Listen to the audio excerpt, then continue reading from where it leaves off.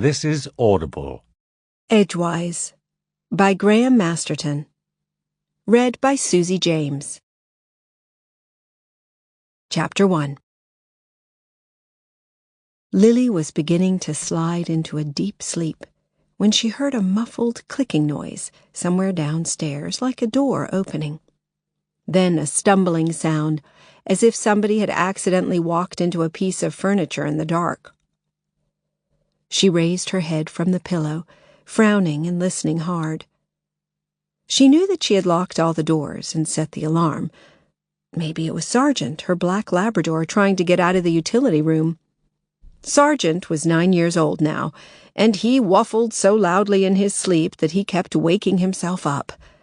She waited and waited, but the house remained silent, except for an occasional indigestive gurgle from the central heating. She was exhausted, so tired that her neck muscles creaked, and all she wanted to do was rest her head back down on the pillow and sleep. But then she heard another stumbling sound, and immediately afterward she was sure she could hear somebody cough. Shit, she thought. Maybe it isn't Sargent at all. Maybe it's intruders. She switched on her poppy-patterned bedside lamp. Her carriage clock said 17 minutes after 2 in the morning. She didn't often go to bed so late, but after she had given Tasha and Sammy their supper, she had sat for over 4 hours at the dining room table working on the sales brochure for Indian Falls Park, a 350-acre development of $2.5 million homes out on Ridge Road, Edina. She opened the drawer in her nightstand and took out her pepper spray. Then she swung her legs out of bed and reached for her cerise satin robe. In the multiple mirrors of her bedroom closets, she could see herself standing indecisively by the door, her short blonde hair tousled, her eyes puffy from lack of sleep. Maybe you should lock yourself in your room and call 911, she told herself. But then she thought, no, if it's only Sargent, you'll look like a hysterical idiot. And besides, she had Tasha and Sammy to worry about. She opened the door and went out to the galleried landing, switching on the large glass chandelier that hung over the stairwell. "Is anybody there?" she demanded, trying to sound utterly fearless. But immediately she thought, what a dumb question. If there is anybody there, what are they going to say? "Don't worry, lady, it's only us intruders." She leaned cautiously over the banister rail. "I'm warning you. I have a gun, and I know how to use it." There was no answer. The house remained silent. Lily waited a little longer and then walked across the landing to Tasha's room. A ceramic plaque was screwed to the door with a picture of a stern-looking Bratz doll and the warning, "Totally stay out." Lily eased the door open and looked inside. Underneath her pink gingham comforter, all she could see of Tasha was a few sprigs of dark brown hair. From the shelves all around the room, about 40 Bratz and Barbies stared back at Lily with mute hostility. She went to Sammy's room. Sammy was sprawled sideways, his blue and green checkered pajamas rucked right up to his knees, and he was whistling through one blocked-up nostril as he slept. He was only 8, but already he looked so much like Jeff. That broad, Germanic face, those invisible blonde eyebrows. It was just as if Jeff had left a smaller version of himself behind to keep a watchful eye on her. Lily tiptoed her way between Tonka fire trucks and mutilated gorillazoids to give Sammy a kiss on his cheek. Sammy stirred and raised one hand and muttered, "Never come back. Never." "What?" said Lily. "What did you say?" But Sammy turned over and twisted his sheet around himself, and she realized that he had been talking in his sleep. Lily reached out and touched his back. God, he even felt like Jeff. Then she tippy-toed back out of his room and closed the door. Out on the landing, she stood and listened for another few moments. The wind was beginning to rise, and she could hear the oak tree at the side of the house tapping against the weatherboards like some old mendicant trying to get in. Maybe she should check downstairs, too, just to make sure, especially if Sargent was so restless. She padded on bare feet down the wide, uncarpeted staircase. Arranged on the wall were framed photographs of herself and Jeff and the children, and Sargent, too. Near the bottom of the stairs, the largest photograph showed them by the old stone bridge at Marine-on-St. Croix. She and Tasha and Sammy were leaning over the parapet, looking down at the gushing mill race. Jeff was standing more than 20 yards away, his head lowered, as if he didn't belong to this family at all. Lily crossed the hallway to the front door. The large, fringed red and purple rug was kinked in the middle as if somebody had tripped up on it, but the front door was closed, and there was no sign that anybody had tried to force it. She went through to the kitchen and switched on the lights, which flickered for a few seconds before they popped full on. The kitchen was shaker style, paneled in oak, with an oak-paneled island in the middle. She could see Sargent standing behind the hammered glass door that led to the utility room, looking more like a liquid black puddle of uncertainty than a dog.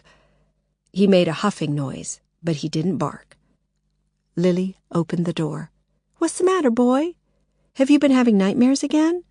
Chasing after rabbits that you can't catch?" She massaged his ears for him. She knew that he was old and sick, and she ought to be thinking about having him put down, but Jeff had bought him for her when they were first married. He was the last living reminder of that happiest and silliest of times, when she had believed that she and Jeff would stay together until they grew senile, and that only death would be able to drag them apart. She filled Sargent's bowl with fresh water, and then she told him to settle down in his basket. He obeyed her, but mournfully, looking up at her with his amber-colored eyes. "Good dog.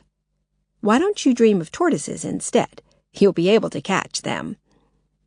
As Lily left the kitchen, she could hear that the wind was blowing even harder.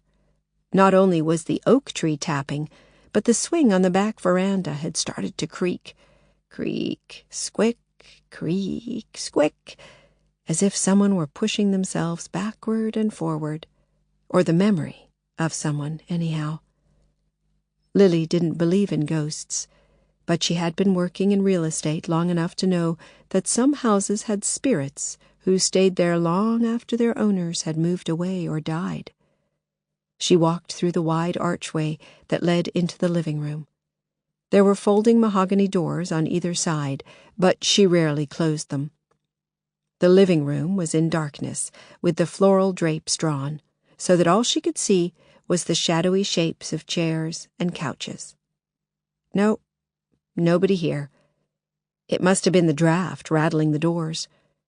Or maybe she had simply imagined it as she was drifting off to sleep. Several times between sleeping and waking, she had imagined that Jeff was still lying next to her. Once, she had been convinced that she could feel him breathing on her shoulder. She turned around to go back upstairs, but standing in the archway close behind her were two huge figures, bulky and dark. She let out a high-pitched "Ah!" and stumbled backward. Both figures were dressed entirely in black leather coats and black denim jeans, and they were both wearing transparent celluloid masks, which gave their faces the melted appearance of severe burns victims. The taller of the two had a strange hat that looked like a demon's horns. "God damn it!" Lily shouted at them, although she was more shocked than angry. "Who the heck are you? And what the heck are you doing in my house?" The figure with the demon's horns took a step toward her and raised his hand. "Didn't intend to alarm you, Mrs. Blake." His voice was thick and harsh, like a heavy smoker. "Who are you? How do you know my name?" "We know everything about you, Mrs. Blake. Where you work, where you do your marketing, where you spend your lunch breaks." "What?" "Oh, yes. We know what you've been up to. You and that Dane guy. Thought you'd get away with it, did you? Thought nobody would notice all of them midday get-togethers. You're a bad that woman, Mrs. Blake." Lily was shaking. "Get back. Get away from me. I've called 911. "Don't exactly believe that you have, Mrs. Blake. In any case, what we came here to do, we can do long before the cops get here." The figure stepped forward again, and then again. Lily retreated behind the couch and held up her pepper spray. "Don't you come any closer. I'm warning you." "We've only come here to give you your just desserts, Mrs. Blake. Nothing more. If you come any nearer," Lily warned him. But without any hesitation, the figure vaulted over the back of the couch, knocking over a brass planter filled with hyacinths. He grabbed hold of Lily's hands, and when she tried to spray him in the face, he twisted her fingers so fiercely that she dropped the spray onto the floor. She had taken self-defense classes, and she struggled and fainted and tried to kick her assailant between the legs. But he was far too strong for her, far too heavy. He wrenched both her arms behind her back and forced her to bend forward until her face was pressed against the knotted pile of the rug. All she could do was pant with effort and with pain. "You know what you are, Mrs. Blake? You're a witch, that's what you are. And do you know what the punishment for witches are?" "Let me go," she begged him. "Listen, there's money in the house, cash. You can have it." "Are you insulting my moral purpose?" the figure demanded. "Are you trying to suggest I'm some kind of a yegg? I came here to give you your just desserts. That's why I came here, and that's what I'm going to do." "I have jewelry. Please, I have my children to take care of." "Oh, now you're worried about your children.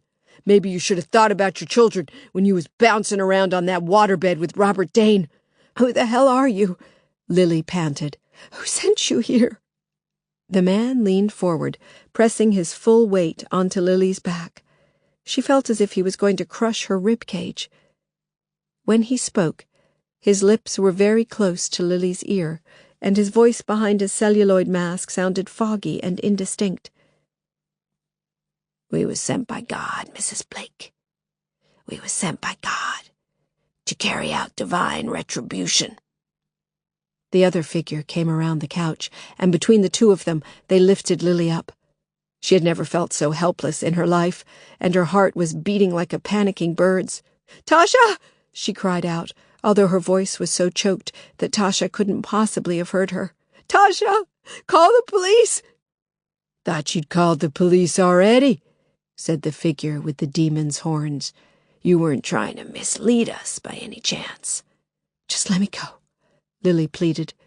"If you let me go, I swear on my children's lives that I will never say anything about this to anyone, ever." The figure took hold of the lapels of Lily's robe and tore it wide open. "Don't think that's much of an offer, Mrs. Blake. After we've done what we came here to do, you ain't going to be saying nothing about this to nobody, regardless." He wrenched her robe off her back and tossed it onto the floor. Now she was wearing nothing but her long, white sleep tee. "Please don't hurt me," she said. "You can do whatever you like, but please don't hurt me. Think of my children." "You don't get it, do you?" said the figure.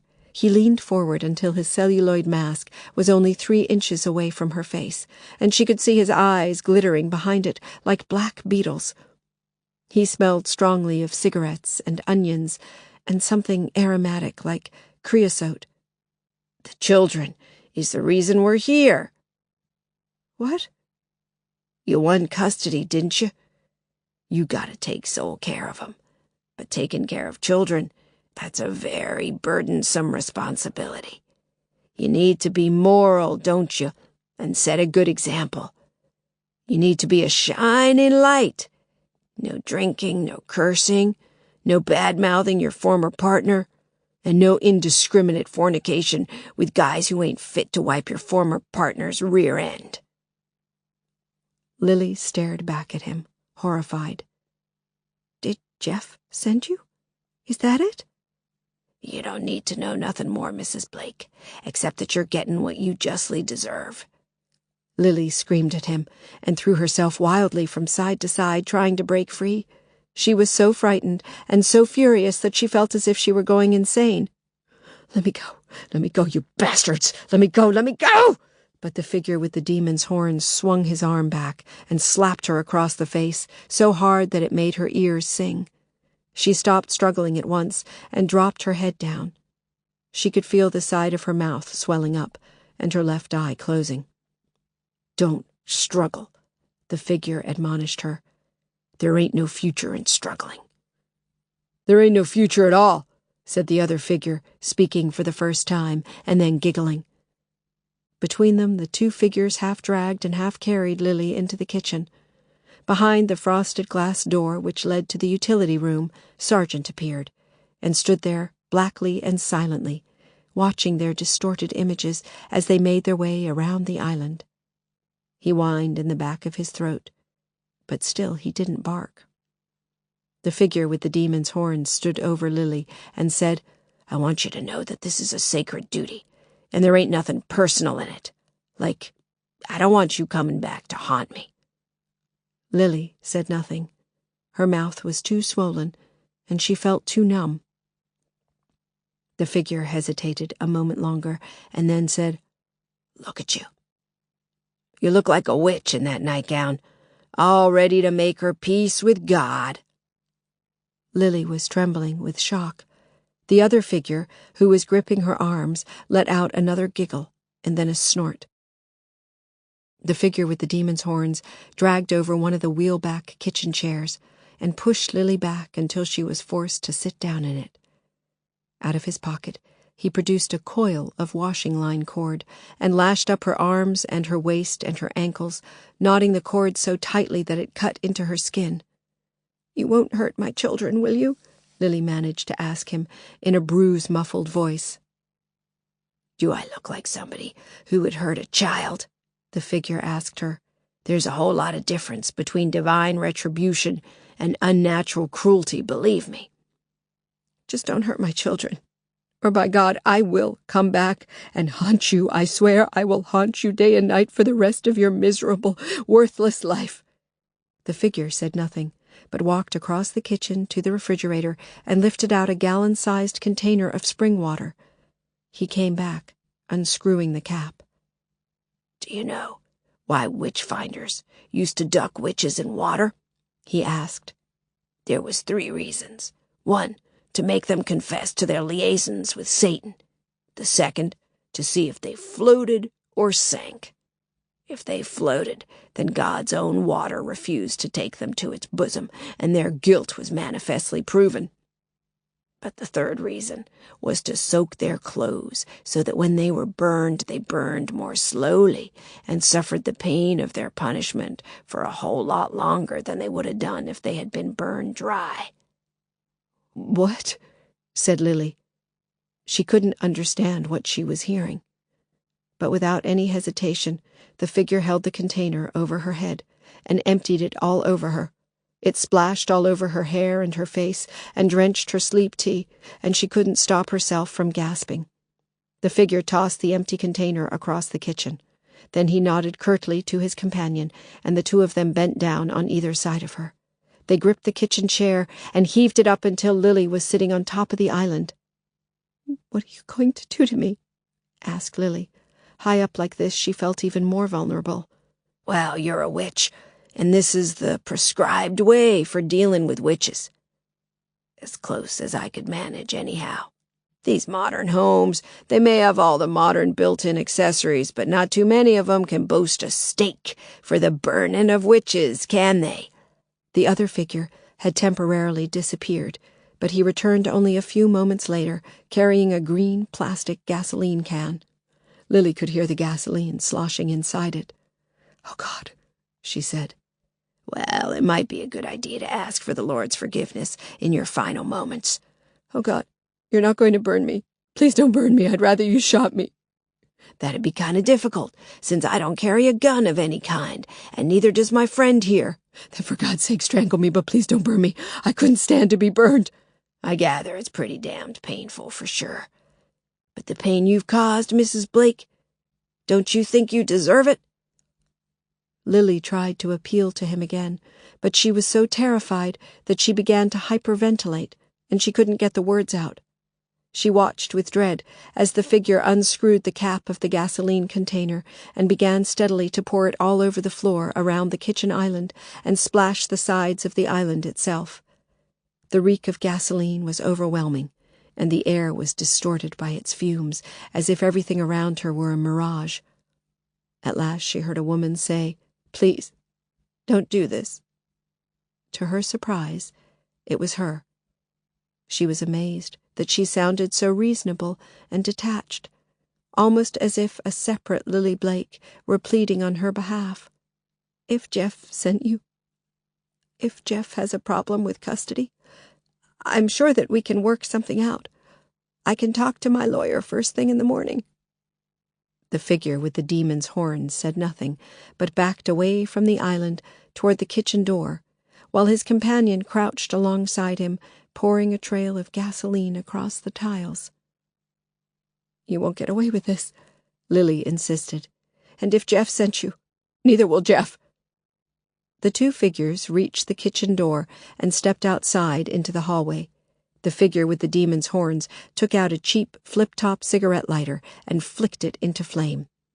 It dipped and guttered and made his transparent plastic mask look as if he were grinning. "You're making a serious mistake here," Lily warned him. Chapter 2. There was no explosion, only the softest of whoomph. Orange flames ran across the floor and then jumped up all around her like blazing clowns. She felt a wave of heat that seared her face and shriveled the hairs in her nostrils. The fire burned with soundless ferocity.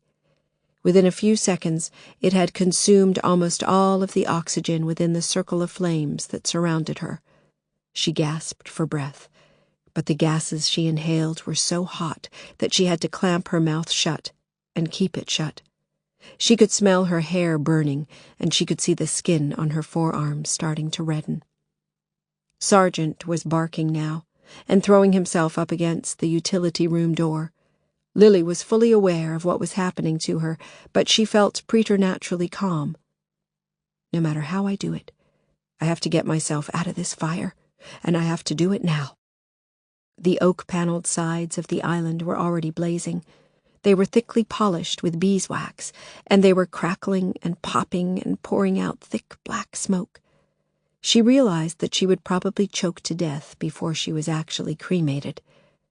She did the only thing she could think of.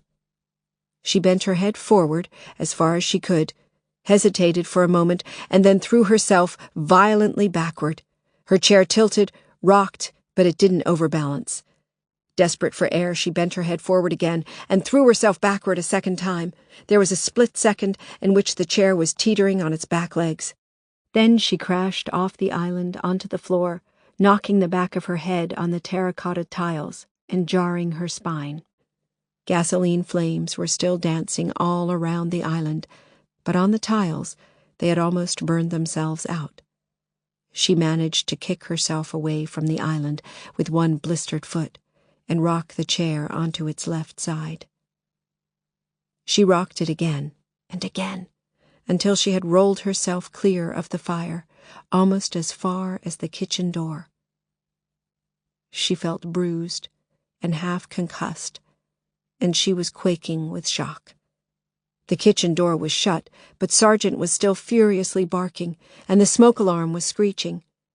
That worried her more than anything. If Tasha and Sammy were still in the house, surely the noise would have woken them up and they would have hurried downstairs to find out what was happening. She prayed that those two figures in black hadn't hurt them. The island was still burning in the center of the kitchen, spitting out sparks. As she watched, the oak work surface collapsed sideways, and two drawers fell out, showering cutlery all over the floor. "Tasha!" she croaked. "Sammy!" Her throat was raw, and she couldn't shout any louder. "Tasha!" The two figures in black could still be in the house, and if they heard her calling out, they might come back and finish her off. But right at this moment, she didn't care. She just needed to know that her children were safe. She cried out again, but there was no reply. The fire was dying down, although the smoke was billowing much more densely. Lily lifted up her hands as if she were praying and started to bite at the cords around her wrists. The figure with the demon's horns had tied her painfully tight, and she had to gnaw at the cord until her gums bled. But the knots weren't complicated, and gradually she managed to tug one end loose, and then another. After 3 or 4 minutes, she was able to untie her waist and her ankles and climb unsteadily onto her feet. She hobbled to the utility room and let Sergeant out. He stopped barking and circled worriedly around her legs, his tail lashing from side to side. "Steady, boy," she coughed. "Quiet now." She opened the kitchen door and stepped out into the hallway. There was no sign of the 2 figures. She waited for a moment and then limped toward the foot of the stairs. A horrifying apparition approached her until she found herself standing face to face with her reflection in the long mirror by the front door. Her forehead and her cheeks were scarlet, and her eyebrows had been singed, which gave her a mad, expressionless look. Her sleep tea was scorched, and her feet were swollen with blisters. The right side of her hair had been burned into crispy, prickly clumps. She coughed and coughed again, and couldn't stop coughing, but she mounted the stairs and made her way across the landing to Tasha's bedroom. "Tasha?" The door was ajar. "Tasha?" She switched on the light. Tasha's comforter was pulled right back, and her bed was empty. Still coughing, Lily went to Sammy's room. His bed was empty, too. She leaned back against the wall. Jeff. It must have been Jeff. Who else hated her so much and wanted the children? She went to her bedroom and picked up the phone. Her fingers left oily black marks on the receiver, and she was shivering uncontrollably. "Police," she said, "and fire department." And then, catching sight of herself in the mirrored doors of her closet, "Paramedics, too, I guess." The next morning she opened her eyes, and her sister Agnes was sitting next to her bed, smiling at her. The hospital room was the palest of pale blues, and it was filled with white October sunlight. On the windowsill stood a large glass vase of white and yellow roses. She lifted off her oxygen mask. "Agnes," she croaked, trying to sit up. Agnes said, "Shh," and gently pushed her back against her pillows. Then she held her very close and kissed her. "I'm so glad you came," said Lily. "When did you come?" "First time, about 3 o'clock this morning. Ned drove me up here. I looked in on you, but you were totally out of it, so I went home and came back again." Lily reached out and took hold of Agnes's hands. She wanted to say something, but her throat was so sore, and she was all filled up with tears. "It's okay," said Agnes. "I talked to the doctors, and they said that you're going to be fine. Minor burns, bruising, smoke inhalation. Your hair's a bit singed, but nothing worse than that. What about Tasha and Sammy?" "No news so far. The police have called in the FBI." "Already?" Lily tried to sit up again, but she started coughing again and had to lie back. It's procedure, apparently, whenever young children go missing. My God, if those men have hurt them. "I'm sure they haven't, Lily. I'm sure they won't. The police think that Jeff has probably taken them. They were going to burn me alive. They said they were going to burn me like a witch." "I know. But you're going to be okay, sweetheart. The doctor said that you should be able to go home in a couple of days." Lily pressed her oxygen mask against her face and took 6 deep breaths. Then she said, "Is Jeff not at home?" Agnes shook her head. "He hasn't been seen for over a week. He left his job without saying anything to anyone, and the police say that his mother hasn't seen him since the end of September. Oh, God." Lily lay back, and all she could do was look at Agnes and hold her hands. Agnes was 5 years younger than she was, just 29 years old, but her serious face and her brown eyes and her wavy brunette hair always made her look more mature. Lily had always thought that there was something of the Catholic saint about her. The nurse came in, a plump girl with unnaturally rosy cheeks. "You're awake then, Miss Blake. I'll check your vitals, and then you can have some breakfast." "I'd like to see a mirror," said Lily. The nurse looked at Agnes warily. "I don't know if you ought to just yet." "Please," coughed Lily. Agnes opened her pocketbook and produced a small, compact mirror. Lily peered into it and saw a swollen, reddened face glistening with lidocaine gel. One eye was purple and almost completely closed. Her eyebrows were shriveled, and the hair on the left-hand side of her head was prickly, like a burned sweeping brush. She stared at herself for a long time, saying nothing. The truth was, she could hardly believe that it was her. "Your burns are only superficial," flustered the nurse. "Dr. Pearlstein says you won't have any facial scarring." Lily nodded. "That's good." She handed the mirror back. "Not quite ready for mascara, though, am I?" "Lily," said Agnes. "It's all right," Lily insisted. "I didn't die, and I'm going to get my children back." Agnes picked up a manila envelope and opened it for her. "I brought you this," she said. "I thought it might give you some hope."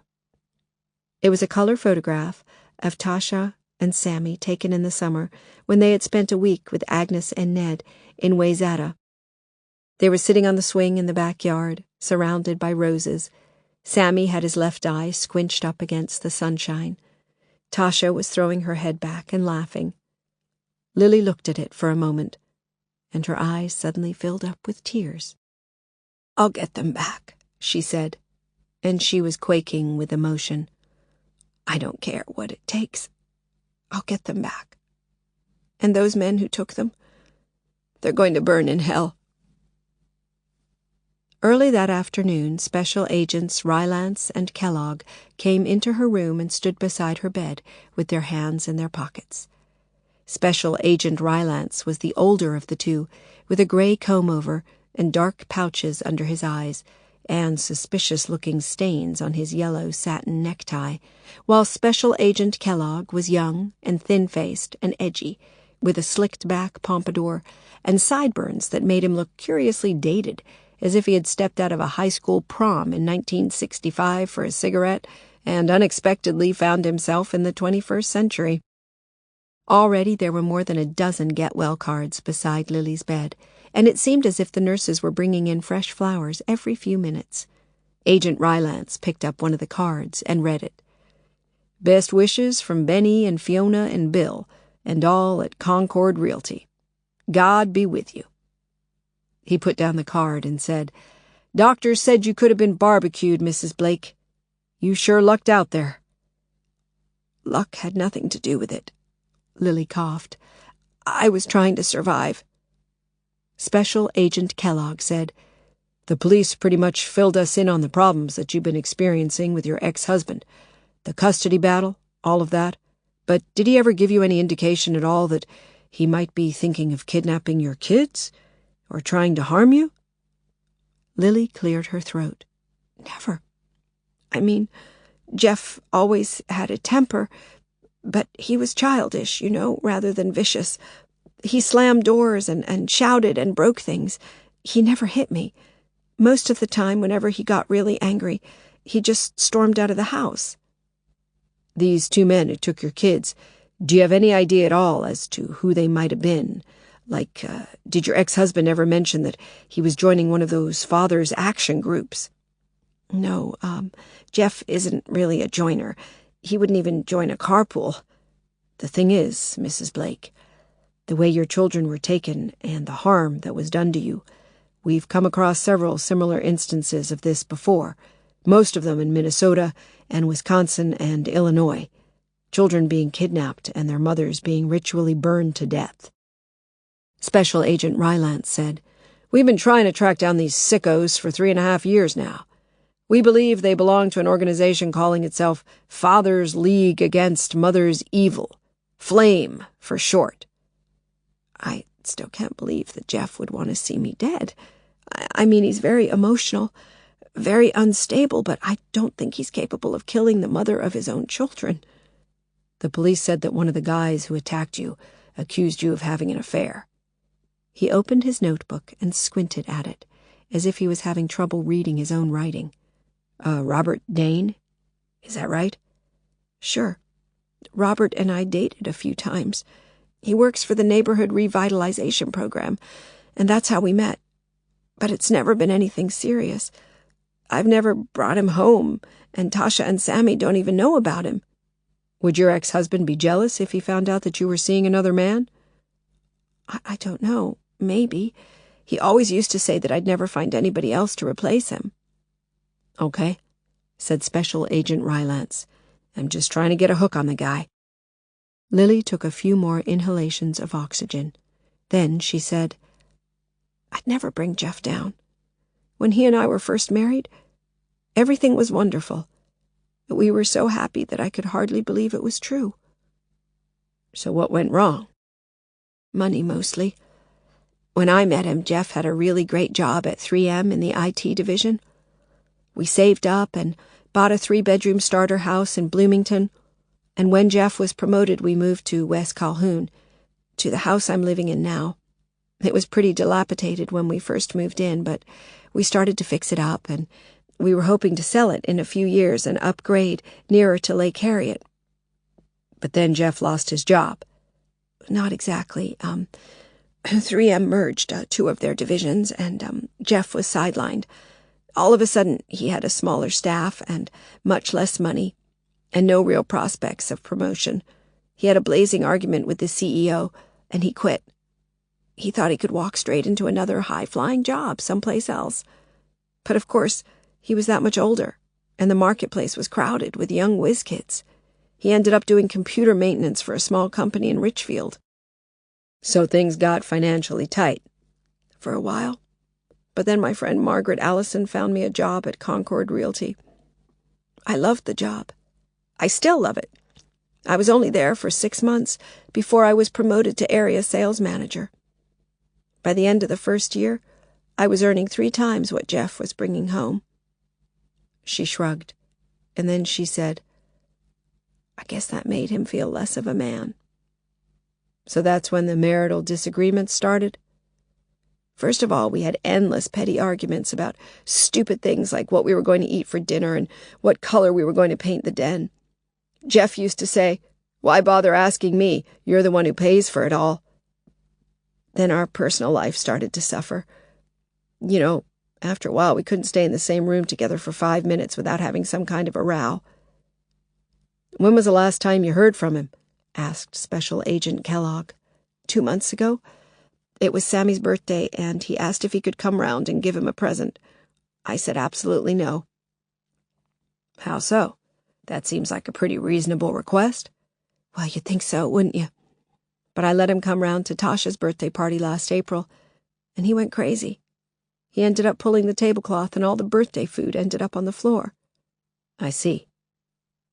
The nurse came in and told Lily that it was time for her meds. "Okay," said Special Agent Rylance. "We'll leave you in peace. But let me just ask you this. Was there any place that your ex-husband ever talked about as being like a sanctuary? Some place that he had good memories of, where he might possibly take the children to bring back some of his happier times? If he had a place like that, he never told me about it. He was born and raised here in Minneapolis, went to school here, got his first job here. Maybe his mother might know." "We'll ask her. She's next on our list." Lily said, "You are going to find my children, aren't you?" "Mrs. Blake, the FBI's Child Abduction Investigation Center is the best in the world. We'll find them for you, and that's a promise." Agnes came back in. She sat on the edge of Lily's bed and stroked her arm. "Maybe we should say a prayer," she said. But Lily said, "No, I'm only going to say a prayer when I find them." "Is there anything else I can do?" Lily thought for a moment, and then she said, "Yes, there is. Go find some scissors for me, and a razor." "What?" "Scissors and a razor. They're bound to have some in the hospital store." I want you to shave off what's left of my hair." Lily sat up in bed with a towel wrapped around her neck, while Agnes carefully shaved her head. She kept her eyes closed, while the warm, soapy water ran down her face and the back of her neck, and said nothing at all, so that there was no sound but the chiming of the hospital paging system in the corridor outside and the soft, persistent scratching of the razor. When Agnes was finished, she took out her mirror again and showed Lily what she had done. "I feel terrible doing this to you," said Agnes. But Lily ran her hand over her scalp and said, "You shouldn't. This is a fresh beginning." She felt strangely empowered by her baldness, as if she were a samurai warrior or Saint Joan of Arc. Convicted witches used to have their heads shaved too, and if she was going to be accused of being a witch, then that was what she would be. It was like a symbol of her determination to get her children back, no matter what she had to go through.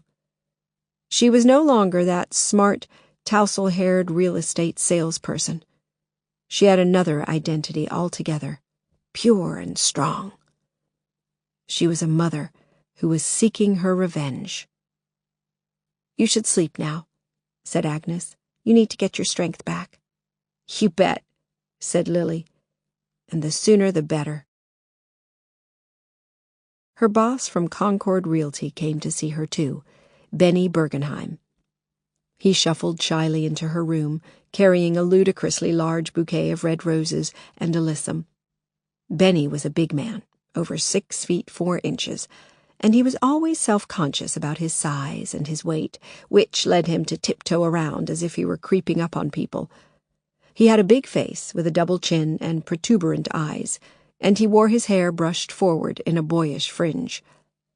He had taken an obvious interest in Lily ever since she had started working at Concord, and he had been even more attentive after her divorce from Jeff. Benny was a widower himself. 5 years ago, he had lost his wife Marjorie when she had tried to warm up her car by running the engine with the garage doors closed, one of the most common causes of accidental death in Minneapolis in the winter months. Benny grinned at her and blinked and lifted up the bouquet. "You bought the whole florist," said Lily. "Just wanted to show you how much we all appreciate you." "Thanks, Benny. They're wonderful. Here, look, put them down on the end of the bed and pull up a chair. Would you like a cup of coffee or anything? The nurse can bring you some coffee." "I'm fine, Lil. I'm much more concerned about you. That was such a terrible thing to happen." "I'm okay now. I just want to get Tasha and Sammy back." "You will," said Benny. "I'm sure you will. And listen, we don't expect you back at work any time soon. Take as long as you like. And if there's anything else we can do for you, or I can do for you—" He took hold of her hand and squeezed it hard. For a moment she almost thought that he was going to burst into tears. But then he nodded at the green silk scarf she was wearing on her shaven head and said, "You know what? You look like an elf." "An elf? Oh, thanks. You know what I mean? Kind of little and delicate. I guess you bring out my protective side." "I'm okay, Benny. I'm quite capable of protecting myself." "Sure, of course you are," Benny told her. "There is one thing, though. I guess the police and the FBI are right on top of things. You know, finding your kids and all.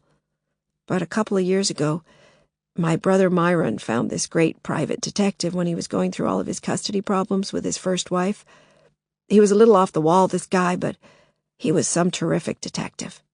He saved Myron a bundle and made sure that he got to see his daughters, too." "Okay," said Lily. Thanks. I'll bear that in mind."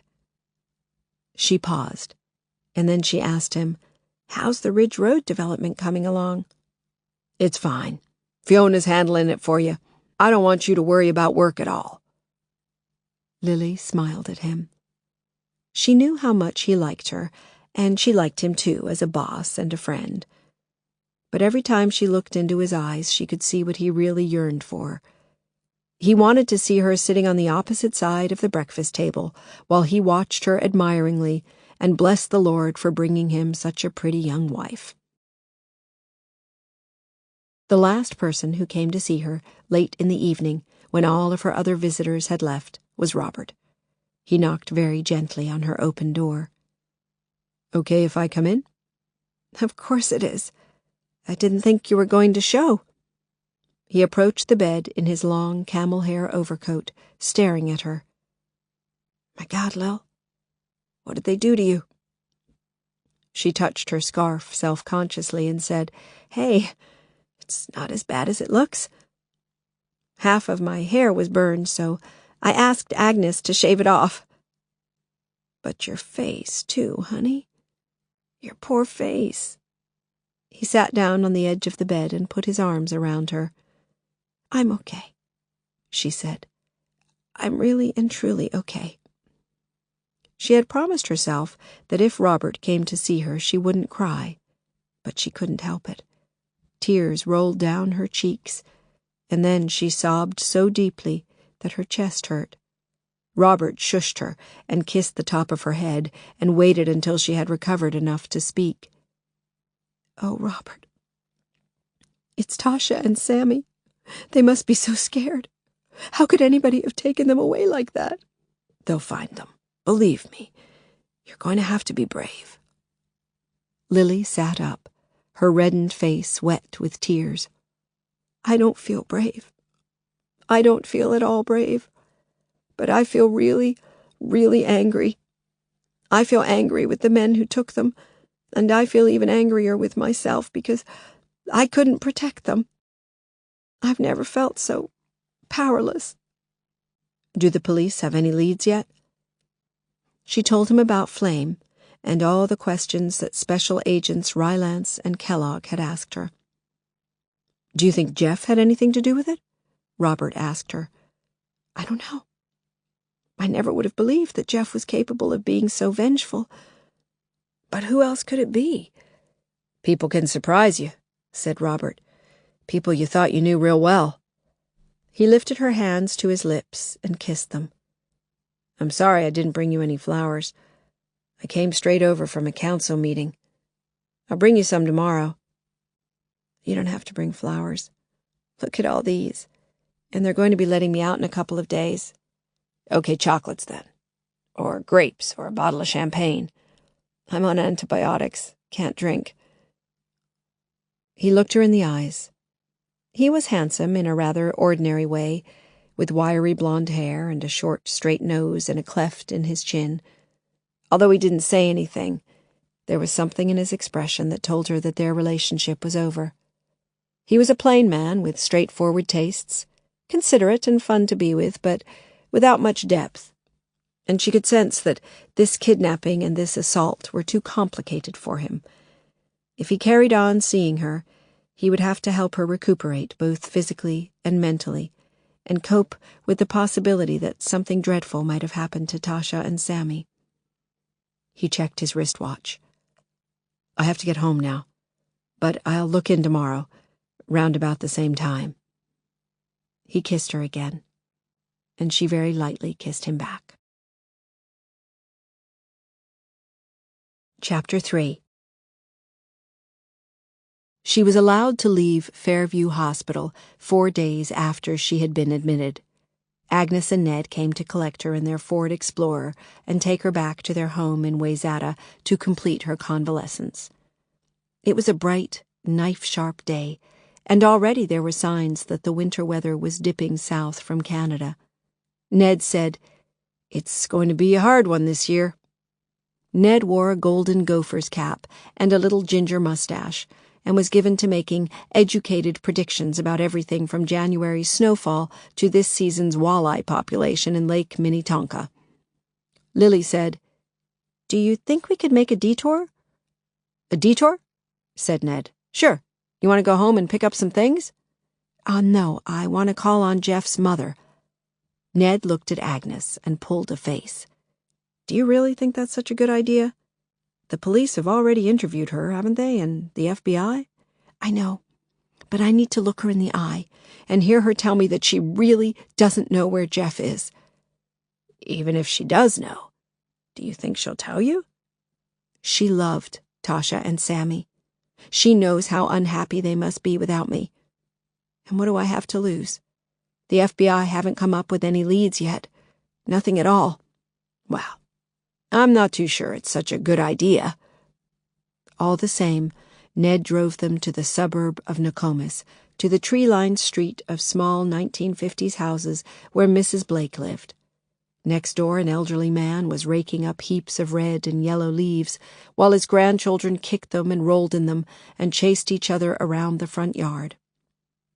Lily couldn't help thinking of Tasha and Sammy running through the leaves around the bandshell at Lake Harriet Park. She rang the doorbell while Agnes and Ned waited in the car. At first, she didn't think that there was anybody home, but after a few minutes she saw a shadowy shape through the hammered glass door, like a fish rising to the surface of a lake. Mrs. Blake opened up for her, keeping the door on the safety chain. Sylvia Blake had once been a very attractive young woman, red-haired, creamy-skinned, with green eyes and a full, generous figure, a young woman who loved to dance and laugh and go to parties. But Jeff's father had slowly died of progressive supranuclear palsy, taking 17 years to do it, and gradually Sylvia had been reduced to a weary illusion of her previous self, with white roots in her hair and a small, tight mouth that was permanently puckered in resentment.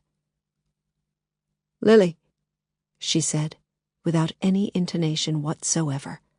"Hello, Sylvia. I just got out of the hospital, and I thought I'd come to see you." "Oh. Now you don't have the children with you? You never came to see me when you had the children with you." "Come on, Sylvia. You know how difficult it was. All I want to do is ask you if you've heard from Jeff. I've had the police asking me that, and some agents from the FBI. Don't you think I would have told them if I had?" "Sylvia, can I come in?" Mrs. Blake hesitated for a moment and then unfastened the security chain. "I don't have anything to tell you, Lily, whether you're in or out." Lily followed her into the living room. Although it was so sunny outside, the windows were draped in dusty net curtains, and the room was shadowy and stuffy and smelled of stale food and cigarettes.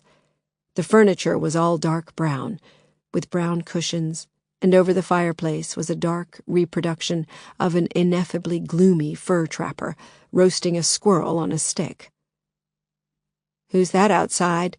asked Mrs. Blake, peering through the nets. "My sister Agnes and her husband Ned." "I see. Well, I haven't heard from Jeff. I told the police and those FBI agents. I haven't heard a squeak from him since September." "Did he ever tell you that he wanted to take Tasha and Sammy away from me?" Mrs. Blake raised her gingery, overplucked eyebrows. "Once or twice, when he was really mad at you. But I wouldn't say that he meant it. You know that the men who kidnapped Tasha and Sammy tried to kill me, don't you?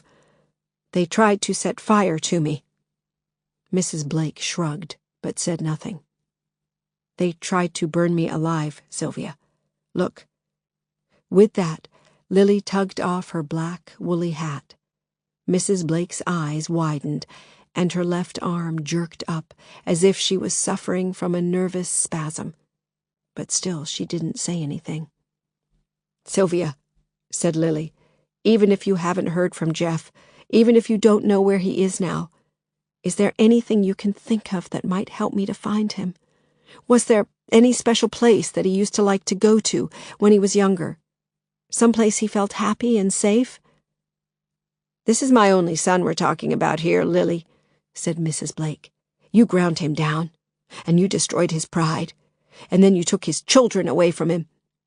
You can't expect me to give you any help." "Sylvia, please. I'm not thinking about myself. I'm thinking about Tasha and Sammy. And I'm thinking about Jeff, too. If he's kidnapped those children, he's in very serious trouble. He's looking at a very long jail sentence.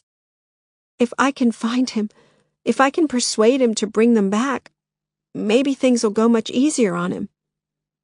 She watched Sylvia's face go through a whole kaleidoscope of expressions: doubt, anxiety, perplexity, and an odd raccoon-like furtiveness.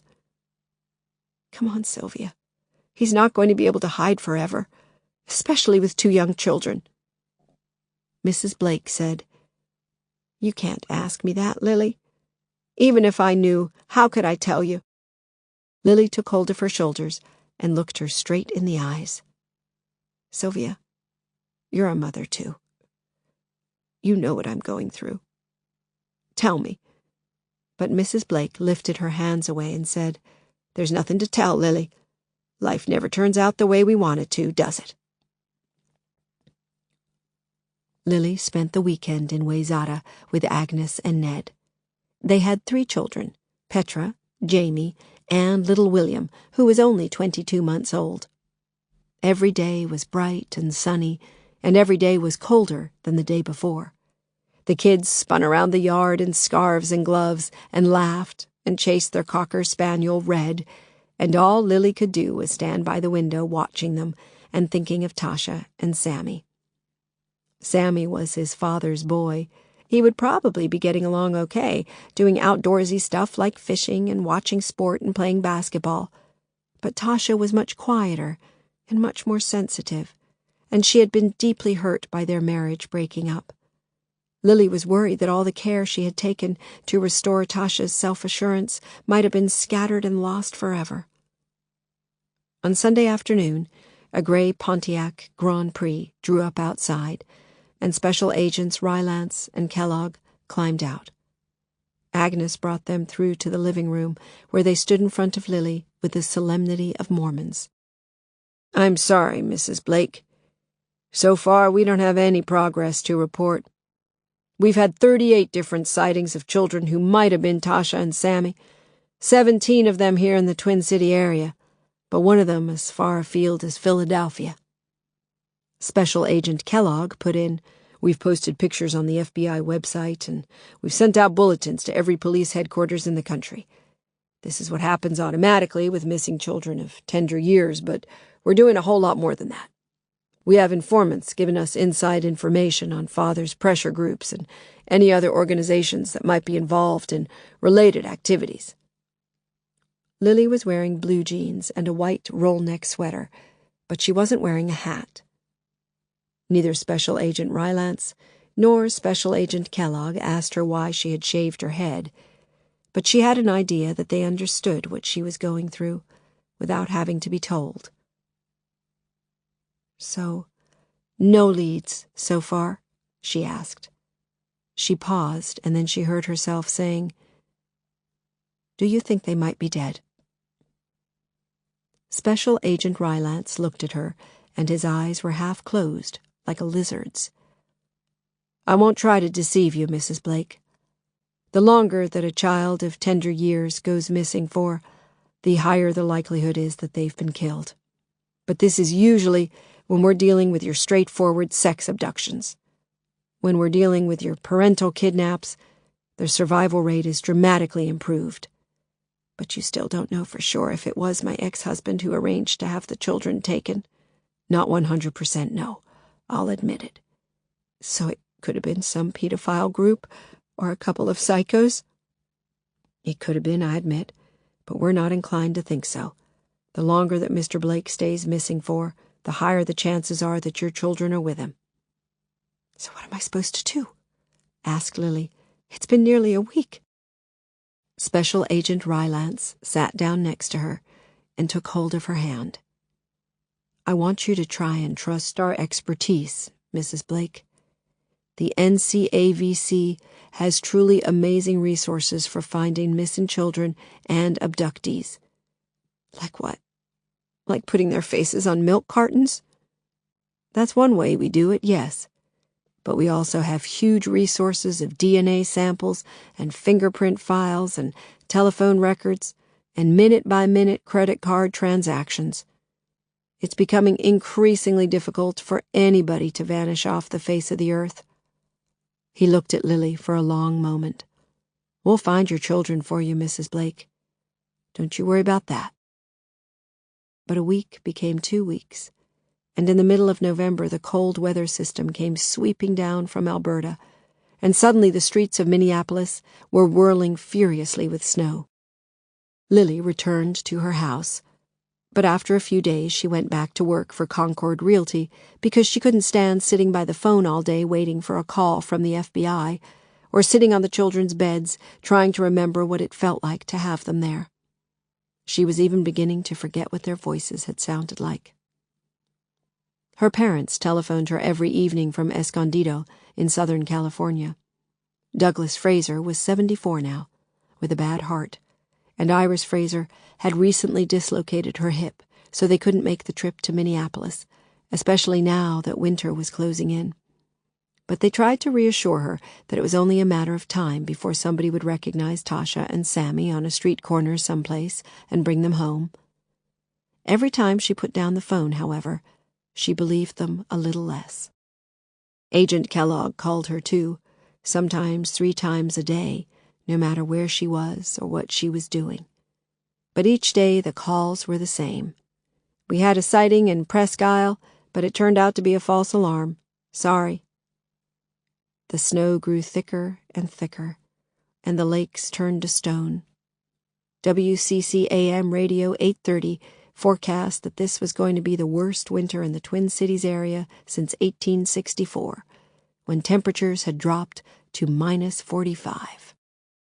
A strange hush descended on Minneapolis as SUVs crept around like tumbrils, and people stalked around like drunken scarecrows on stabilizer boots, and even diesel fuel started to freeze. "We had a sighting in St. Louis Park. We had another sighting in Mankato. Both false alarms. Sorry." But on the 2nd day of December, just as she was leaving the house, the mailman came across the snowy front yard and handed Lily a second-hand manila envelope, stuck down with Scotch tape. The previous addressee's name had been heavily crossed out in blue ball pen, and her own name and address written to one side. Lily turned it this way and that, then she carried it back inside the house, took off her gloves, and opened it up. Inside, she found a yellowed old photograph, about 10 by 8, stuck to a piece of cardboard. It showed a small boy in a striped T-shirt and dark shorts standing outside a barn, holding a piece of wood shaped like a rifle. She felt the stubble on her head prickle, and her hand started to tremble. Jeff! This was Jeff when he was a boy. She went across to the phone and punched out Sylvia's number. The phone rang and rang for over 2 minutes before Sylvia eventually answered. "Blake residence," said Sylvia, as if she wasn't too sure about it herself. "Where is this?" Lily demanded. "This place in the photograph." "It's Christmas in 2 weeks. I thought if we could find them, maybe I could see them at Christmas." "Where is this?" Lily screamed at her. "You knew about this place and you didn't tell me? You don't have to yell at me. I forgot all about it till this weekend when I was tidying up Jeff's old room. Then I remembered you asking me if he had a favorite hideout. Sylvia, I need to know where this is, and I need to know right now." "There used to be an abandoned farm about a mile away, Sibley's place. It's all built up now mostly, but the old barn is still there. When he was a boy, Jeff used to play in that barn all day sometimes, pretending he was a cowboy. He used to walk around with a spent match in his mouth and his eyes all slitty, and telling me that he was Clint Eastwood." Lily was still trembling. "Sylvia, if I find out that Jeff took my children there—" "I'm trying to help you, Lily. You don't have to get so mad at me. You think that I don't want to see those children too?" Lily held up the receiver in front of her face, staring at it in anger and disbelief, as if she could throttle it. But then, with an effort, she quietly hung it up. Angry as she was, she knew that Sylvia was more confused and worn out than malicious, and she didn't want to antagonize her in case she needed to ask her for any more help. She dialed the number that Special Agent Rylance had given her. "Mrs. Blake," said Special Agent Rylance. He sounded very weary. "I think I might have found Jeff's sanctuary, the place where he used to go when he wanted to get away from the world." "Give us 20 minutes, Mrs. Blake. We'll call round and pick you up." It started snowing again, quite suddenly, and they had to drive to Nokomis at a crawl. Even though it was only 10:30 a.m., the sky was dark, and all of the vehicles on 42nd Street had their headlights on. Special Agent Rylance looked at the back of the photograph. Jeff, Sibley's Barn, 1981. You don't want to get your hopes up about this, Mrs. Blake. All the same, I wish your mom-in-law had shown it to us before. Ex-mom-in-law, Lily corrected him. They rolled slowly past Sylvia's house, kept on going until they reached a new development of 3- and 4-bedroomed houses built around a curving hill and landscaped in descending terraces. This morning, the hill was deeply buried in snow, and a crowd of 20 or 30 young children were tobogganing. Lily couldn't stop herself from looking carefully at each of their faces, just in case they happened to be Tasha or Sammy. Totally illogical, she knew. Totally impossible. But she still couldn't help herself. Special Agent Rylance frowned at the large-scale local map that was unfolded on his lap. Here we are. Sibley's End. This is where the old farm used to be. The barn is actually marked here. Look. Sibley's Barn, circa 1882. Take a left here, Greg, then we should see it up on the right-hand side. Sibley's End turned out to be a small collection of 2-story brick homes with snow-covered SUVs parked in their driveways and a motley collection of snowmen standing in their front yards. Special Agent Kellogg parked at the very far end of the development, where there was a black, overgrown tangle of briars, and they all climbed out of the car. Between the briars they found a narrow zigzag pathway that led to what was left of Sibley's farm, a half-acre triangle of snowy field. In the far corner of the field stood a dilapidated barn, its roof sagging, and most of its green paint weathered away. Lily pushed her way through the briars and started to trudge across the field, with Special Agents Rylance and Kellogg following close behind her. In the near distance, they could hear the whistling and screaming of airplanes at Minnesota International as they lined up for their slot to take off. A fat gray rabbit jumped and scurried across the field and vanished into the briars. Lily couldn't help thinking about Sammy. He used to love the story about Brer Rabbit and the briar patch. "Hang me just as high as you please, Brer Fox," says Brer Rabbit, says he, "but for the Lord's sake don't throw me in the briar patch." "Nobody's been here since the snow started," said Special Agent Rylance. Special Agent Kellogg approached the barn's main door. It had collapsed on its runners years ago, but there was still a small access door in the middle, which was fastened with nothing more than a long twist of rusty wire. "Looks like this wire could have been disturbed not too long ago," said Special Agent Kellogg. "Kids, probably," said Special Agent Rylance. "I very much doubt it, Henry. Kids don't play in smelly old barns anymore. They stay in their well-appointed centrally heated bedrooms, playing with their Xboxes. Well, let's take a look inside anyhow." Special Agent Rylance unwound the wire and wrenched open the door. He took a flashlight out of his coat pocket and cautiously climbed into the barn. After a moment he reappeared and said, "Empty. No sign that anybody's been here either." Lily and Special Agent Kellogg stepped into the barn, too. It was high and gloomy, although scores of shingles had slipped, so that dull gray daylight filtered through to the floor. The agents' flashlights flickered from one side to the other and up to the hayloft, crisscrossing each other like lightsabers. But there was nothing here except heaps of dusty, dried-out straw and 2 rusty plow blades and part of a half-dismantled generator. "Sorry, Mrs. Blake," said Special Agent Rylance, laying his hand on her shoulder. Lily looked around one last time. She was just about to step back out of the door when she glimpsed a small button shining on the floor, almost completely hidden amongst the straw.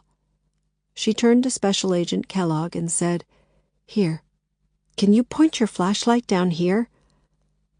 She bent down and picked the button up, It was new, plastic and pearly, and there was a tiny shred of torn cotton attached to it, blue and green. She felt breathless. "This is Sammy's," she said, holding it up in front of the flashlight. "This is a button from Sammy's pajamas." Special Agent Rylance came forward and peered at it. "You sure about that?" "He was wearing blue and green checkered pajamas when he was kidnapped, wasn't he? This is from the same pajama top. I'm sure of it. He was here.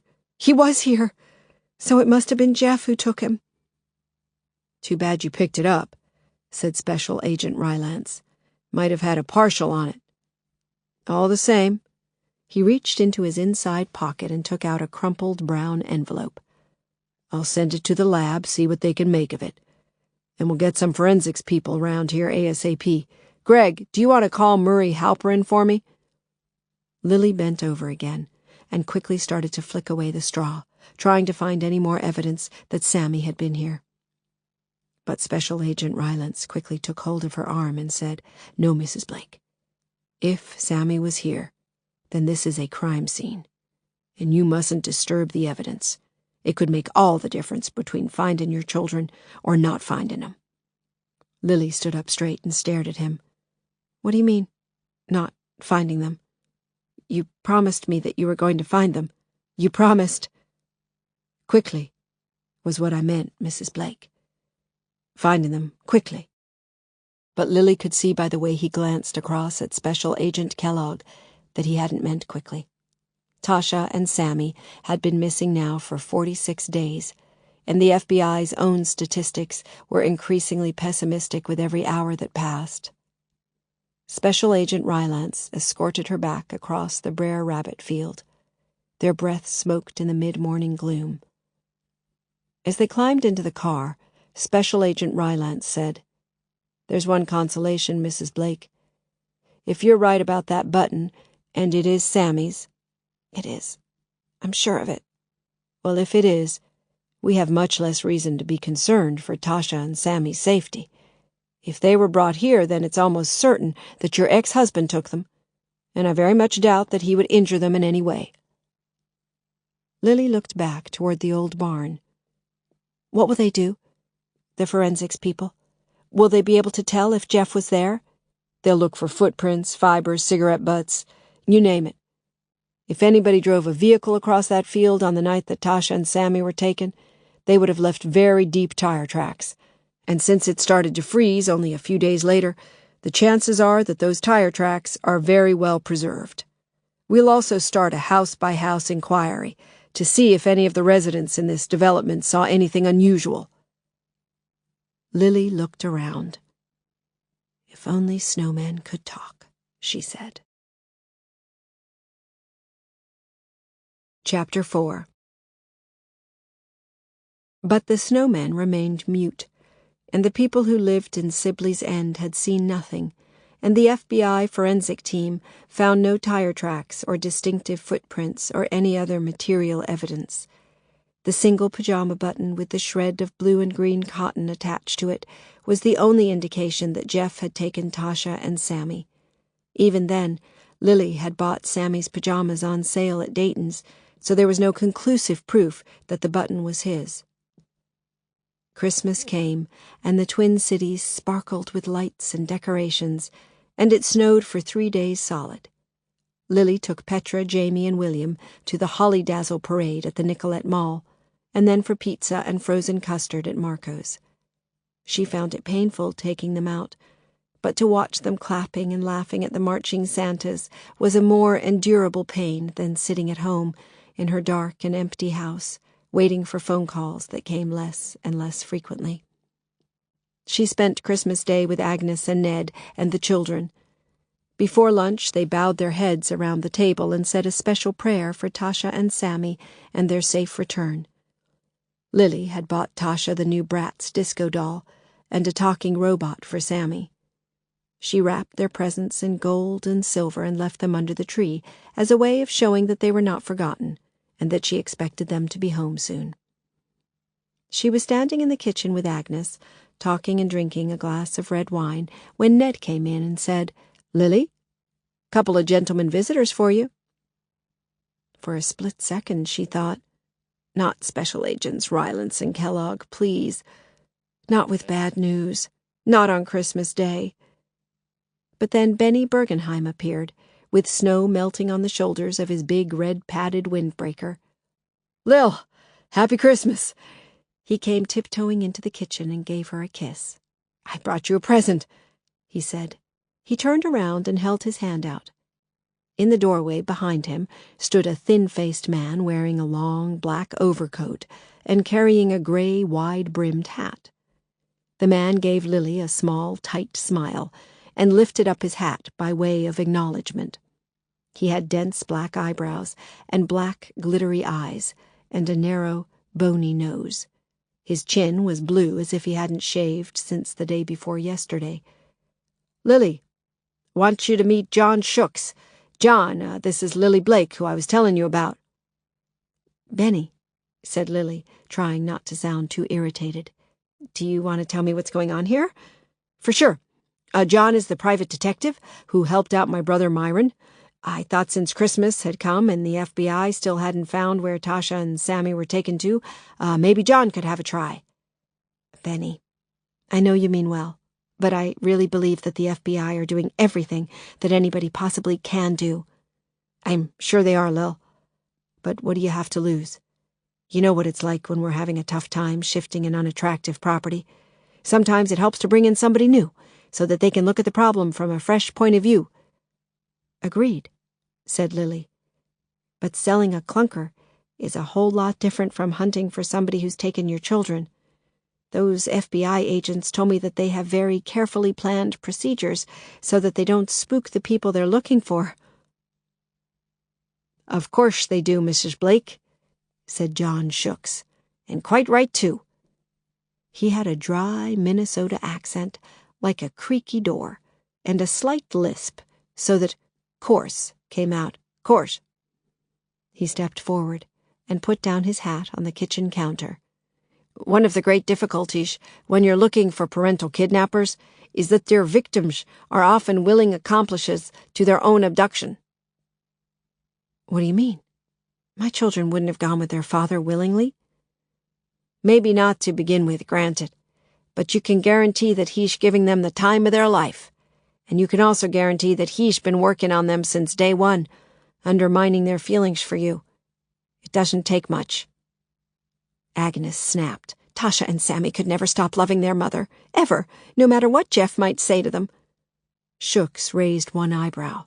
"With all due respect, ma'am, young children can be very easily manipulated.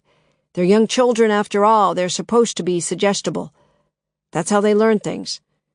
And it doesn't take much in the way of amusement parks and Rocky Road ice cream to convince a preteen kid that life with Daddy is a whole lot funner than staying at home with Mommy, tidying her bedroom and washing dishes and doing her geography homework." "I don't think my children are like that," said Lily defensively. "What? They don't like roller coaster rides?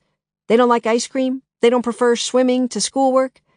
Unusual kids, if you don't mind my saying so, Mrs. Blake." "I really don't need your help, Mr. Sioux. Benny, thank you for bringing Mr. Sioux around.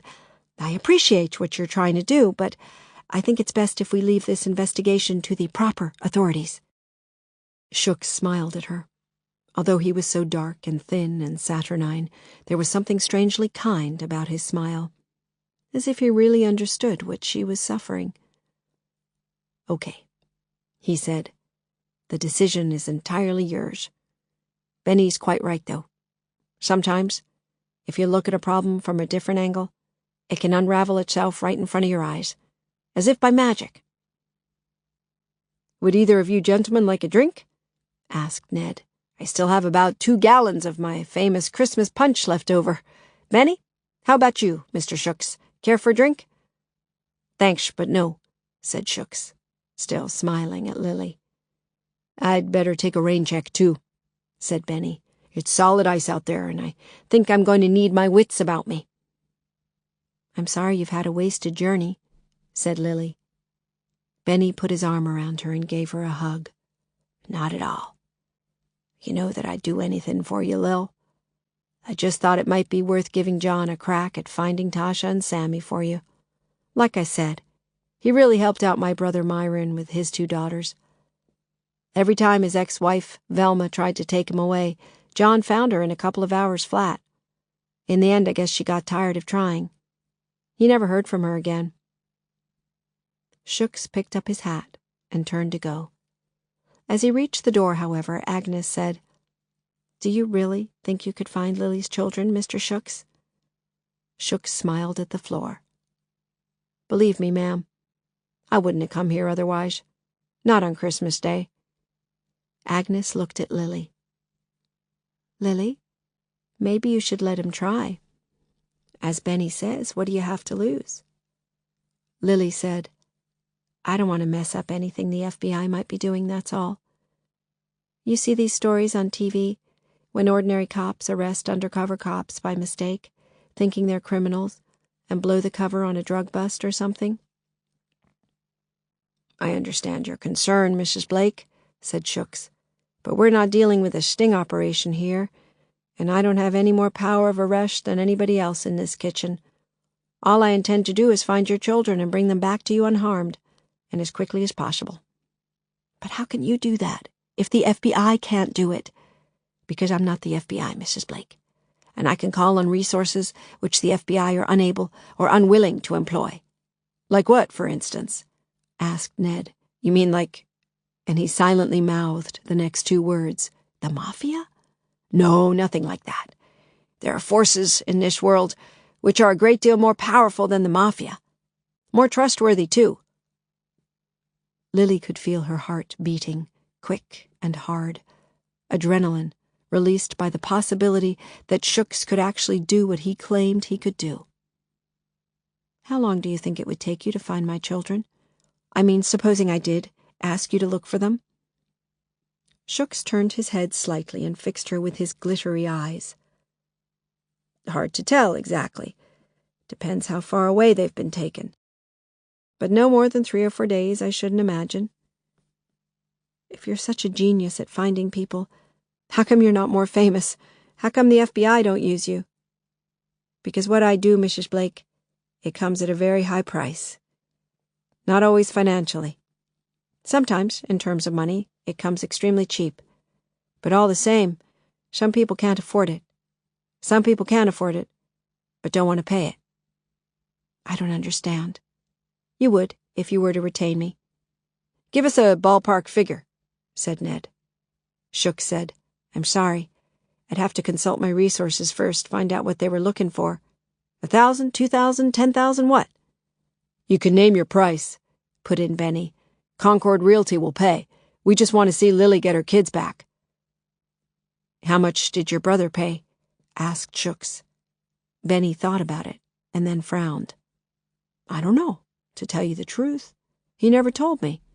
"Exactly," said Sioux.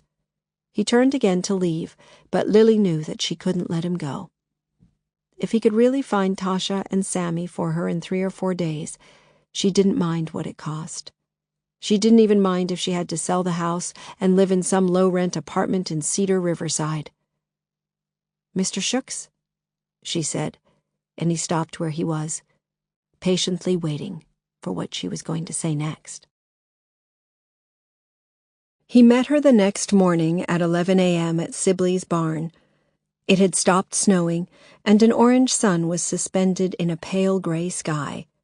She wore a shaggy fox fur coat and a shaggy fox fur hat and thick, shaggy boots. When she crossed the Brer Rabbit field, Sioux was already waiting for her in his long black coat and his wide-brimmed hat and a very long black scarf, his breath smoking. "How did you sleep?" he asked her as she approached. She was taken aback.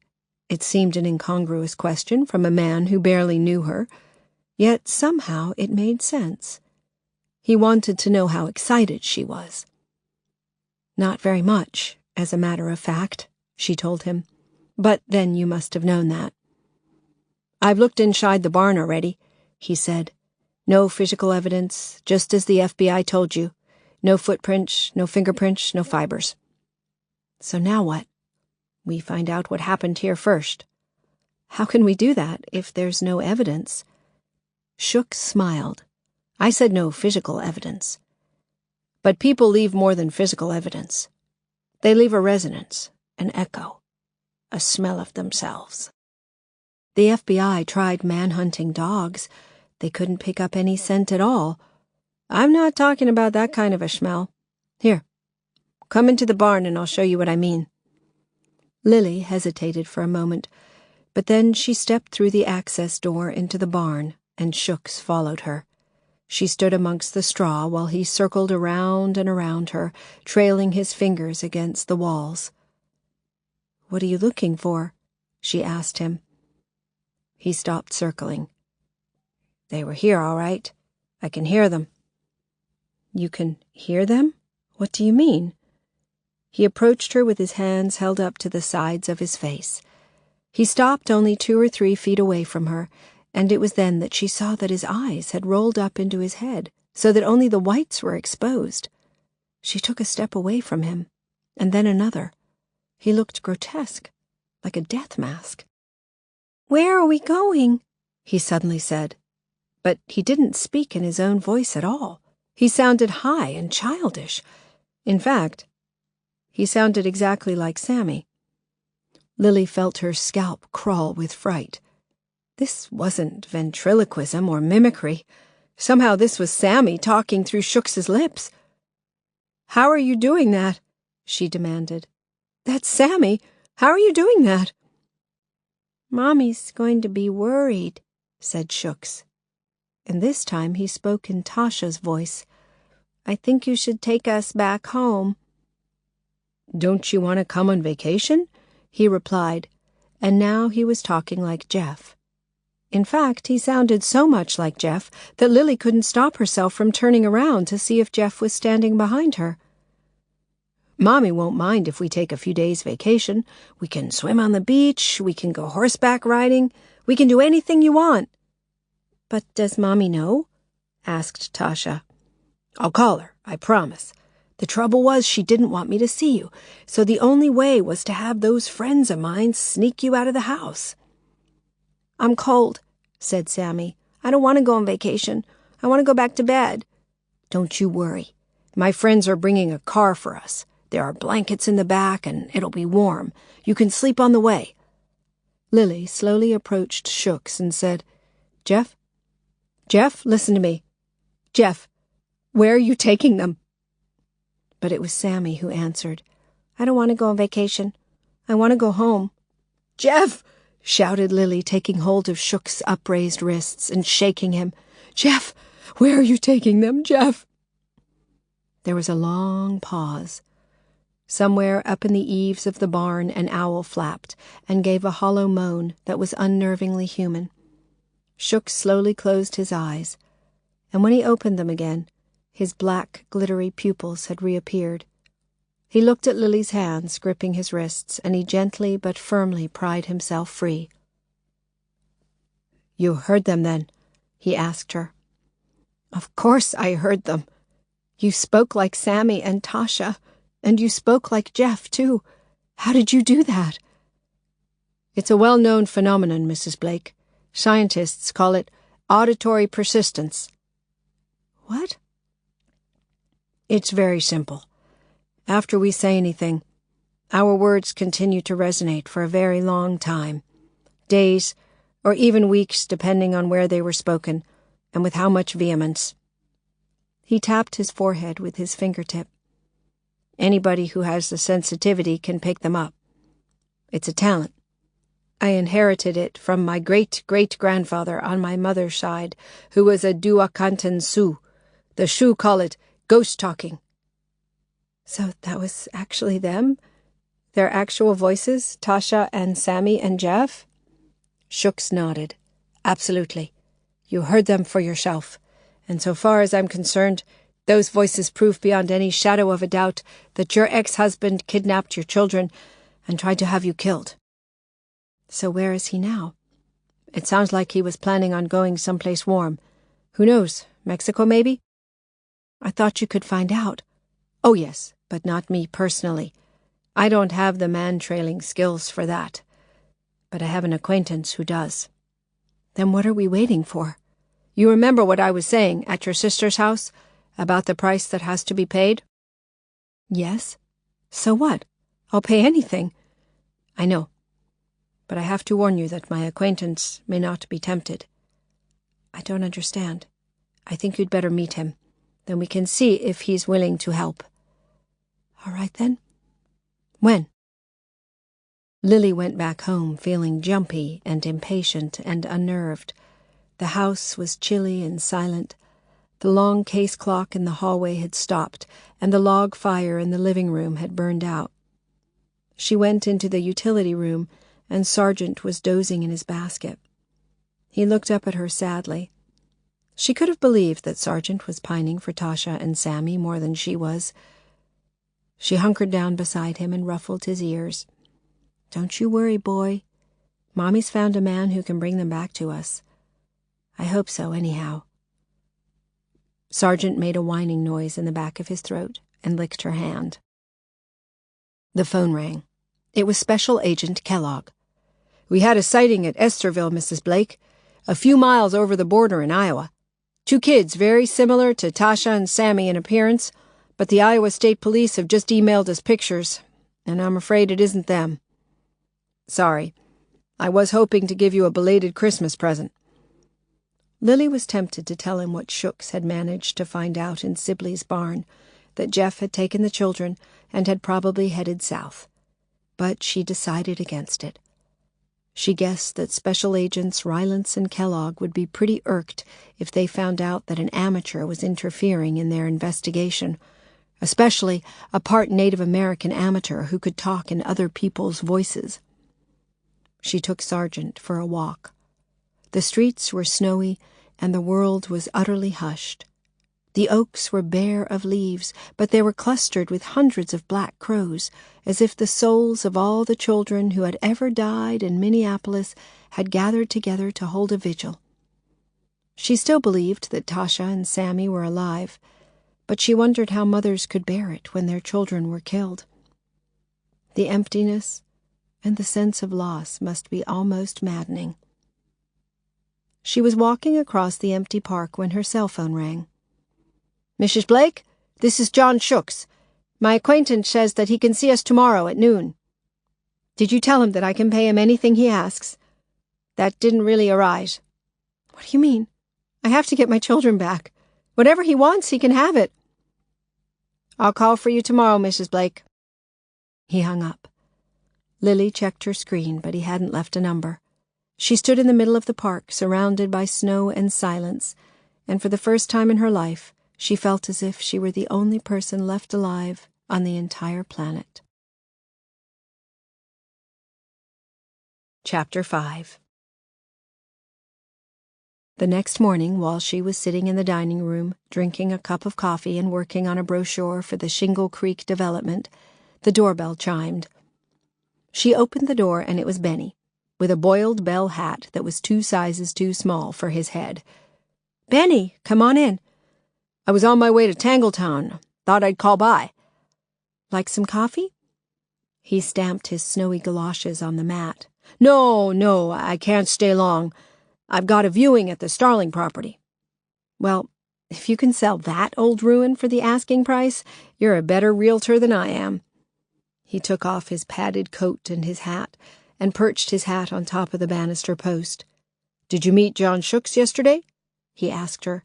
"Yes, I did, and I really think we're making some progress. He's coming round later this morning and bringing a friend of his." "That's good," said Benny. "That's good." But then he said, "I hope it's good, anyhow."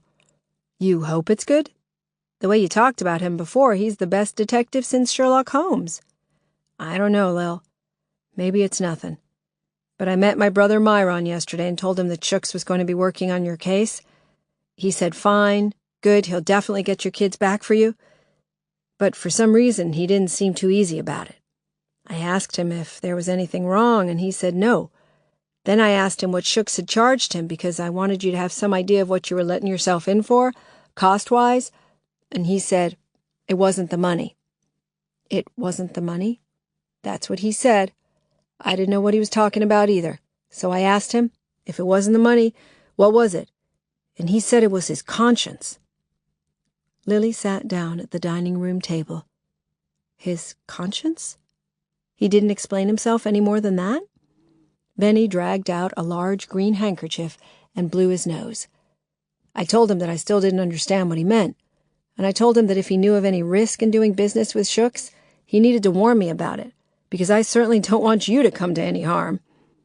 But all he said was, when you do business with John Shooks, the price he asks you for is the price you're going to have to pay, come hell or high water, so think long and hard before you agree to it." Lily didn't know what to say. She couldn't imagine what Shooks could ask her for that she wouldn't be prepared to give him.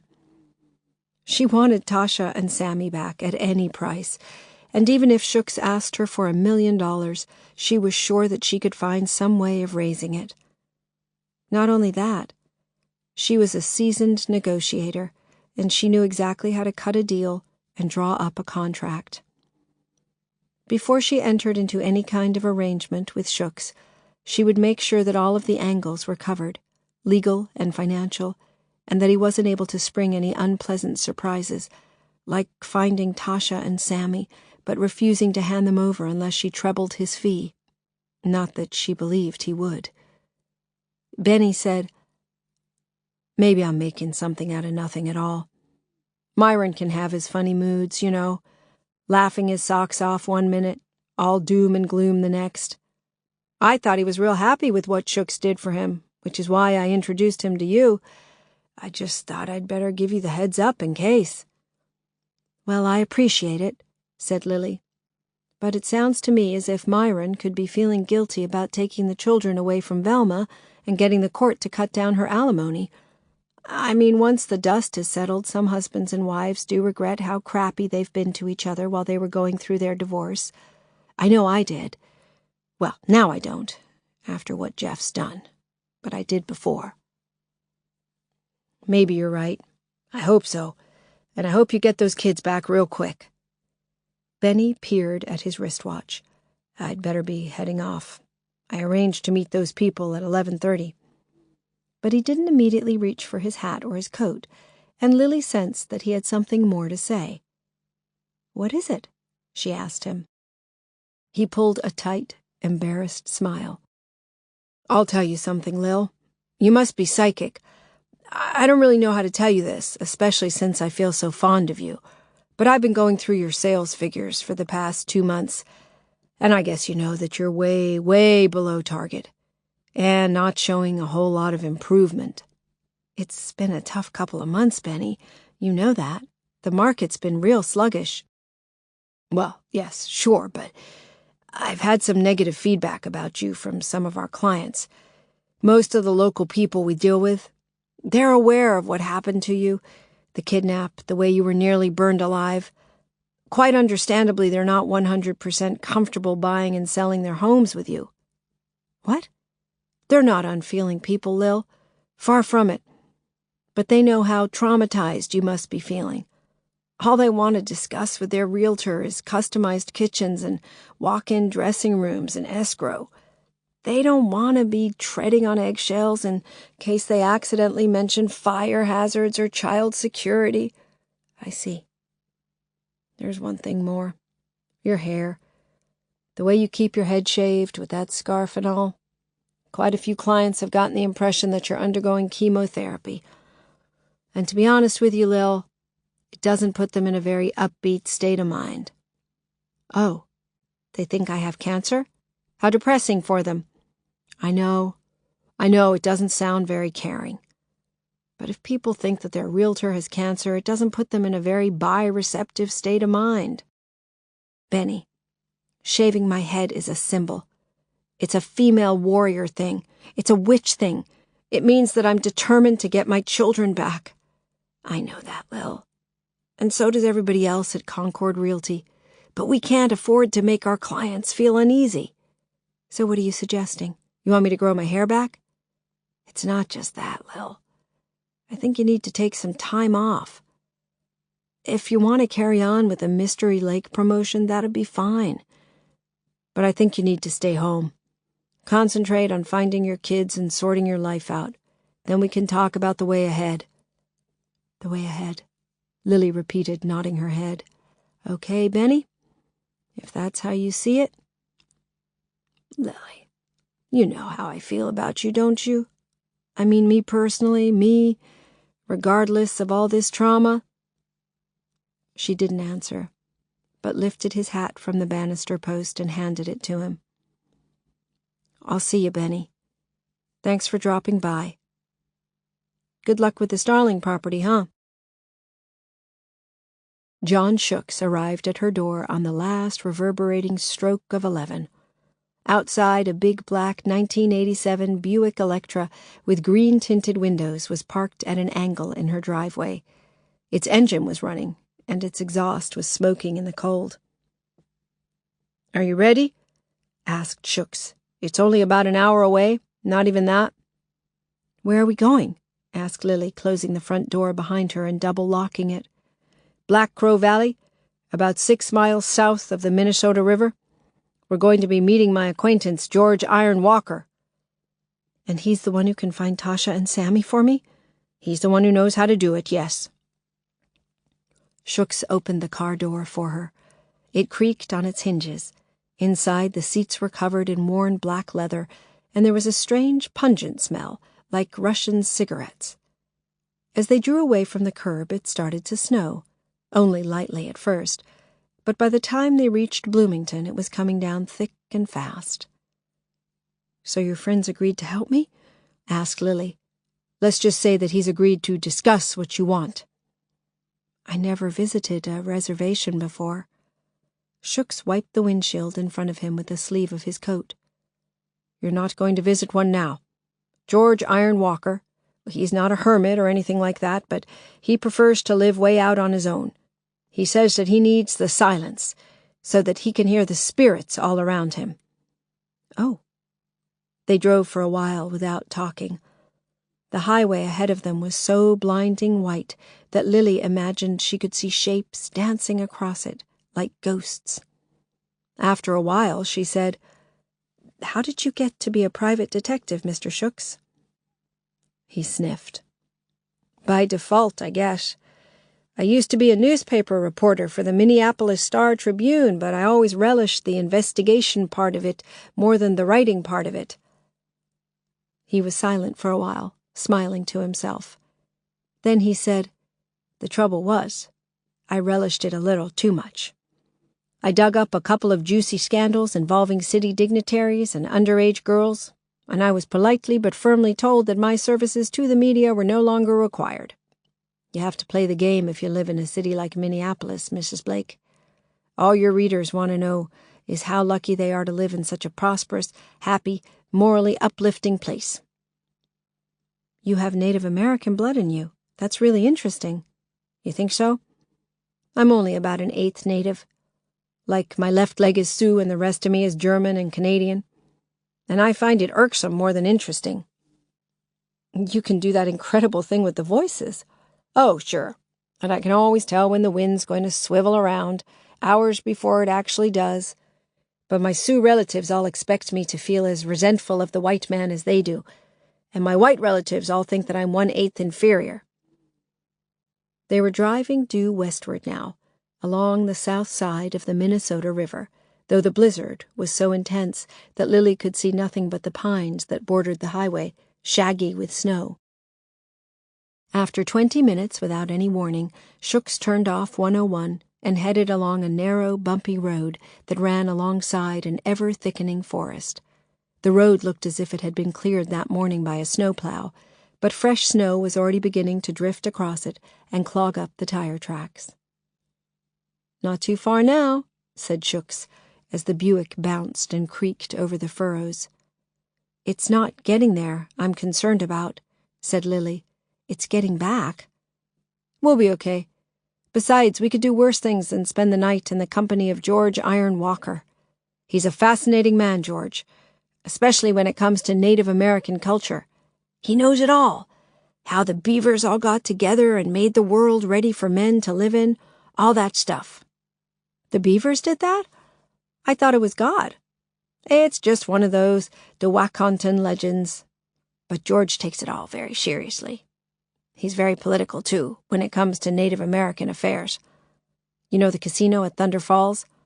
It was George who was mainly responsible for getting that built. And believe me, the reservation was transformed overnight. All of those millions of dollars of gambling money, the Duakantan got themselves power, sewage, health centers, an indoor swimming pool. There's even a George Iron Walker orthodontic clinic. Lily looked out of the window. Ahead of them, on their left, the forest began to rise higher. It may have been an optical illusion, but she was sure that she could see 10 or 11 pale gray animals running between the trees. "Are those wolves?" she said. John Sioux peered in the direction that she was pointing. "I don't see anything. I could have sworn they were wolves." "Oh, well, maybe they were stray dogs. You get a lot of stray dogs around this area, scavenging for scraps." "They looked way too big for dogs." "Maybe they were witches." "Witches?" "Many Native Americans used to believe that wolves were witches in animal form. In the Lakota language, the word for wolf and witch is the same." The Buick began to slide sideways, and he had to spin the wheel left and then right to correct it. Then he said, "Actually, we'd be much less at risk if they were wolves. There isn't a single recorded instance in North America of a wolf killing a human being ever. But there are plenty of stories in Native American mythology about witches who could burn down people's lodges from 50 miles away just by thinking angry thoughts about them, or skin human babies like rabbits." Lily didn't say anything. She didn't like to talk about fire or mutilated children. She still woke up in the middle of the night, gasping for air, thinking that her skin was burning and her hair was frizzing, and she didn't want to imagine what harm could be done to lost and defenseless children, especially children who had been snatched out of their beds in the middle of the night and didn't know how to get home. "You okay?" asked Sioux. At last they came to the top of a rise and saw below them a low single-story house with a veranda running all the way around it. It had a single brick chimney, which was sullenly smoking into the falling snow. To one side of the house stood a rust-colored stable with 3 pickup trucks parked around it, as well as a newish blue Subaru Forester. Sioux circled the car around in front of the house and blew a loud dirge-like blast on his horn. Almost at once the front door opened, and a tall man in a red checkered shirt and jeans appeared. He came bounding down the steps and opened Lily's door for her. "Welcome to Black Crow Valley," he said, holding out his hand. "My name's George." "Glad to know you, George," said Lily, looking up at him and blinking against the snow. "I'm Lily." As she climbed out of the car, she realized how tall George actually was, at least 6'4". He was also strikingly handsome, with short cropped hair, a broad forehead, and a firmly defined jaw. His eyes had that knowing, confident twinkle that she had always liked in good-looking men, even though she would never have admitted it. Around his tree trunk of a neck he wore several tight silver necklaces and a dangling arrangement of feathers and bones and beads that looked like a dream catcher. "Come inside," he said. He took hold of her elbow so that she wouldn't slip on the steps. "You couldn't have picked a worse day to visit me, weather-wise. Forecast says it's going to snow all night, and most of tomorrow, too." "Those Canucks have a lot to answer for," said John Sioux. "Don't be too hard on 'em." George Iron Walker smiled at him. "They don't only give us their crappy weather. They come down here to gamble in their thousands, and they give us all of their crappy money, too." He led Lily into his living room. It was wide and low and very warm, with a huge log fire blazing. The walls were hung with multicolored native blankets and with old framed photographs of notable Duakantan chiefs and famous Sioux encampments. The furniture was antique, in the overweight Sears Roebuck style of the early 1900s, and every armchair and couch was heaped up with huge tapestry cushions. Next to the fire, a girl was kneeling. She had high cheekbones and glossy black hair, which was beaded and braided all the way down her back. She was wearing a dark red polo neck sweater and tight jeans, and even though she was kneeling, Lily could see that she was very tall and long-legged. "Has I win?" said George, and the girl turned toward them. She was almost beautiful, although Lily thought that her features were a little too asymmetric and a little too sharp. What was most striking about her, though, was her eyes, which were misty purple and completely blind. "Has I win? This is Lily. John Sioux, you've met before." The girl smiled sympathetically in Lily's direction. "Glad to meet you, Lily. Sorry about the circumstances." "I told her why you were coming," George explained. "Hazawin can help us. She has a very close affinity to the spirit world." "The spirit world?" asked Lily. Sioux said hurriedly, "I haven't really filled her in yet, George. Not on the spirit stuff. I was hoping that you could do that." He turned to Lily and said, "I'm not too good at this one with nature malarkey. Like I said, I'm only 1/8 Duakantan. Voices, yes. Weather forecasts, yes. Spirits, only so-so."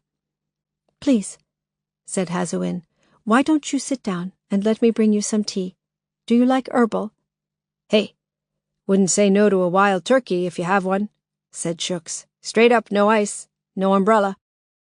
With complete assurance, circumnavigating the furniture without once touching it, Hazawin stood up and walked out of the living room. Lily wondered if she ought to follow her into the kitchen and offer to help, but George came over and took off her coat and said, "Please, sit down."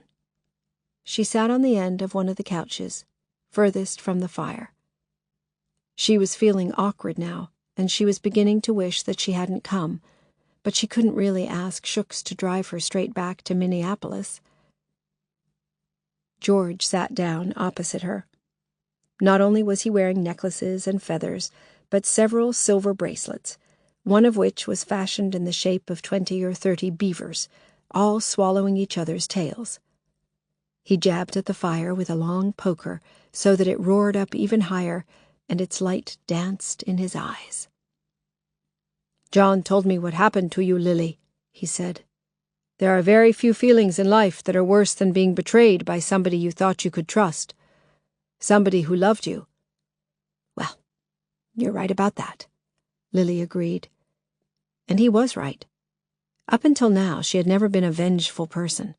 She knew that she could be irritable and lose her temper quickly, but her tempers never lasted for long, and in the end she had always been forgiving and willing to compromise. Now, however, she wanted to see Jeff suffer. She wanted him to suffer just as painfully as she was suffering, or even more. Her hatred for him was so strong that it made her mouth dry, as if she had been trying to eat ashes. "I understand that the FBI still haven't been able to locate your children," said George. Lily nodded. "Today is the 69th day, and they don't even know if they're still in the continental USA.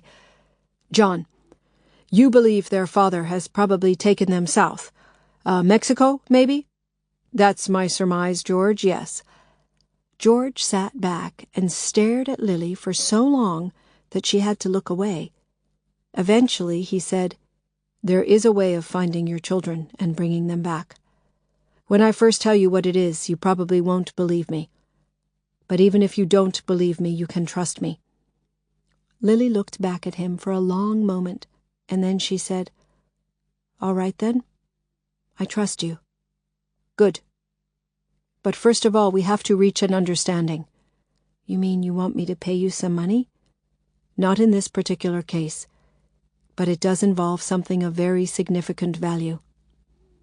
"Go on." He stood up and walked across to a dark oak bureau in the far corner of the living room. He opened it up, took out a folded map, and brought it back to the fireside. "Here," he said, spreading the map across the couch. "Do you know where this is?" Lily frowned at it. It showed a lake with surrounding forests. She thought she recognized the shape of it, but she couldn't quite be sure. After a while, George rotated the map anti-clockwise and said, "How about this? Does this make any sense?" "Oh, yes. Now I know where it is. Mystery Lake. Your company is marketing some land there, I understand." "That's right. Yes, we are. It's going to be a very profitable development eventually. I think the official description is a superior lakeside community for active professionals. In other words, an upscale enclave for lawyers and doctors and entrepreneurs with a yacht marina and a Tom Fazio golf course." "Mystery Lake is a sacred place for the Duakanton," said George. "I didn't know that." "Of course not. I wouldn't have expected you to.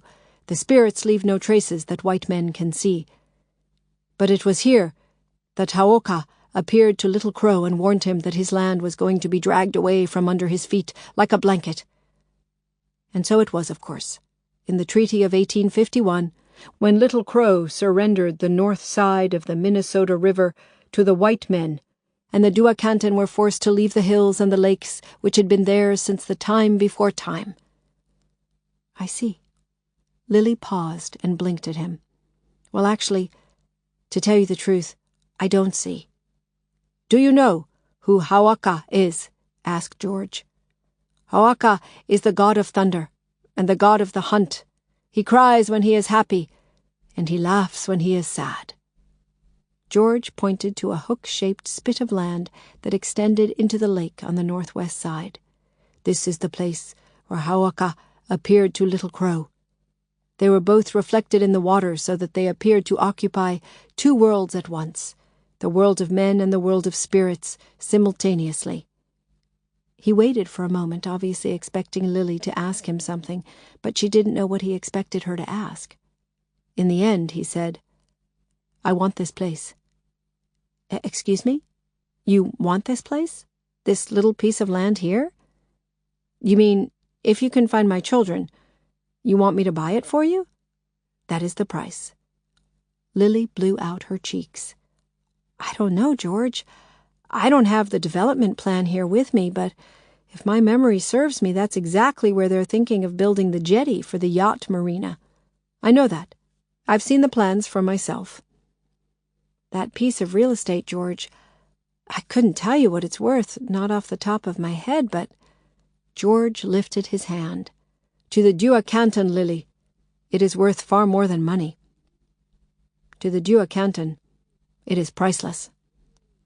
Lily studied the map with a concentrated frown.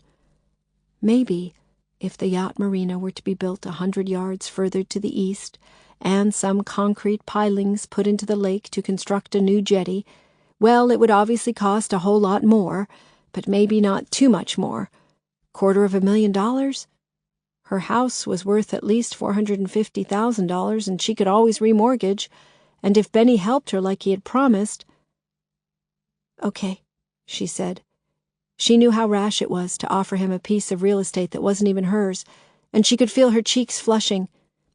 "If you can bring my children back to me unharmed." "You swear? You realize what the consequences could be if you don't?" "I swear, George.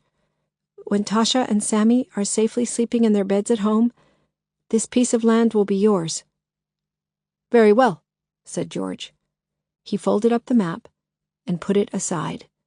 "This will be an historic moment for the Duakanton people." "Well, I'm glad about that," said Lily.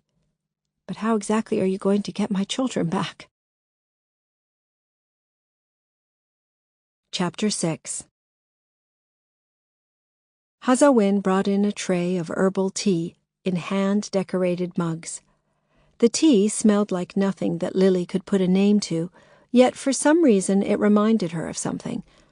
A room, a garden, a face turning to smile at her. "What is this, Hazawin?" "Verbena, and some other herbs. It will help to protect you against anybody who wishes you harm." "Heap powerful medicine," said John Sioux. "Not as powerful as wild turkey, but pretty powerful." George was standing at the window. Outside, the snow was still falling, and Sioux' car was almost buried. George turned around and said, "Lily, have you ever heard about the Wendigo?" "The Wendigo? Sure. I saw a movie about it once. It's some kind of forest spirit, isn't it? It's a demon that inhabits the North Woods, put in Hazowin. It is called by many different names. Wetigo, Witiko, but most people know it as Wendigo, because of the famous story by Algernon Blackwood, and of course that movie you saw. Some people think that Algernon Blackwood invented the Wendigo, said George, but it has been spoken of by the Sioux for centuries. The name actually means flesh-eater, and in particular, cannibal. Cannibal? Yes, the elders of the Sioux tribes used to tell their people that if ever they were tempted to eat human flesh, they would gradually turn into a Wendigo, a lonely, hungry, predatory creature, doomed forever to hide in the forests with nothing to eat but any unwary hunters who might happen to wander their way. Uninvited, Sioux poured himself another whiskey and knocked it straight back. The popular theory is that the Sioux elders invented the Wendigo to discourage their tribespeople from feeding on each other when food got short in the middle of winter. Of course, the story's been embellished over the years, said George. Some Dakota storytellers say that the Wendigo swoops down from the sky, seizes your shoulders in its claws, and makes you run along so fast that your feet catch fire. That's what happens in the Algernon Blackwood story. A French-Canadian guide gets snatched up and, "Oh, my feet of fire! My burning feet of fire!" John Sioux quoted, and widened his eyes at Lily in a way that she didn't really understand. Was he warning her? Or mocking her? Or was he mocking George and Hazowin? Hazowin said, "Some naturalists believe that the Wendigo may even be a real cryptozoological creature like Bigfoot or the Yeti." There was a moment's silence. A log in the front of the fire suddenly lurched and gave off a thick shower of sparks. "And you're telling me all this, why?" asked Lily. George said, "This may be difficult for you to believe, but the Wendigo is a real force of nature. Not a Yeti, not a hairy beast with a long tongue and claws. It smells, though, not like lions, like Algernon Blackwood said it did. More like overheated metal after a lightning strike. The nearest way I can describe it is to say that it's the spirit of the hunt. It's the very essence of the Native American connection between man and the world he lives in. Lost now, mostly, but not entirely." "So you're trying to tell me that the Wendigo is real?" "Yes." "Have you ever seen one? Has anybody ever seen one?" "Nobody has ever seen the wind, Lily, but the wind is real enough to blow down the grandest of trees." "So what you're telling me is you're planning on using the Wendigo to find my children?" Hazowin said, "George has done it before, Lily, 6 or 7 times. "I can't believe this." Lily put down her mug and stood up. "I'm sorry, George. I'm sorry, Hazowin. I think we've been wasting each other's time. John, do you think you can drive me home?" Hazowin repeated, "Lily, George has done it before, and every time the children have been brought home safe." "Look at Myron Bergenheim," said John Sioux. "He has his kids back, doesn't he?" Lily hesitated. "I guess." "Well then, what do you have to lose? If the Wendigo can't find Tasha and Sammy, what harm's been done? But if it can... But you're talking about a demon, the whole idea of it. It's absurd." George said, "The Wendigo is not a demon in the Christian sense, or the Islamic sense. It's not like Beelzebub or Iblis. The Wendigo comes from the Native American need to survive. In the harshest of conditions, the Wendigo is our need to survive. Once the Wendigo goes in pursuit of somebody, it always finds them, and it never loses them, ever. It doesn't matter how fast you go, it doesn't matter how far you go, the Wendigo will come after you, and it will follow you one step behind you until the time comes when it can take you without being seen. If you feel it close behind you, if you feel it breathing down your neck, you can turn around as quick as you like, but it'll still be behind you. You might sense that it's in the room with you, but you won't be able to see it. It's so thin that when it turns edgewise on, it's invisible. And it can really find Tasha and Sammy? If it doesn't trace them by the end of this week, then you will have every right to say that this is absurd. But if it doesn't, I shall be very surprised." Lily looked from George to Hazowin to John Sioux. With the snow falling steadily outside and the fire spitting, this all seemed like a dream. It reminded her of the time when she was 7 years old and she had visited her grandparents' house on a snowy day just like this. She had been standing in their pear orchard, listening to the utter silence, when she had heard a trudging noise. A naked man had suddenly appeared as if from nowhere, carrying a bunch of branches. He'd had a beard like a bush of traveler's joy, and bright red cheeks, and a big round belly. "Hello!" he had exclaimed. "A little snow fairy!" Then, without another word, he had trudged off again between the pear trees and disappeared. She hadn't told her grandparents about this encounter because she thought they would be angry with her, or think that she was making it up. But years later, when he died, she had learned that a Swedish fruit grower called Bertil Arneson had lived close by, and that in winter he had been in the habit of taking a sauna and then going for a walk in the snow, lashing himself with birch twigs as he went. George said, "Maybe the best thing we can do is take you to meet the Wendigo for yourself." "I thought you said that it was invisible." "Most of the time it is, but you will see its brightness, and you will feel its presence unmistakably when it arrives." Lily hesitated, but she couldn't stop herself from thinking about the last time that she had seen Tasha, almost completely buried under her quilt, and Sammy, sprawled across his bed, with his hair tousled and his mouth wide open, and the loss she felt was physically painful. What if this was insanity?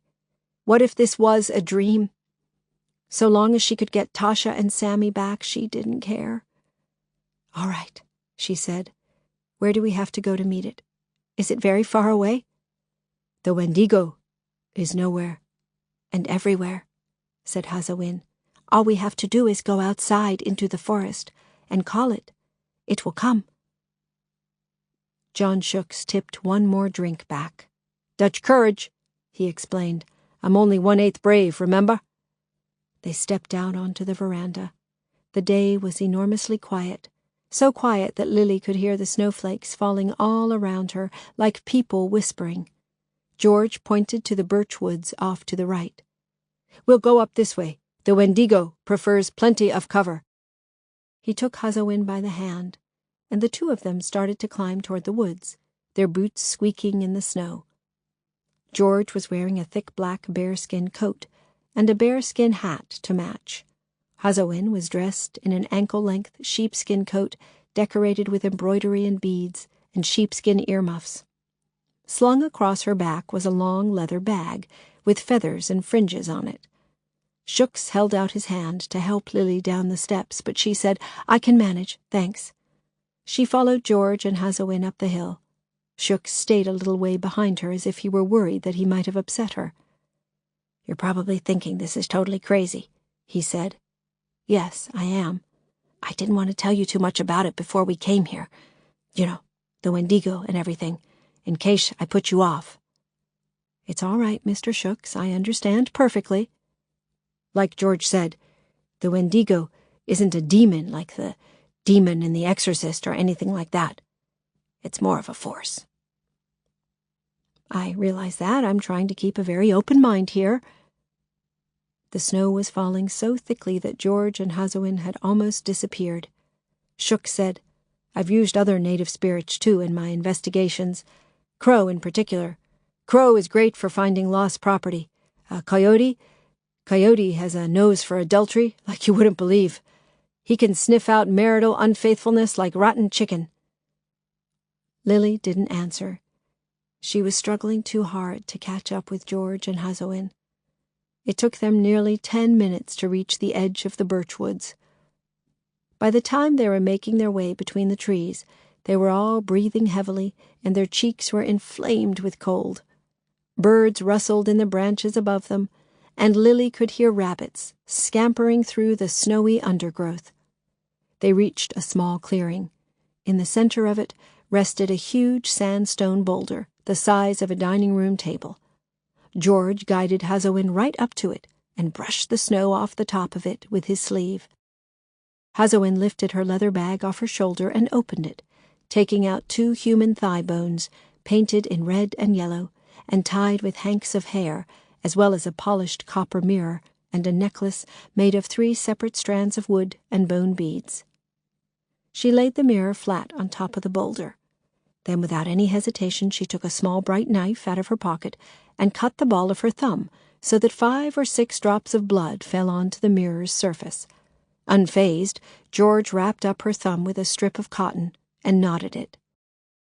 "The Wendigo always demands a blood sacrifice," he explained, "even if you give it no more than a token." Now Hazowin picked up the bones and knocked them loudly against each other. "Wendigo, I call you to this place," she said very softly. Then, a little louder, "Wendigo, spirit of the forest, I call you to this place." She began to knock the bones quicker and quicker in a complicated rhythm that sounded like a skeletal horse cantering across a hard-frozen prairie. "Wendigo, Wendigo, spirit of the forest, hunter of men, I call you to this place." Lily glanced at Sioux uneasily. She wasn't sure which disturbed her more, the possibility that the Wendigo might really appear, or that George and Hazowin might both be seriously unhinged. But Sioux gave her a don't-worry type of look that was plainly meant to reassure her. Hazowin knocked the bones more slowly now, but still in a complex, scattered rhythm. "Wendigo, I feel you close by. Wendigo, I hear your breathing." Breathing? Lily listened hard. She couldn't hear breathing, but she could hear something else, the softest of hissing noises, like a TV set that has been left on long after the night's programs have finished, except that this hissing noise seemed to be coming closer and circling around them, somewhere off to Lily's right. "Wendigo, listen to me," Hazowin called out. "There is a man to be hunted, and hostages to be returned to the lodge where they belong. Your reward will be great. In return for the hostages, the place where Hauake appeared to Little Crow will be given back to the Dua Canton." The hissing sound seemed to be coming from behind them now. Lily couldn't stop herself from turning around, but there was nobody there. All she could see was the thin, scaly trunks of the silver birch trees and the snow-crusted tangle of the briars. Hazowin lifted both thigh bones and rattled them together faster and faster. "Wendigo, listen to me, Wendigo!" For a very long moment there was silence and darkness and nothing but the snow falling. Lily thought, "This is bullshit. Why am I doing this?" Then behind the trees she saw a dim flicker of silvery light, tall and attenuated like the figure of a very thin man. "Wendigo!" Hazowin screamed. "Wendigo!" The light flickered again, and this time Lily was sure that she could make out a face in it, but it was too blurry to see if it was a man or an animal. One second it looked like somebody with dark, smudgy eyes and his mouth wide open. The next it resembled a deer or a wolf. "Wendigo!" sang Hazowin, and her voice was high-pitched and triumphant. "Wendigo!" Hazowin was rapping her bones together at hysterical speed. For some reason that she couldn't understand, Lily began to feel a deep sense of dread, as if she had set some appalling sequence of events in motion, a sequence of events that it was already too late to stop. She turned anxiously to Hazowin, but as she did so the light reappeared close behind Hazowin's shoulder, and now she could see that its mouth was stretched open in what looked like a furious but silent scream. She turned to Sioux, and the light appeared close behind him, too. It seemed to be everywhere at the same time. She spun around again and again, and it was still there, only a few yards away from her now, yet still indistinct, as if she were seeing it through a fogged-up window. Lily lost her balance and her sense of direction, and she fell sideways in the snow. She struggled to stand up, but she fell over yet again onto her knees. "Wendigo, hear me! Wendigo, listen to me!" Lily cowered down and pressed her hands over her eyes. Whatever it was that Hazowin and George Iron Walker had summoned up from the woods, it would eventually have to go away, wouldn't it? But as she knelt there, she could hear that hissing noise approaching her nearer and nearer. She didn't dare to uncover her eyes, but she could sense that the Wendigo was only a few feet away.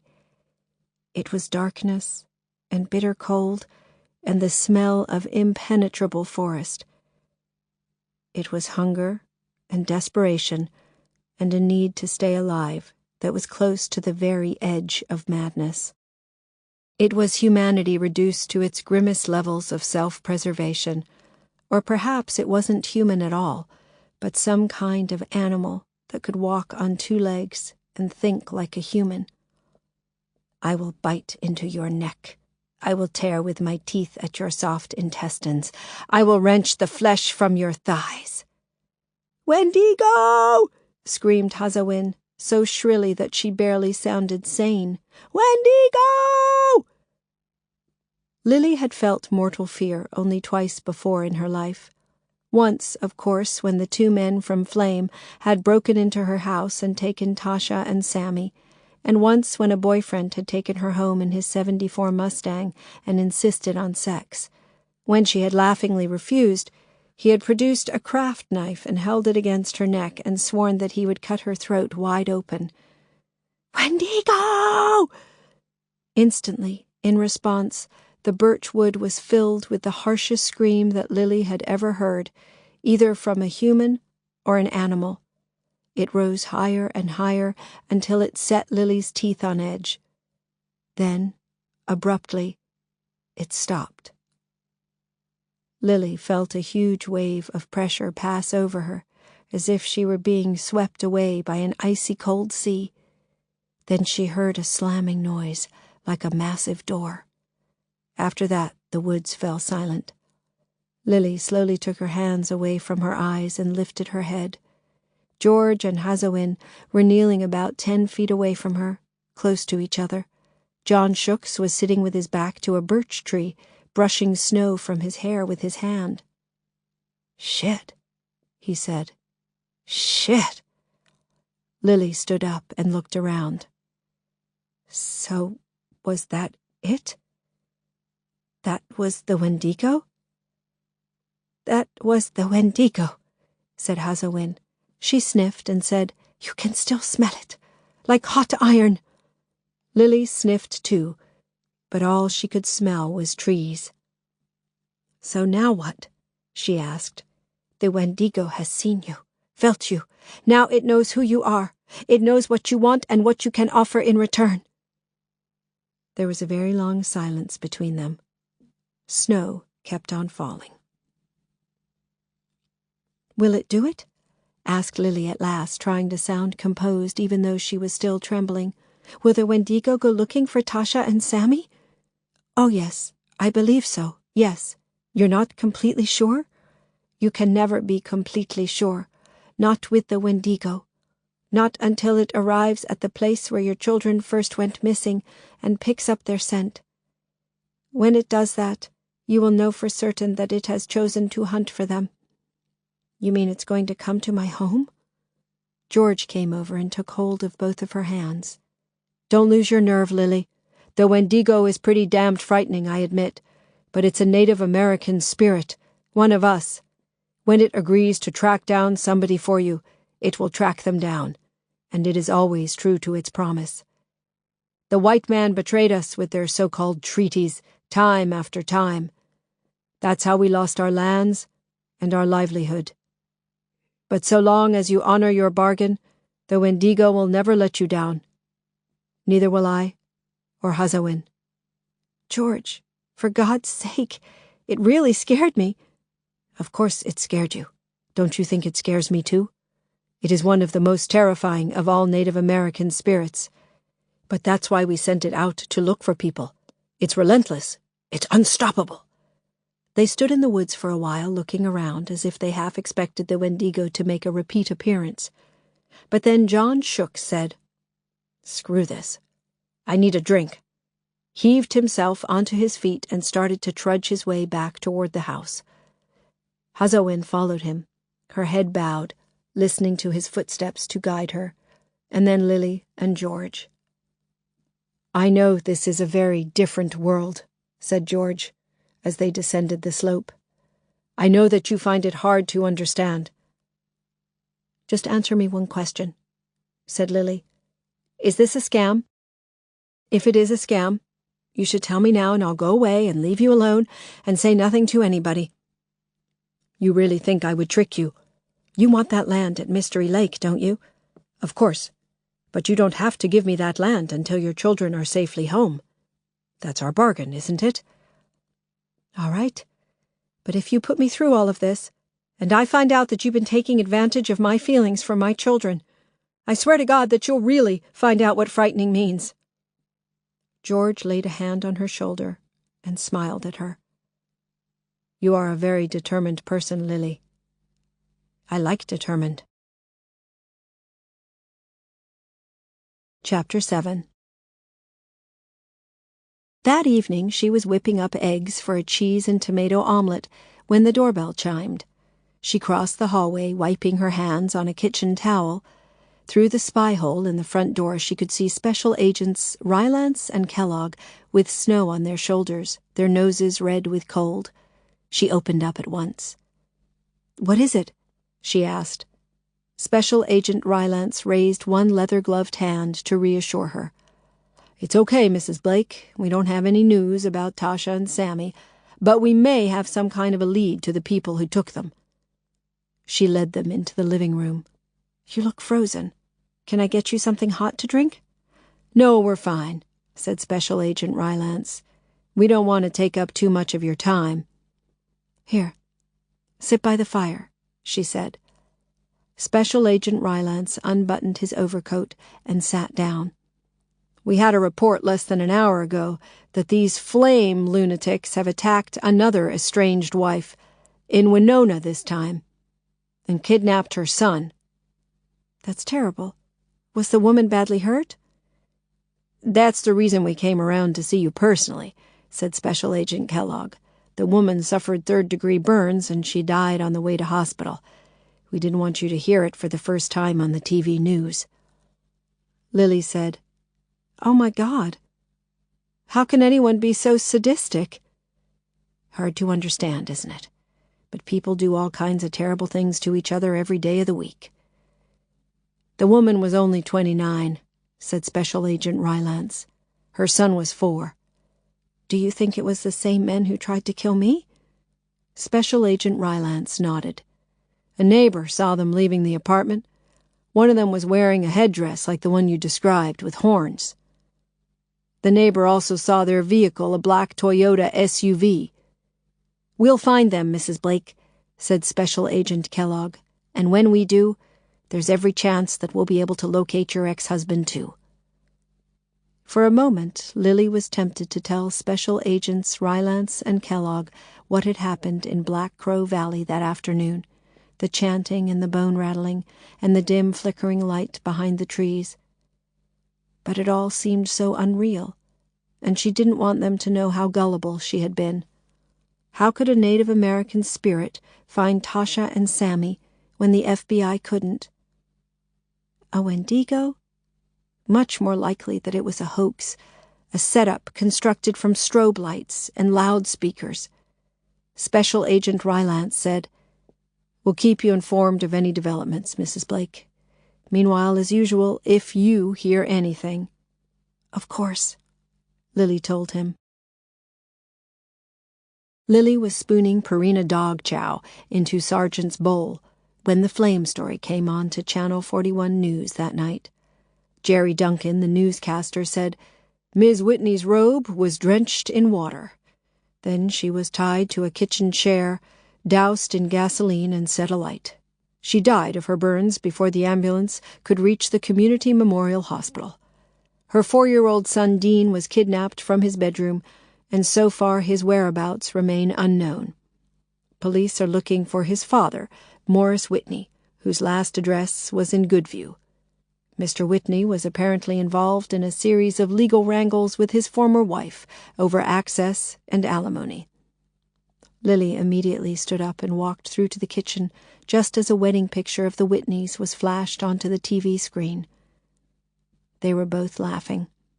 Lily couldn't help thinking how ordinary they looked. Mr. and Mrs. Happy Average. Jerry Duncan continued, Less than an hour ago, Channel 41 News received a webcam message from a man claiming to represent the men's action group Flame, Fathers League Against Mother's Evil. In recent months, Flame has been committing increasingly violent acts against mothers who have been granted custody of their children after a divorce. In 3 cases, they have kidnapped the children and presumably handed them over to their fathers, although all efforts by law enforcement agencies to find these children or their fathers have so far met with no success.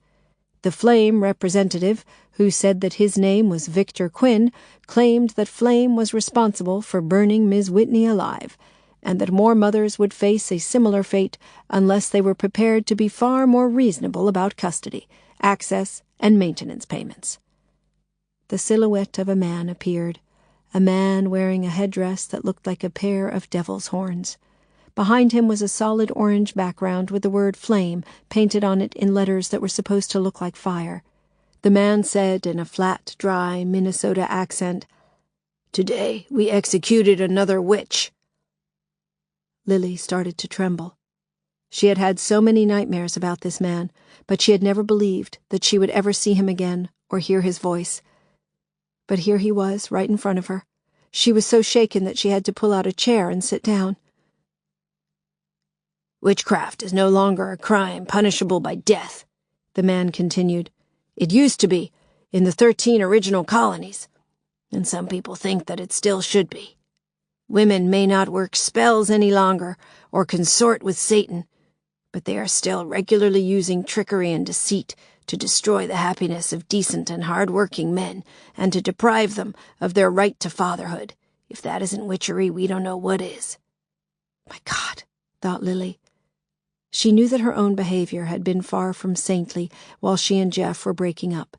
At times she had been unforgivably spiteful and awkward, and she had never made it easy for Jeff to keep up his relationship with Tasha and Sammy. But no matter how mean-minded she might have been, no woman deserved to be burned alive for it. The phone rang. She was trembling so much that when she picked it up, she nearly dropped it. "Mrs. Blake? This is Special Agent Kellogg.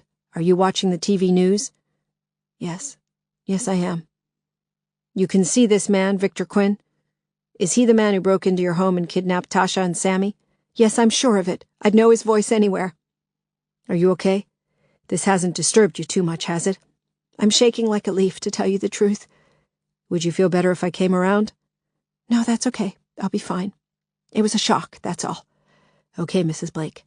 I'll probably call you again tomorrow. Thanks for the ID. I believe it could help us a lot." "Just find him," said Lily.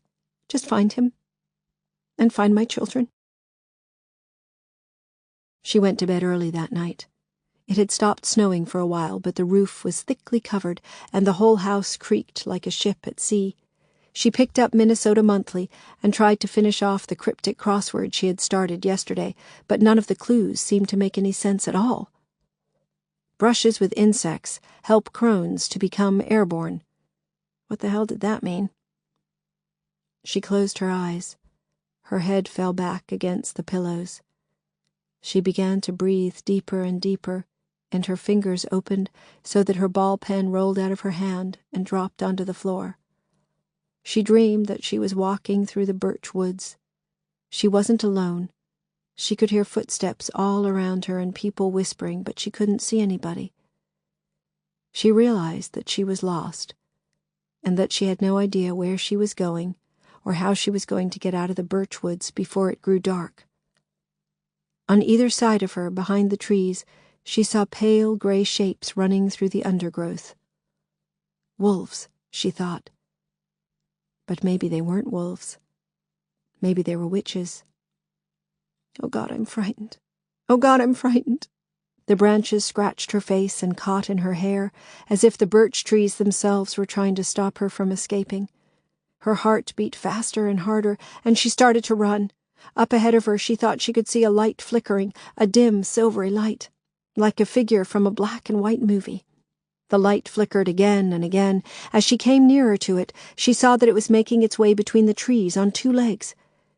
Yet it was strangely hunched, and it had an odd, jerky gait as if it were a 4-legged animal that had been trained to walk like a man. It was then that she realized what it was, and she stopped, her chest constricted so tightly that she could hardly breathe. It was the Wendigo. It was turning around and around in some kind of slow, spasmodic dance.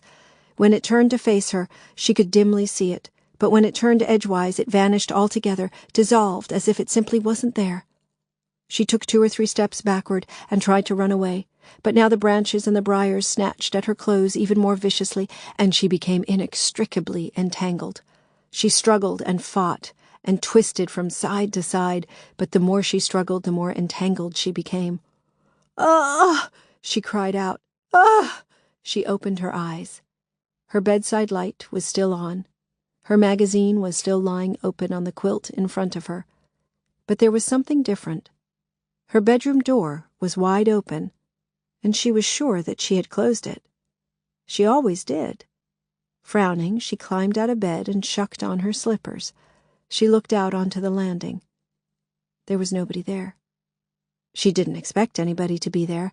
Since the kidnap, she had fixed deadlocks on every door and window, and upgraded her security alarm so that nobody could possibly enter the house without setting off sirens and floodlights and alerting the local police. Yet she had the strongest feeling that somebody had been here. She felt that somebody had somehow managed to enter the house and climb the stairs and look at her while she was asleep. She sniffed. She could smell something, too. It was curiously metallic, like a red-hot poker. She sniffed again. No, she thought. I'm imagining it. It was then that she heard voices downstairs in the living room. She froze and listened. A man's voice, and then a woman's. She stepped back into her bedroom and picked up the phone. She was about to punch in 911 when she heard the woman speak again. "I have jewelry," she said. "Please, I have my children to take care of." She felt a prickly, tightening sensation all the way up her back, as if scores of centipedes were crawling up it. That woman's voice, there was no mistaking it. That woman's voice was hers. The man's voice said, "We was sent by God. We was sent by God, Mrs. Blake, to carry out divine retribution." And that was him. That was the man who had appeared on TV tonight, calling himself Victor Quinn. She was listening to herself, and to the men who had kidnapped Tasha and Sammy. Treading as lightly as she could, she went back out onto the landing and looked downstairs toward the living room archway. A fitful light was shining out of the living room. It flickered and jerked like the light from a black-and-white movie projector, so that even the chairs in the hallway appeared to be jumping. My God, she thought, the Wendigo. It's here. The Wendigo is inside the house. She lifted up the phone again, but then she hesitated. If she dialed 911, what was she going to say to the police? I have intruders, a Native American spirit, and 2 men who aren't really here, and me? She crept along the landing to the top of the stairs. She was too frightened to go down, but she wanted to listen. The voices rose and fell in volume, and she could hear the same hissing sound that she had heard in the birchwoods when the Wendigo had first appeared. The children is the reason we're here. What? You won custody, didn't you? You gotta take sole care of 'em. Did Jeff send you? Is that it? There was silence for a few seconds, and then the 2 men from Flame suddenly appeared, dragging Lily between them. Their images were unfocused and quivering, as if they were TV pictures from a scrambled satellite signal, but Lily was still shocked. She backed into the doorway of Tasha's bedroom, irrationally terrified that the men might look up and see her there, watching them, a witness to her own assault. As the men wrestled her toward the kitchen, Lily saw the faintest twist of silvery light come out of the living room and follow them.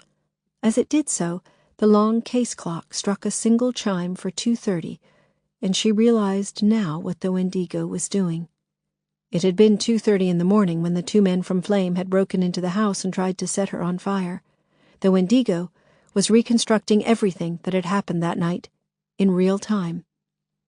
She kept well back in the bedroom doorway, but even so the silvery light appeared to hesitate by the foot of the stairs, and for an instant she saw a long, distorted face, like a portrait seen from a very acute angle. Then the light disappeared altogether, and she could only hear voices coming from the kitchen. The man with the horns. "Do I look like somebody who had hurt a child? There's a whole lot of difference between divine retribution and unnatural cruelty, believe me." Lily. "Just don't hurt my children, or by God, I will come back and haunt you, I swear."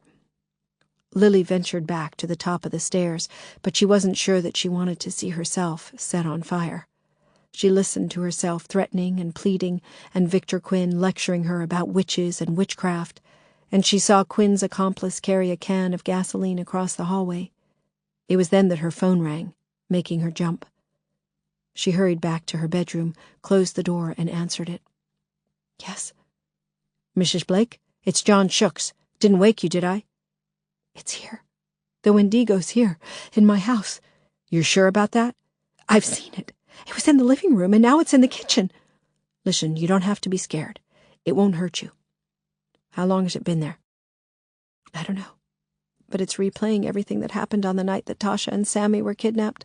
It's like a 3D movie. It's unbelievable." "Well, the Wendigo is a pretty unbelievable kind of a spirit, Mrs. Blake. You heard for yourself what I can do. That ghost talking.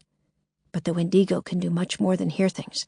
It can see them, too, and bring them back to life." "I've just seen myself. It's me, with those two men." "I know, Mrs. Blake. The Wendigo is like one of those trackers who can look at a single broken branch and tell you exactly who stepped on it, and how heavy they were, and which direction they were headed. Probably what they ate for breakfast as well." "But how did it get into the house? Every door's locked, and it didn't set the alarm off." "It slid in." "What?" "It slid in, like a sheet of paper. The Wendigo has height and breadth, but no thickness. Only 2 of its dimensions ever appear in our world. The rest of its substance never leaves the world of the spirits. You can see it from the front. You can see it from the back. But edgewise, it's invisible." "You're sure I'm not in any danger?" "Of course not. The Wendigo's working for you. It just needs to find out what happened that night and pick up the scent." "So what's it going to do now?" "It's going to follow that scent, Mrs. Blake. It's going to follow that scent, and it's going to keep on following that scent until it finds your kids." Lily heard footsteps outside her bedroom and the muffled sound of children crying. "Oh no," she thought. "Tasha and Sammy." She dropped the phone and whipped open her bedroom door. She was just in time to see the dark, semi-transparent figures of the 2 men from Flame, one of them carrying Tasha over his shoulder, the other carrying Sammy. Both children were gagged. They were kicking and struggling, but the men were much too strong for them. "Stop!" she shouted. "You can't have them! Stop!" But the instant she cried out, the figures all vanished, and there was nobody on the stairs at all. She leaned against the banisters, and for the first time in over a month, she let out a heart-wrenching sob. "You can't have them," she whispered hopelessly. "Stop." At the foot of the stairs, she saw a brief twist of silvery light and an indistinct collection of shadows that could have been a face looking up at her. Then that disappeared too. "Hello?" said the tiny voice of John Sioux from her telephone receiver. "Hello, Mrs. Blake? Are you still there?" Although the figures had vanished, Lily thought, "I know where they're going to go next. If the Wendigo is recreating all of this kidnapping exactly as it happened, those 2 men are going to take Tasha and Sammy to the barn to meet up with Jeff. God, I might see Jeff too. This is so totally unreal." She went back to her bedroom and picked up the phone. John Sioux was still trying to get her attention. "Mrs. Blake," he was saying. "Are you still there, Mrs. Blake?" "I can't talk to you now, Mr. Sioux. I'm going to follow them." "What?" "I'm going to Sibley's barn. I want to see what happened for myself." "Mrs. Blake, I have to advise you against it. The Wendigo won't deliberately do you any mischief, but you're dealing with some heap powerful forces here." "I'm not a Native American, Mr. Sioux." "Don't have to be, to feel lonely and scared in the forest." "You ever been in the forest, Mrs. Blake? Hundreds of miles from no place at all. The forest has a great dark heart of its own, believe me. You don't want to start interfering with an influence like that." "Thanks for the warning, but I'm still going." Lily dropped the phone back on the bed. Then she opened up her closet and pulled out a thick black sweater, a pair of jeans, and some thick cream socks. She quickly dressed, and then she hurried downstairs and put on her fur coat and boots. Outside, the street was icy and silent. At 2:30 in the morning, most good residents of West Calhoun were fast asleep under their comforters, dreaming of golf or making love to the redhead next door or stock options. Lily opened her garage and climbed into her bright red Buick Rainier. As she started it up, 2 shaggy gray dogs trotted across her driveway and paused to stare at her. Their eyes gleamed yellow in her headlights. She drove due east and then south to Nokomis. The roads had been salted, but there were still slippery ridges on some of the tighter corners, and she had to drive frustratingly slowly. She drove through Sibley's End, as dark and silent as every other development, and parked as close to the Brer Rabbit field as she could by the briars. The night was stunningly cold, with a northwest wind that made a fluffing noise in her ears. Beyond the tree line she could see red and white lights from the airport, and she could hear the whining of airplanes as mechanics tried to keep them from icing up. Sweeping the beam of her flashlight in front of her, she trudged across the field toward the awkward, angular silhouette of Sibley's barn. Its roof was covered in snow, and it seemed to be leaning at even more of an angle than it had before. Even the icicles on its eaves were leaning at an angle. She was only 20 yards away when she thought she saw a nervous white light in one of the windows. She switched off her flashlight and stopped and listened. Nothing at first, but the buffeting of the wind in her ears. This is mad, she thought. There's nobody here. No Wendigo, no Sammy and Tasha. You've lost your marbles and you don't even know it. She walked right up to the barn and peered in through a narrow triangular crevice at the side of the access door. A chilly draft was blowing through the crevice and made her right eye water. But as far as she could see, the barn was deserted. Straw, packing cases, broken generator. Nothing else. Come on, Lily, this is crazy. Go home. Talk to John Shooks in the morning. She turned to leave, but she had only walked 2 or 3 paces before she heard that hissing noise. It was like static. It was like loneliness. It was like trying to reach somebody on a radio set, anybody, but there was never any reply. Lily turned back and pressed her eye to the crevice again. This time she was convinced that she could see a shape standing in the far corner of the barn, under the shadow of the hayloft. The shape was dim and unsteady and out of focus, but she could tell that it was very tall as a deer standing on its hind legs. Yet it seemed to have a man-like face. Or maybe that wasn't a face at all. Maybe it was nothing more than a horse collar hanging on the barn wall behind it. And maybe the entire figure was nothing but a tarpaulin draped over one of the feed stalls. Yet the hissing continued, and the shape appeared to move, lifting its arms in a mechanical, disjointed way that reminded Lily not so much of a man or a deer, but a praying mantis. With no warning at all, a man in a brown leather coat walked across her line of sight. It was Jeff. She knew that it wasn't the real Jeff, nothing more than a visual echo of Jeff. But she couldn't stop herself from saying, "You bastard!" out loud. Out of shock, out of fury, out of sheer disbelief. Jeff said, "Thanks, guys, you've been amazing." Now a big, broad-shouldered man in black came into view. He wasn't wearing his horns now. He had a squarish head with hair shaved very short. But when Lily heard his voice, she knew who he was. "It's a brotherhood thing. It's man standing up for man. You don't have to be grateful for that. If we don't look after our own, ain't nobody else is going to do it for us." Jeff looked in another direction and said, "We're going on vacation, kids. The greatest vacation ever." "But I have school," said Tasha, although Lily couldn't see her. "You've been let off school. I've talked to your principal, and she thinks that it's more important for you to take a vacation with your dear old dad." "Where are we going?" asked Sammy. Now Tasha appeared. Her chestnut-brown hair was tangled, and she looked pale and tired. She was wrapped up in a thick blue blanket, but she still looked cold. Lily felt as if her chest were being crushed. "Mommy's going to be worried," she said. "I think you should take us back home." A second man in black circled around Tasha and grinned at her with his 2 front teeth missing.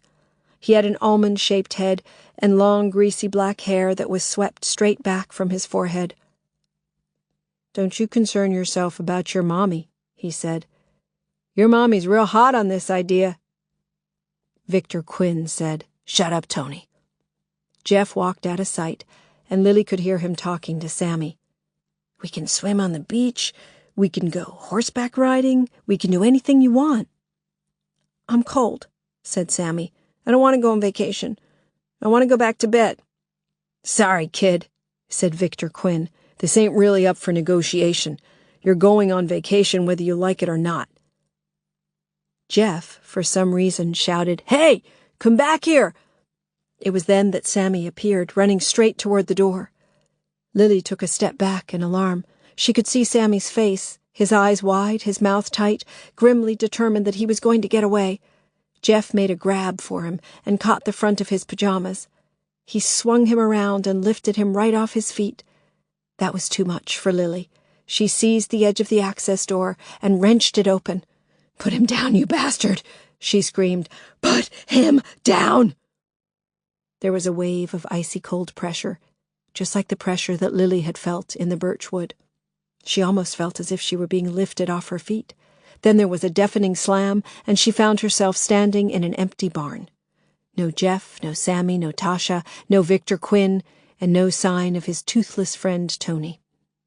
Lily thought she saw an elongated shadow in the far corner, but it turned away from her and vanished.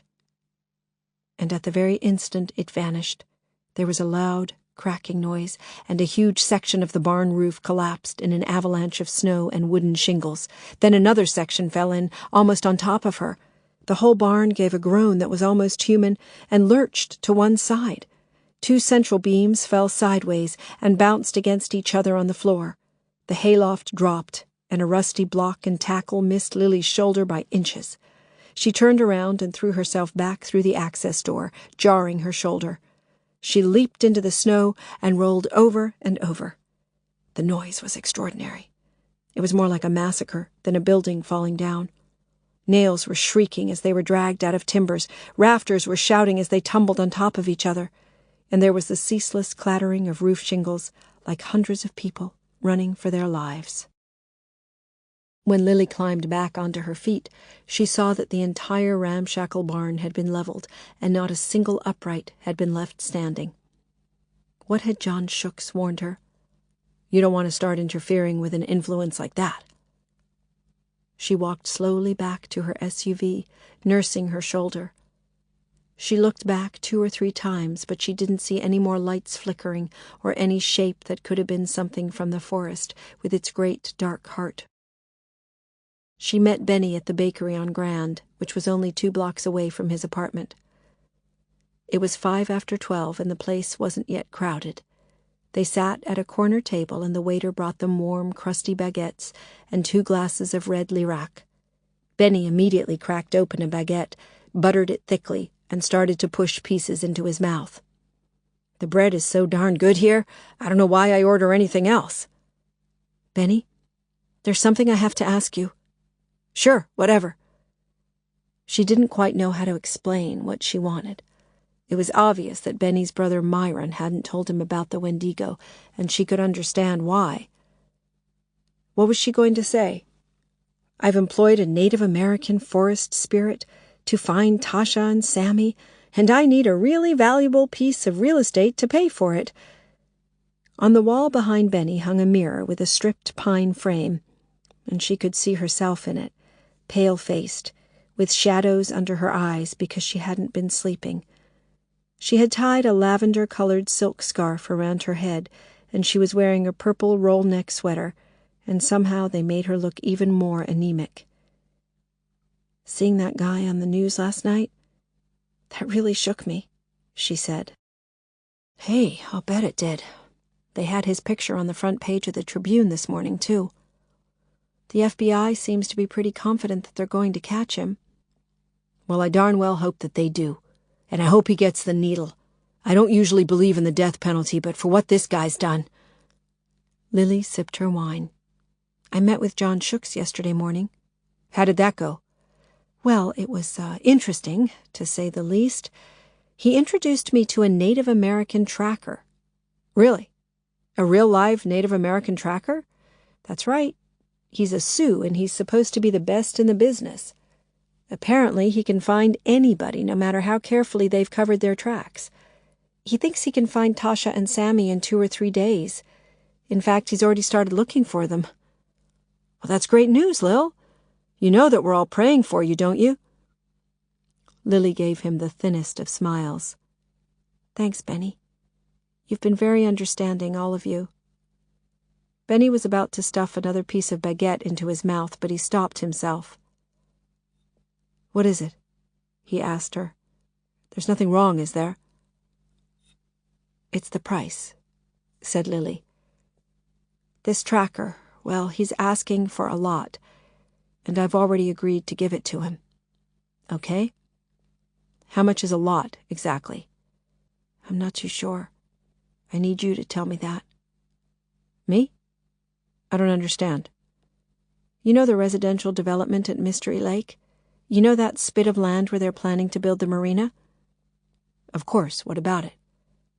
The waiter came across the creaky boarded floor and asked them if they were ready to order. Sure, said Benny. I'll have the bean and butternut soup and then the roast duck. How about you, Lil? I'll just have the eggs en cocotte, thanks. You're missing something if you don't have the duck, Benny told her. They stuff it with oranges and rosemary and they roast it until it's almost black. I can taste some of yours, can't I? Of course you can, said Benny, taking hold of her hand. What's mine is yours, Lil. You know that. So, what about this spit of land at Mystery Lake? That's what the tracker wants, in return for finding Tasha and Sammy. He wants the land? Benny stared at her as if she had said something in a foreign language.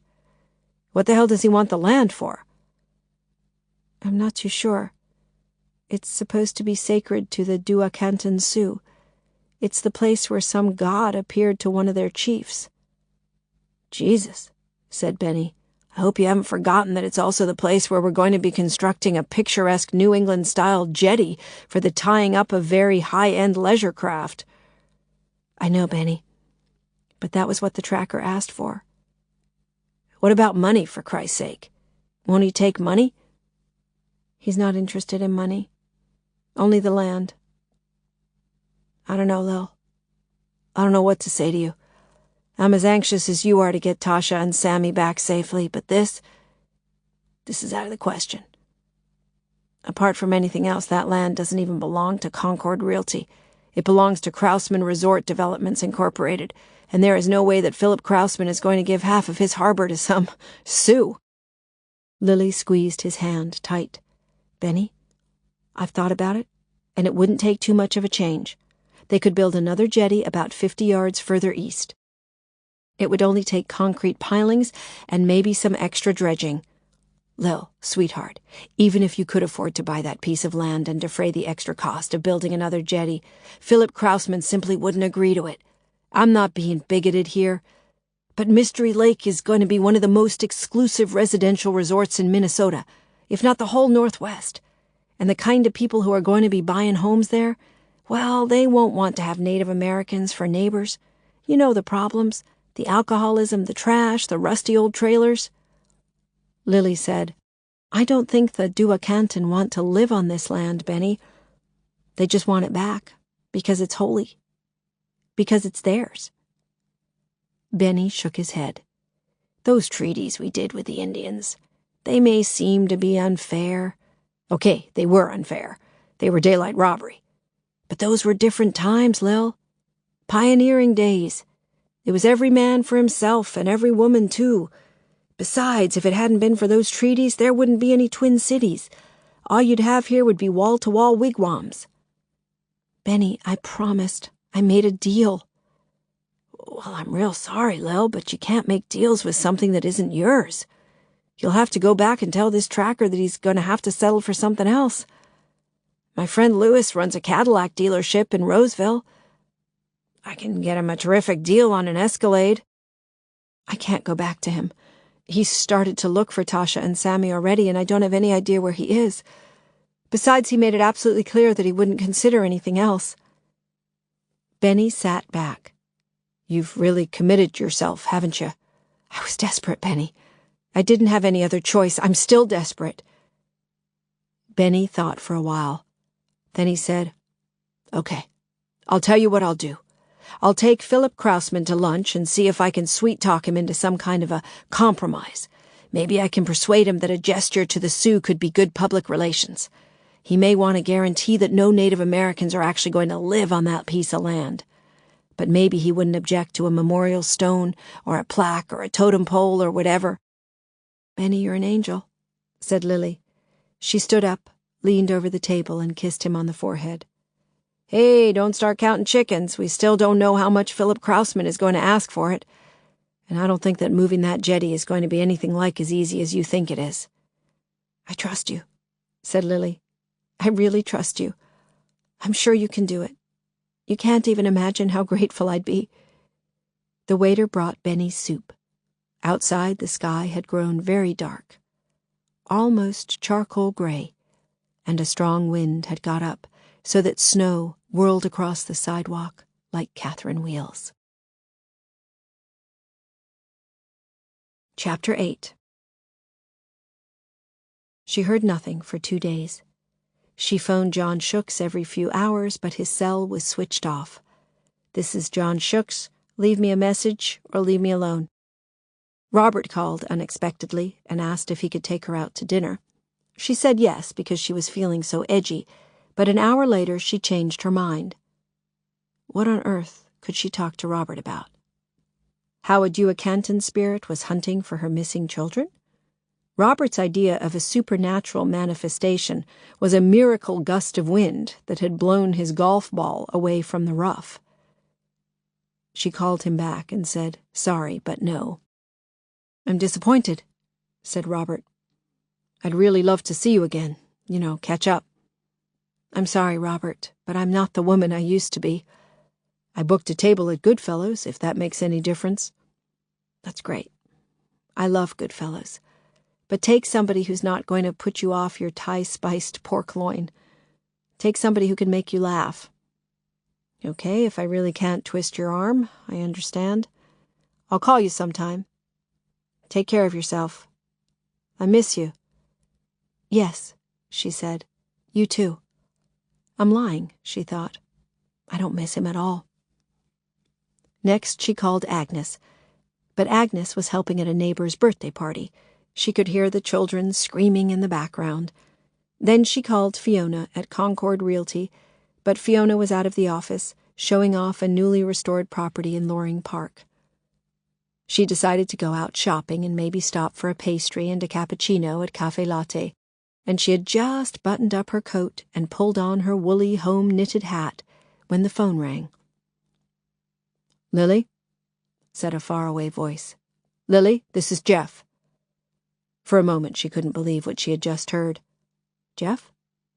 Jeff? Where the hell are you?" She couldn't help visualizing the Jeff she had seen in Sibley's barn, picking up Sammy and swinging him around. "What the hell have you done with Tasha and Sammy?" "Tasha and Sammy are okay, they're fine. They're both well and they're having a really great time." Lily could hardly breathe. "You bastard. You bastard. You unutterable bastard. Bring those children back to me today. Bring those children back to me today, or by God I'll kill you with my bare hands. Lily, I've only just found out about those guys from Flame. I didn't realize what they were doing. I just didn't realize." "What do you mean you didn't realize, you bastard? You total absolute sadistic bastard. They set me on fire. They tried to burn me alive, you bastard. I nearly died. Lily, listen to me, please. You don't know how sorry I am. I never realized they were going to do anything like that. If I had known, how could you not know? How could you be so stupid and so cruel? How could you take Tasha and Sammy away from me like that? I hate you. I hate you." Lily was so angry that she stalked across the hallway and smashed a framed photograph of Jeff with her fist. Then she smashed it again and again until all the glass was shattered and her fingers were smothered in blood. "You have to let me explain," said Jeff. "You have to let me apologize." "Apologize?" she screamed at him. "There's no possible way to say you're sorry for what you've done. No way at all. Bring Tasha and Sammy back here now." "Those guys, they said they were a father's support group. They came up to me after that last custody hearing, and they said they could help me. They didn't say anything about burning people." "I don't want to hear this, Jeff. All I want to hear is that you're bringing them back. Either that or tell me where you are, and I'll have the FBI come get them." "Lily, sweetheart, listen to me. I wanted my own children, that's all. I wanted to see them grow up. They're my children as much as yours." "So you thought you'd kidnap them and cremate their mother? I swear on our children's lives that I didn't know they were going to burn you. I've only just found out now. I saw that woman on the TV news, the one they killed in Winona. I called Larry at 3 a.m., and he told me that they had tried to kill you too. That was the first I knew about it, sweetheart, I swear." Lily sat down on the stairs. "I don't believe you, Jeff. I never believed anything you said before, and I sure as hell don't believe this. Don't tell me you haven't checked the FBI website for parental kidnappings. Tasha and Sammy are on it, along with you, and you are named as being wanted for conspiracy to murder, as if you didn't know. I have no computer here, Lily. Besides, it just didn't occur to me. I wanted to get as far away as I possibly could, put the past behind me, start a new life." Lily suddenly felt very tired. Her knuckle was bleeding, and she sucked it so that it wouldn't drip into her sleeve. "Jeff, I want you to bring them back home. You and I can argue about this later." "I'm not going to do that, Lily. They're here with me, they're very settled, and that's the way it's going to stay. I just needed you to know that I never intended you any harm. I'm very sorry for what those guys did to you, and I'm so happy that you're okay." "Okay. You think that I'm okay? I'm going out of my mind here, Jeff. The burns healed up, oh sure. Only a few disfiguring scars on the side of my face. But ever since you took Tasha and Sammy away from me, I haven't been able to eat or sleep, and now I can't even go to work in case, guess why? In case I depress my clients. You stupid, selfish, gutless piece of shit." "Lily, sweetheart, I didn't know." Lily took a deep breath to steady herself. Then she said, "Where are you, Jeff?" "I'm sorry I can't tell you that. And don't try to trace this phone call. I'm using a disposable cell." "I'm going to give you one last chance, Jeff. Bring Tasha and Sammy back. I have somebody out looking for you, somebody who's going to find you no matter where you hide." She could almost hear Jeff smiling and shaking his head. "Nobody's going to find us, Lily. Not the FBI, not you. Nobody, never." With that, he cut the connection. Lily stared at the receiver for a while, but then she went across the hall and slotted it back into its socket. She felt completely drained, as if she didn't even have the strength to go to the kitchen and wash her cuts under the faucet. Jeff's face smiled at her from the opposite wall through a crazed arrangement of bloodied glass. "You bastard," she thought. She picked up the phone again and punched out the number that Special Agent Rylance had given her. Shortly after 6, Benny came around. "You want a drink?" she asked him. She held up the large balloon glass she was carrying. "I've just opened another bottle of Shiraz." "Another bottle?" he said, hanging his hat on the banister post. "I had a phone call this afternoon. From Jeff." Benny glanced across at the broken photograph. "Don't tell me. He hasn't any intention of bringing them back." "You're a very astute man, Benny. Very astute. You sure you don't want a drink?" "No, thanks. It's pretty treacherous out there. Besides, I had more than a few glasses at lunchtime with Philip Krausman." "You saw Philip Krausman? Oh, come on in, for God's sake. Take a load off. I didn't know you were going to see him so soon." Benny followed her into the living room and sat by the fire, holding out his hands, and then chafing them noisily together. "We were scheduled to meet in any event, to discuss property densities and building permissions, but I took the opportunity of asking him about that spit of land." "So what did you say?" said Lily, sitting in the armchair opposite him, and tucking up her legs. I told him that we'd been doing some background research on Mystery Lake, to give our promotional brochure some cultural depth. I said that we'd discovered that the Sioux consider this particular site to be deeply sacred, and what a terrific chance that offered us to do some first-rate public relations. Public relations? This was the place where the god of thunder appeared and told the Duakantan that the white man was going to steal their land, which, of course, they did. That's the whole point, Lil, and that's exactly what I told Philip Krausman. If Krausman Developments were to return that particular piece of land to the Indians with something of a media fanfare, of course, Philip Krausman would look like a man of great historical awareness and generosity of spirit, instead of the grasping chiseler which he really is. Okay, he's building a high-security lakeside enclave for stinking rich young professionals. But nevertheless, he feels empathy with those who originally lived and hunted on this land, and for whom it still holds enormous mythical significance even today. Lily stared at him over the rim of her wine-glass. My God, Benny, you do have a way with bullshit. What did he say to that? Well, to tell you the truth, he was still a little cagey about it. Philip Krausman is a very cagey man, as you know. Never does anything spontaneous. Always looks for the wrinkles. So I suggested that he could attach a covenant to his donation, insisting that the land is to be used for memorial purposes only, no right of domicile. In other words, totem poles fine, but teepees or trailers absolutely not. So, don't keep me in suspense. What was the outcome? You'll be relieved to know that he agreed. So when your Native American tracker finds Tasha and Sammy for you and brings them home, you can give him what you promised. Penny, that's terrific. Did Philip Krausman give you any idea how much he wants for it? Nothing. Like I told you, it's a donation. Krausman Developments will probably get more tax relief for it than it's actually worth. Maybe Philip Krausman might ask you to meet the legal costs of drawing up the deeds and the covenant, but that's all. Lily put down her glass on the side table, got up from her chair, and took hold of Benny's hands. Hey, he said, frowning at the Band-Aid on her finger. You cut yourself. It's nothing. Nothing at all. Especially not now. Glad to be of service, that's all I can say. Benny, you're wonderful. After that call from Jeff, I thought that today was going to be the second worst day of my life, but you've changed all that completely. Now it's the second best. Hey, only the second best?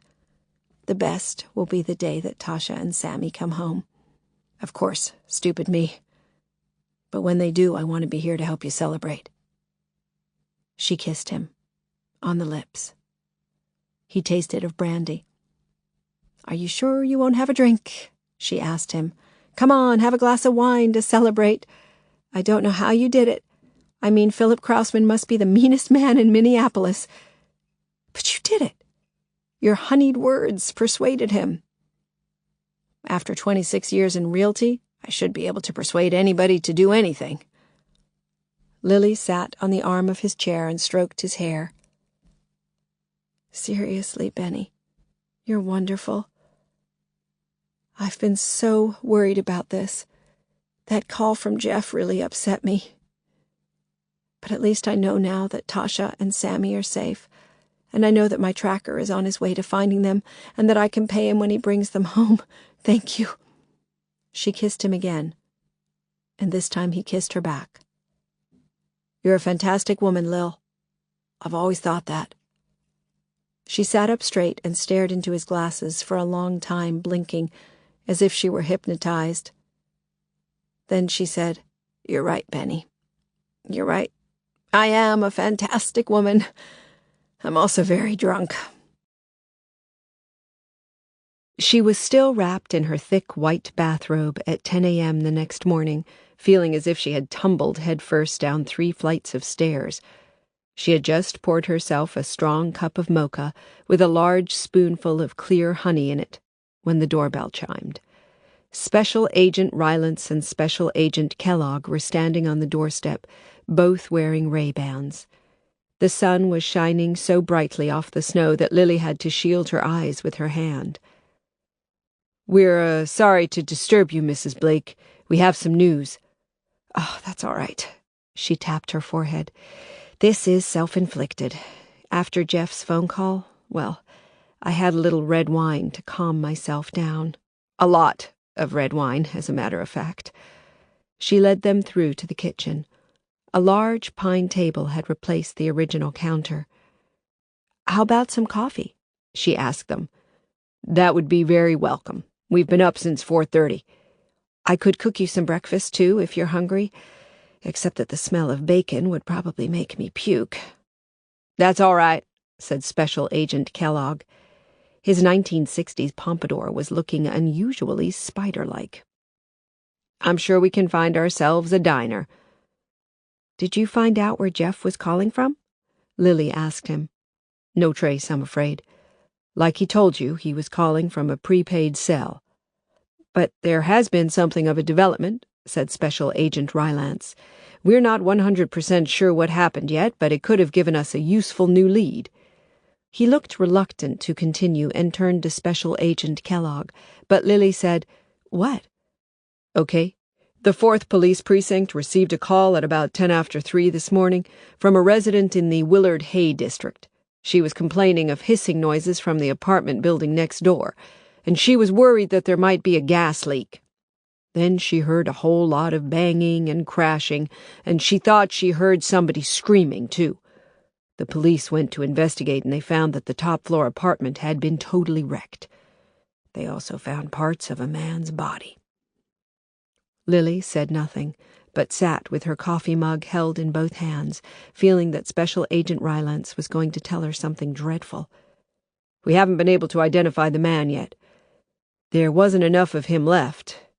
But we found papers and notebooks and DVDs and other materials which leave us in no doubt at all. This apartment is the headquarters of the Fathers' League Against Mothers' Evil."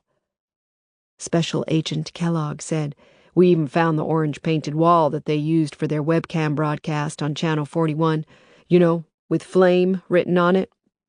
Special Agent Rylance laid one hand on Lily's arm. "We're going through the papers and the notebooks right now to see if they contain any information that might lead us to Tasha and Sammy." "So somebody actually hit back at those bastards?" said Lily. "Do you have any idea who it was?" "At the moment, no. Theoretically, it could have been anybody who thought that Flame were going too far. A feminist group. A religious fanatic. Maybe the boyfriend of one of the ex-wives who were burned to death. But a couple of factors have really got us stumped. Whoever it was, they were physically very powerful. Almost inhumanly powerful. The man who was found in that apartment, well, there was only one leg, and half of a pelvis, and a long slew of intestines. God only knows what happened to the rest of him. We're still looking. The other thing is, the apartment door was locked, so whoever trashed the place must have stolen a key or owned a key in the first place. We're thinking that it could have been an inside job, maybe a member of Flame who became disillusioned and sickened with what they were doing and wanted to stop them from carrying on." "I don't know what to say," Lily told him. "Maybe, thank God?" "Well, that's kind of our feeling, too," said Special Agent Kellogg. "And we hope to have some more news for you before the end of the day. There's a whole mountain of stuff for us to go through, but the police at the 4th Precinct are helping us out." Special Agent Rylance sipped his coffee. "Meanwhile, if anybody contacts you..." "What do you mean?" "It's possible that somebody may call you and claim responsibility for stopping Flame. It happens sometimes when some unpleasant characters get whacked, like corrupt politicians or oppressive landlords. Whoever kills them calls up their victims to ask for their approval, and maybe their congratulations, too. Not much point in being a hero if nobody knows about it." "Okay, sure. You want some more coffee? I have some cookies, too, if you'd like some." "We'll be fine, thank you, Mrs. Blake. You just take care of yourself, you hear? Ketchup sandwiches. They're good for hangovers." said Special Agent Kellogg. "Ketchup sandwiches generously sprinkled with dried chili seeds." Immediately after Special Agents Rylance and Kellogg had left, Lily picked up the phone and dialed John Sioux. This time, Sioux answered. "Mr. Sioux, did you hear what happened?" "Did I hear what happened about what? I've been sitting in my car all night, surveilling a property in Powderhorn Park. For no purpose whatsoever, as it turns out. No adulterers went in, no adulterers came out." "It's Flame. They had a headquarters in Willard Hay. Somebody trashed it and killed a man who was in there." "Well, that's good news," said John Sioux cautiously. "Isn't it?" "Whoever did it, they tore this man to pieces. There was nothing left of him except one leg and some of his insides. The FBI agent said that the killer must have been inhumanly strong. Inhumanly." "Yes," said Sioux. "The door was locked, too. The FBI thought that the killer might have had a key." "That sounds like a reasonable theory to me." "He might have had a key. On the other hand, supposing he didn't have a key. Supposing he slid in like a sheet of paper?" "Yes," said Sioux. "Yes? What do you mean, yes?" "I mean, yes, you're right. There's only one thing that could have found out where those guys were holed up.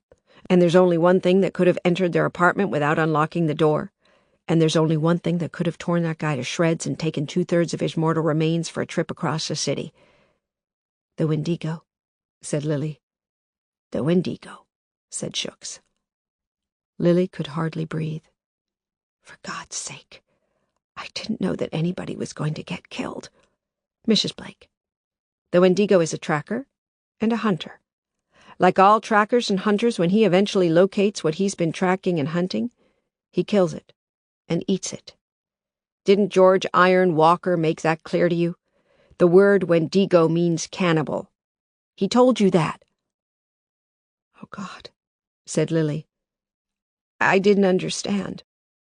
"Well, what do you think that the Wendigo itself was going to get out of this particular assignment?" "The land. The spit of land at Mystery Lake. I thought that was the price." "It's George Iron Walker who wants the land. Kind of an agent's fee, if you like, for putting you in touch with the Wendigo.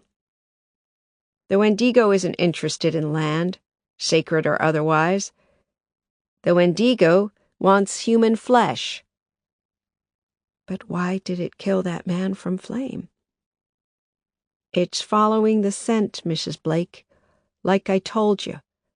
It followed the scent from your house to Sibley's barn, and from Sibley's barn it obviously followed the scent to this apartment in Willard Hay.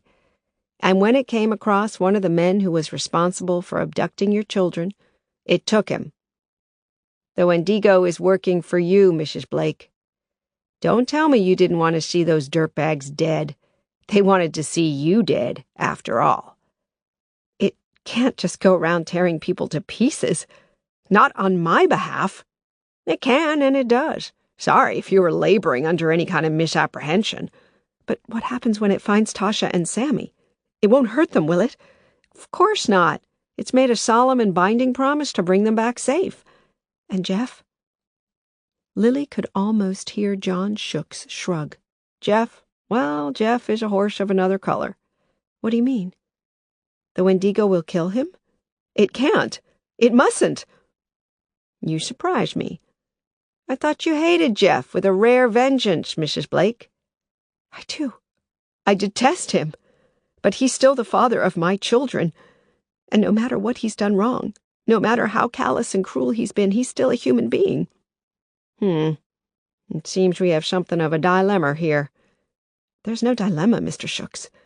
You have to get in touch with George Iron Walker and call the Wendigo off right now before it's too late. I don't think it's possible to do such a thing, Mrs. Blake. Once the Wendigo sets off on its hunt, there's no stopping it. Remember that a deal works both ways. You asked the Wendigo to find your kids for you no matter what it took, and what the Wendigo takes is human being. You're playing with words, Mr. Sioux. I didn't mean that at all. If I'd known that the Wendigo was going to kill people, I wouldn't even have considered asking it for anything. Call George Iron Walker and tell him to stop it." "I can try, Mrs. Blake. Don't hold out much hope of success, though." "You want me to call the FBI and tell them what you and George have been doing?" "Oh, summoning up a Dewa Canton forest spirit and sending it off to eat people? I wonder which particular federal statute that's in contravention of." Chapter 9. She drove round to see Benny. Concord Realty occupied a large open-plan office on Hennepin Avenue South, carpeted in plum, with potted palms and soothing music and scenic photographs of Lake Harriet and Lowry Hill. Fiona saw her as soon as she came in and waved. Fiona was 40-ish, with blonde upswept hair and huge dangly earrings. She had taught Lily almost everything she knew about closing a property sale. Never take "I'll call you tomorrow" for an answer. Don't even take "let me think about it." Benny came out of his office carrying a stack of brochures. As soon as he saw Lily, he put them down and came over and kissed her. "Good to see you, Lil. How are things shaping up?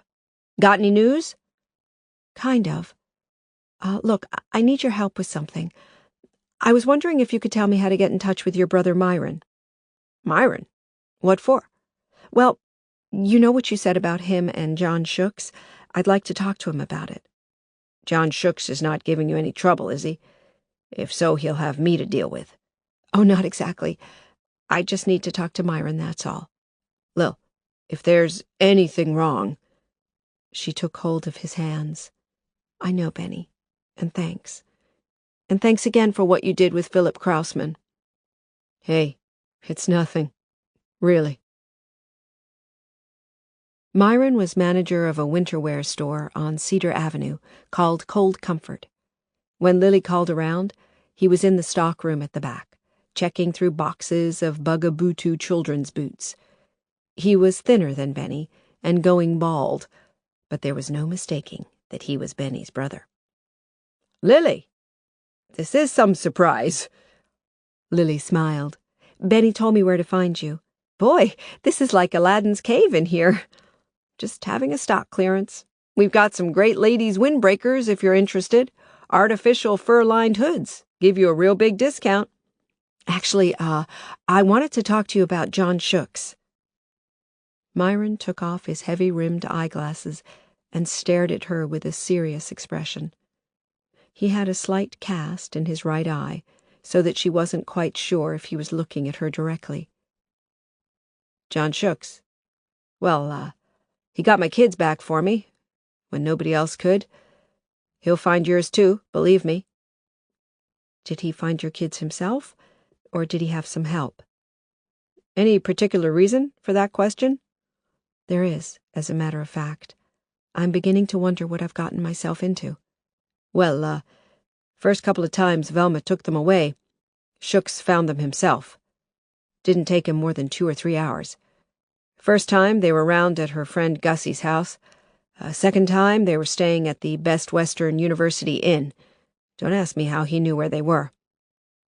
Lily didn't say anything, but she could imagine how Shooks had found them. He would have listened to the conversations that Velma had left behind her, still suspended in the air, telling her children where they were going. "What about the third time?" she asked.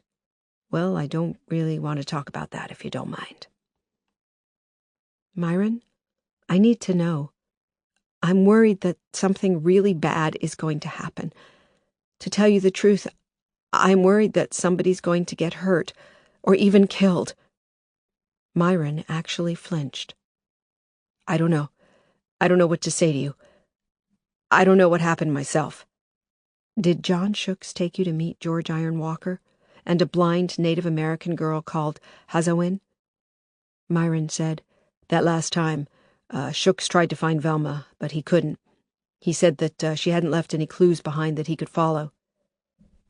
"But he knew somebody who could find them?" "That's right." "Somebody or something?" Myron nodded, looking miserable. I didn't really believe in it, but I didn't know what else to do. I didn't want to involve the police. Velma had a restraining order against her, and I didn't want to see her get into any more trouble. So George Iron Walker said that he'd send the Wendigo to look for her? That's right. And what did he ask for in return? Hardly anything at all. Just some old Native American blanket that we used to have in the window as part of our display.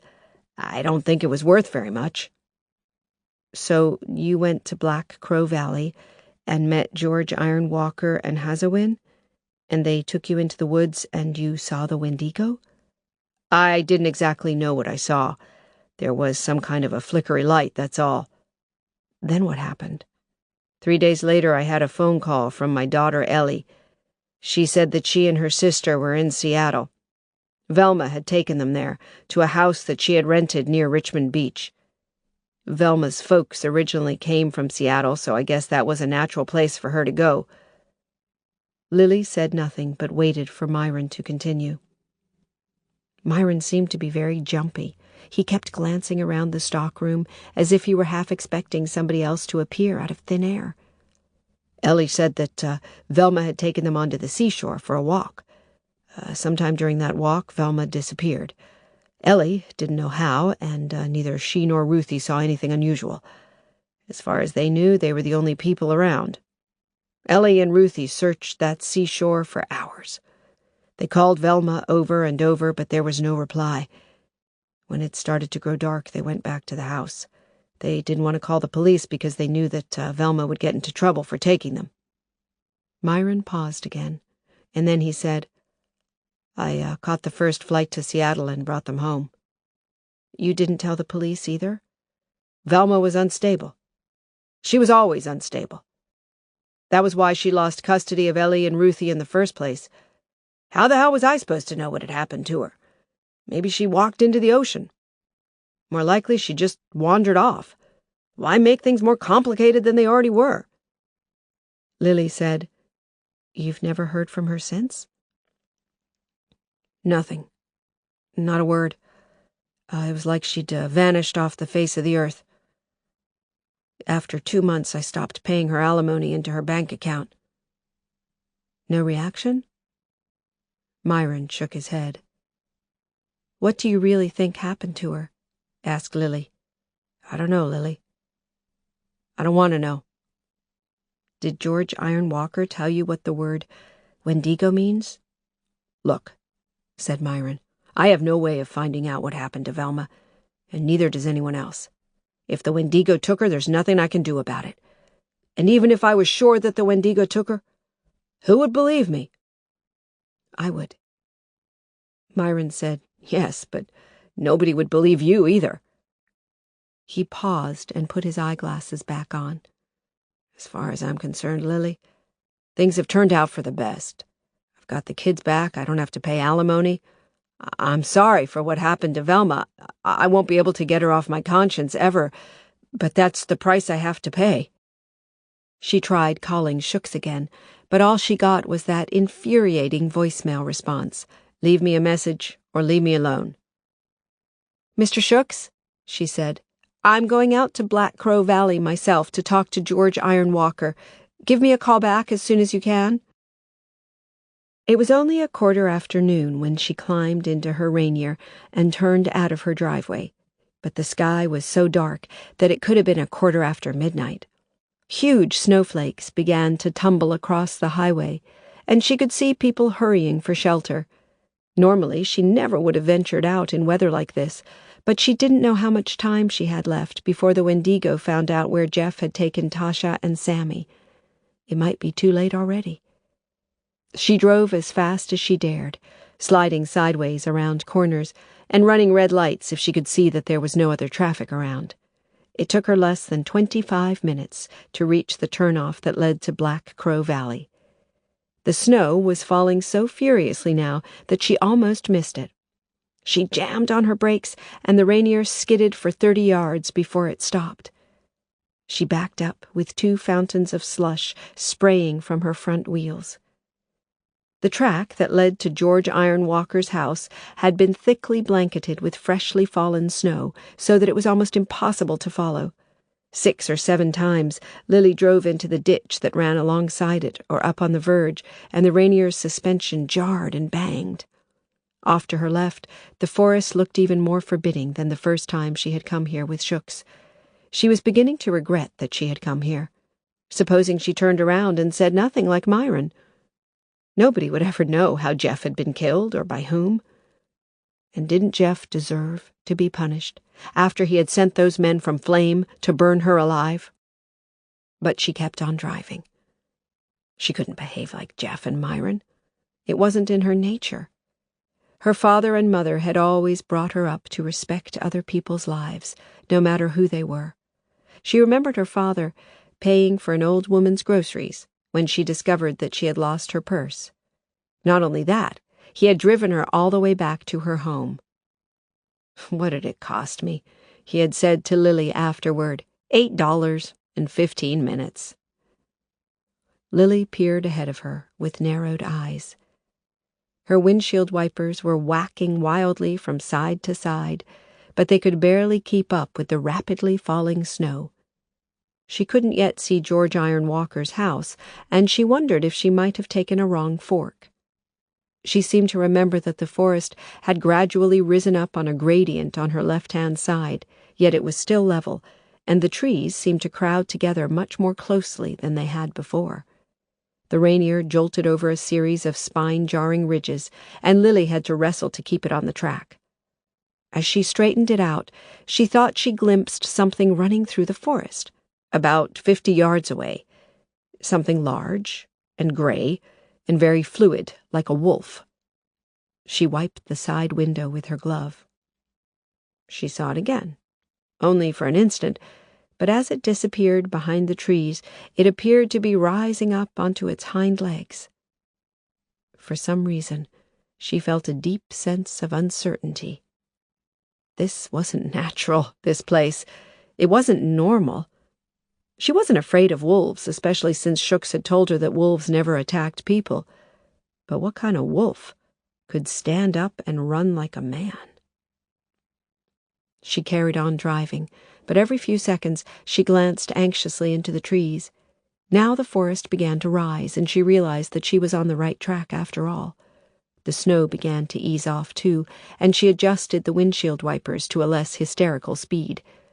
She crested the hill, and there below her was George Iron Walker's house, with smoke pouring listlessly out of the chimney, and George Iron Walker's SUV parked outside. As she drove slowly down the hill, though, she saw an explosion of snow burst out of the forest off to her left. In the middle of the snow, barely visible, was some kind of animal, with hunched-up shoulders. It was black, although she thought she saw some brown brindling as well. She thought it might have been a bear, but it was running so fast that it had disappeared behind the back of the house before she had time to be sure. She parked and climbed down from her Rainier. This time nobody came out to greet her. Well, she thought, they didn't know that I was coming. She mounted the front steps, keeping her eyes open for the bear, or whatever that animal had been. Wolves might hesitate to attack humans, but bears had no compunction at all. In the middle of the door hung a tarnished brass knocker with a face like a snarling wolf. She lifted it up and was just about to knock when Hazowin opened the door. She was wrapped in a dark maroon blanket, and her hair, which had been tightly braided when Lily had last seen her, was flowing glossy and loose over her shoulders. "Hello?" she said, her misted purple eyes staring at nothing at all. "Who is it?" "It's Lily Blake. I'm sorry, I really should have called ahead, shouldn't I?" "Don't worry about it, Lily. We're always pleased to have visitors. Why don't you come along in?" Hazowin closed the door behind them and said, "How about something hot to drink?" Lily looked around the living room. It was gloomy and cold. None of the table lamps was switched on, although Hazowin wouldn't have needed them. But the log fire had burned right down, and a bitter draught was blowing down the chimney, stirring the ashes into little dancing ash devils. Lily had the feeling that nobody had been in here for several hours. "Is George here?" she asked. "He won't be too long. He's been on the phone all day today. Casino business. Are you sure you won't have anything to drink?" Okay, maybe a cup of that verbena tea? Of course. Hazowin went into the kitchen while Lily sat down beside the fire and held out her hands towards the fading warmth of the last few embers. She had felt uncomfortable on her first visit, but this time she felt distinctly uneasy, although she couldn't have clearly explained why. This house had a feeling of unreality, out here in the middle of the forest, surrounded by wolves. It was like Grandma's house in Red Riding Hood, or a dream from which she couldn't wake up. "Did John Shooks get in touch with you?" Lily called out. "John Shooks? No? I asked him to get in touch with you." At that moment, George Iron Walker appeared from the direction of the bedroom. His hair was wet, as if he had been taking a shower, and he was buttoning up a red and black flannel shirt. "Lily, good of you to call by." He leaned over and kissed her cheek. His lips felt cold. He even had an aura of cold around him, as if he had just come into the house from outside. "Sorry to drop in without notice," said Lily. "I thought that John Shooks would have called you." "He probably tried, but I've been tying up the phone all day." "Hey, look at this fire. Let's stack some logs on here." He knelt down on the diamond-weave hearthrug and started to riddle the ashes. Lily noticed that there were small scratches on the backs of his hands, like briar scratches. "Did you hear what happened?" she asked him. "Somebody broke into the offices of the Fathers' League Against Mother's Evil and killed one of them. Tore him apart." "Yes, I heard about that. The police can't work out who did it. Apparently the door was locked." "Maybe it was one of their own. They're all psychos." Lily hesitated, and then she said, "I'm not stupid, George." "Did I say you were?" "You're not stupid either. You know why I'm here." George bowed his head for a moment, and then turned to look at her. "You want me to call off the Wendigo?" "I didn't realize it was going to kill people. For God's sake, George. Those men from Flame, they tried to kill me. But that doesn't give me the right to kill them, not without a trial, not without proper justice. And Jeff, my ex-husband, I don't want him hurt. Whatever he's done, he's still Tasha and Sammy's father." George carefully placed a log on the fire and then balanced another one on top of it. "There is no way that I can call off the Wendigo, Lily. It's not like a bloodhound. Once it agrees to hunt for somebody, it will go on hunting them right to the ends of the earth until it finds them."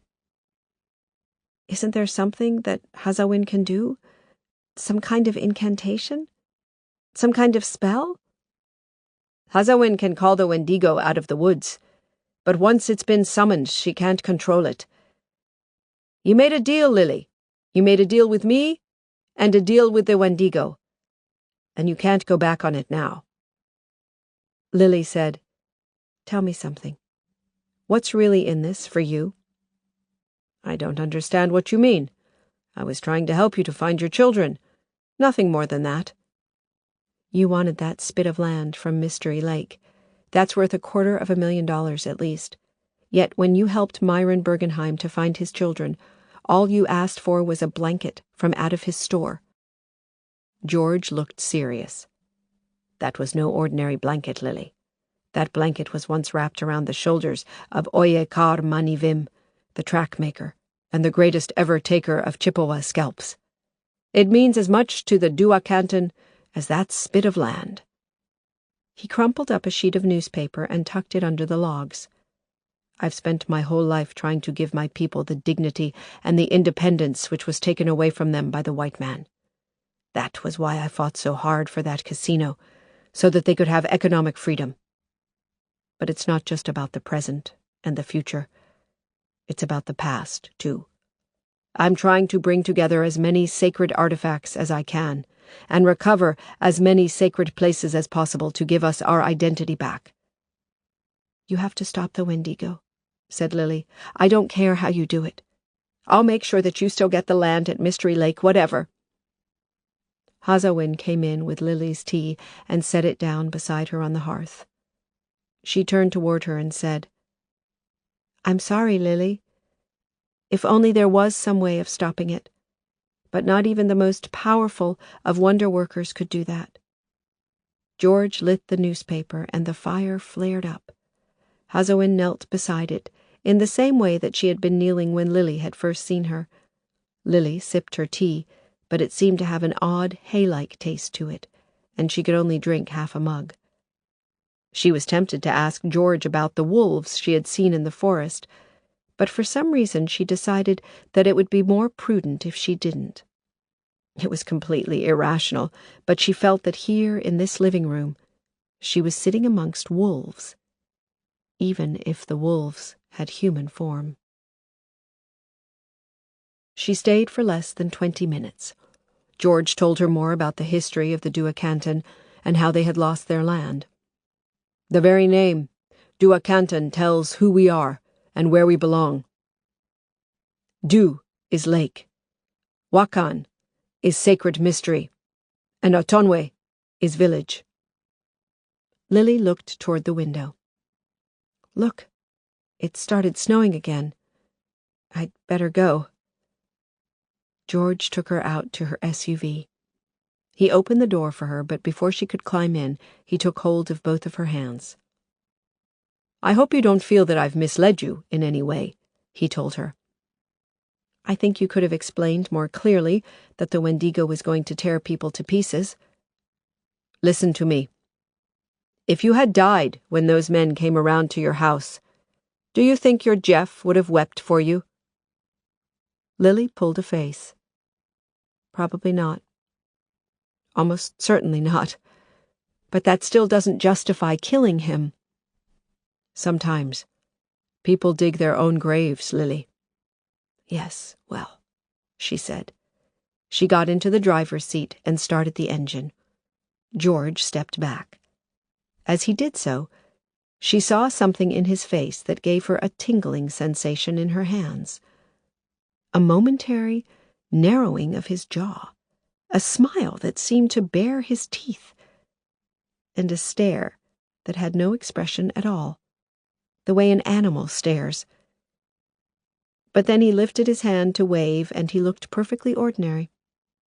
She watched him in her rear-view mirror as she drove back up the rise. He didn't change. He didn't go down on all fours. "You're spooking yourself. You're letting your imagination run off with your sanity." But all the same, the Wendigo was still out looking for Jeff and Tasha and Sammy, and now she knew that she had no way of stopping it. That evening, Benny came around with a large bunch of lilies wrapped in cellophane. He smelled strongly of Aramis aftershave. "I thought you might appreciate some company."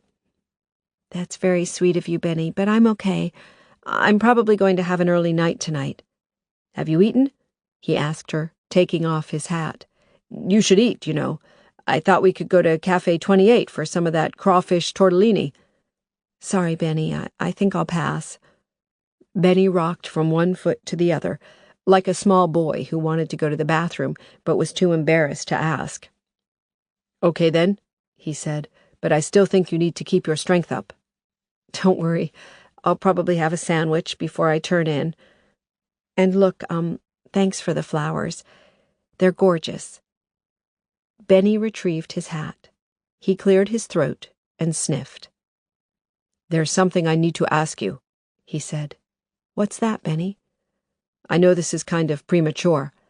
I mean, you haven't got Tasha and Sammy back yet, but I'm sure you will." "I'm praying I will, Benny." "Well, me too, Lil. Me too. With all of my heart. But what I need to ask you is, do you think there's any place for me in your affections? I mean, do you think there's any possibility of you and me being more than just friends?" Lily could hardly believe that she had heard him right. She had survived a murderous attempt to burn her alive. Her children had been missing for over 3 months, and still were, and he wanted to know if they could conceivably be lovers? She was about to snap that he was totally unbelievable and to get out of her house, and that she wouldn't go back to work for Concord if it was the last real estate agency on the planet. But then she thought, Mystery Lake. If I don't get that spit of land at Mystery Lake, I won't be able to pay George for the Wendigo. And, as George had made clear, a deal is a deal. She gave Benny a tight, puckered smile. Let's just wait and see, Benny, shall we? Until I get Tasha and Sammy back. Well, it's hard to make plans. I just wanted you to know that I really care for you, said Benny. Whatever you want, whenever you want it, you know where I am. Yes, Benny, I do. That's very kind of you. He gave her a clumsy kiss. I'll talk to you tomorrow, okay? Okay, Benny. Good night. Drive safely.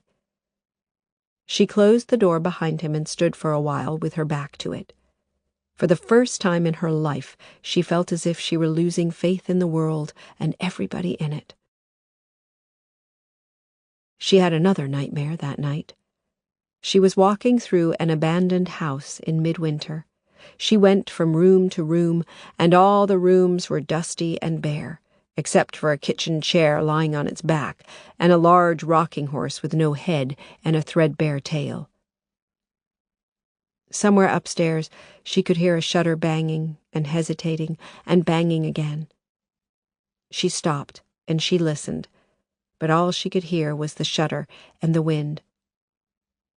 She thought, there's a storm getting up. I'd better close the windows. But when she reached the foot of the staircase, she hesitated, though she didn't know why. On the wall beside her hung a photograph of Jeff. The glass was broken, and blood was running from Jeff's left nostril. Jeff? She said. She reached out to touch the photograph, but Jeff turned away. And when he turned away, she saw that the side of his head had been crushed. She could see brains and broken fragments of skull and hair that was matted with blood. Jeff? She said, but this time her voice was muffled and deep, like a slowed-down tape recording. Jeff? It was then that she heard claws, or what she thought were claws, softly clattering on the floorboards upstairs. She thought she could hear panting, too. It sounded like dogs. Or wolves. The shutter banged and hesitated and banged. It was then that a shadow fell across her, and a tall figure started to come down the stairs, a figure that was part man and part animal, part wolf and part deer. It came down awkwardly, with angular legs and arms, leaning against the side of the staircase. She was too terrified to scream. She was too terrified even to breathe. She turned around, and every door in the house slammed shut. And then the phone rang. Chapter 10. Mrs. Blake? Lily? It's Special Agent Kellogg. Oh, hi. How are you? Sorry, I was asleep. That's okay. I'm sorry to wake you. Well, I'm not entirely sorry to wake you. We found Tasha and Sammy. Lily sat up in bed. She was so breathless that she could hardly speak. You found them? Oh, my God. Oh, thank God. Are they all right? They're fine, Mrs. Blake.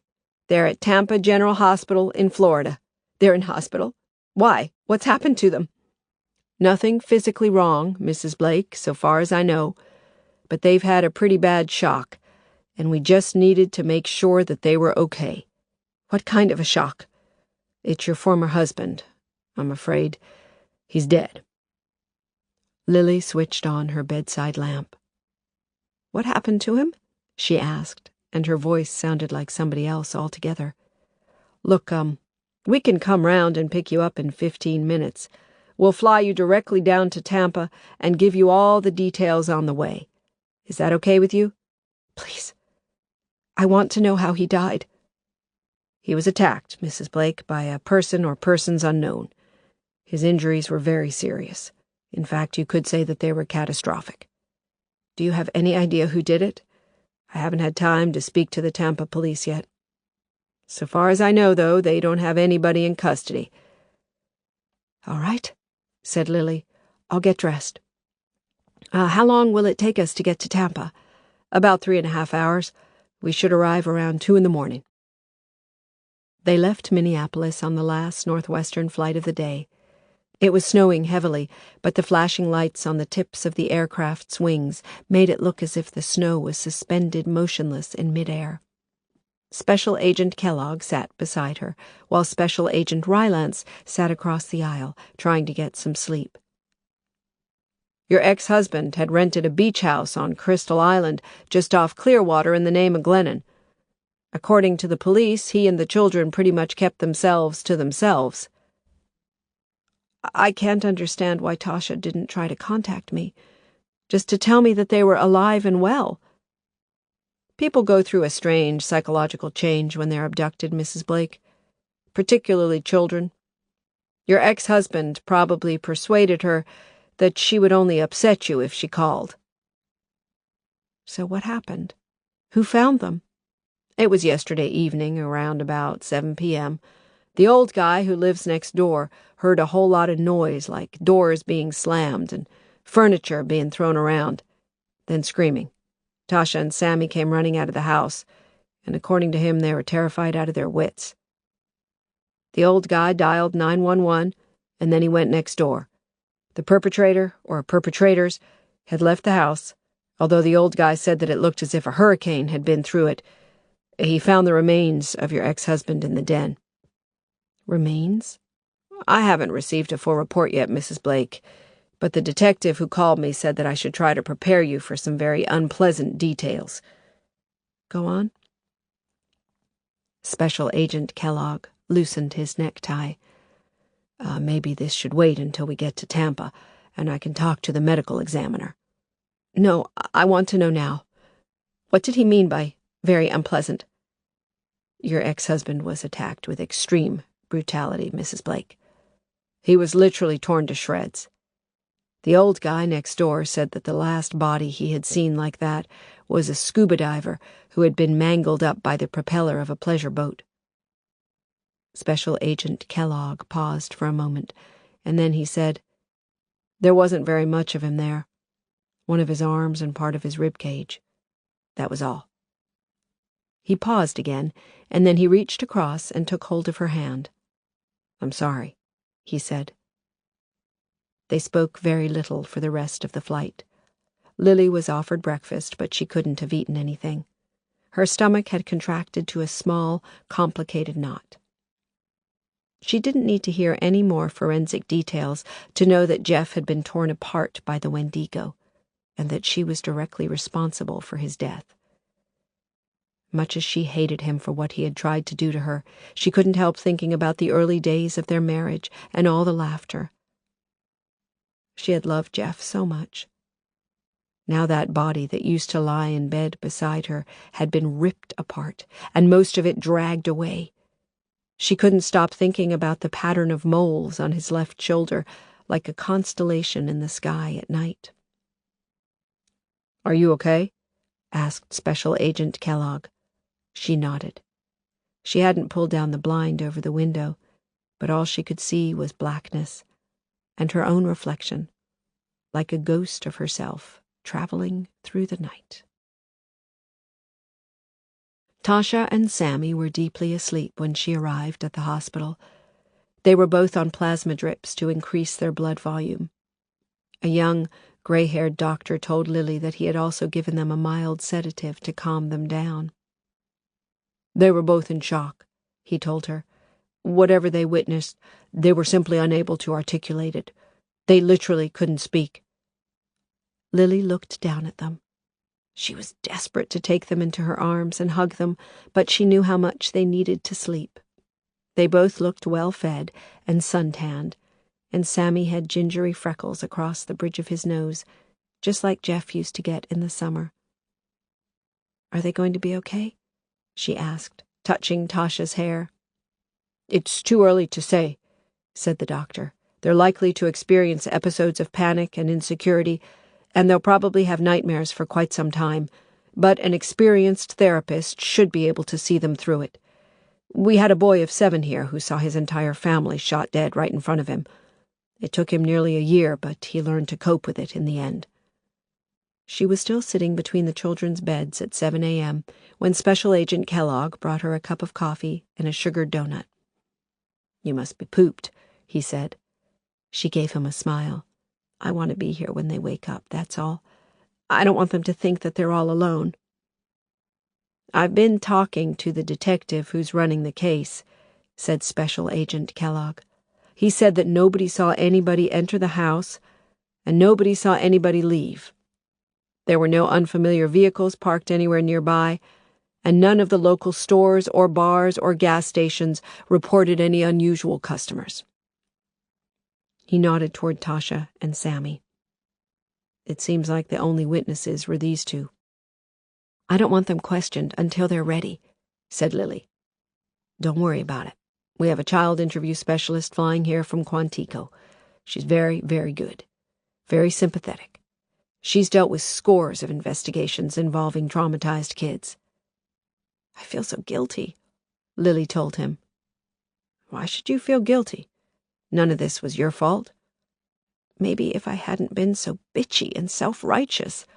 Maybe if I had let Jeff see them more often. Hey, you told me yourself that he always caused trouble. What else could you do?" "I could have waited for the FBI to find them. It might have taken a whole lot longer, but Jeff was obviously taking good care of them. At least he would still be alive, and Tasha and Sammy wouldn't have had to see him being ripped into pieces." Special Agent Kellogg got up to leave, and as he did so, Tasha opened her eyes. "Mom," she whispered. Lily stood up and took hold of Tasha's hands. She had promised herself that she wouldn't cry, but her eyes filled up with tears and her throat was so choked up that she couldn't speak. "Mom, what happened to your hair?" They were sitting in the day room overlooking the bright blue water of Tampa Bay when Dr. Flores came in.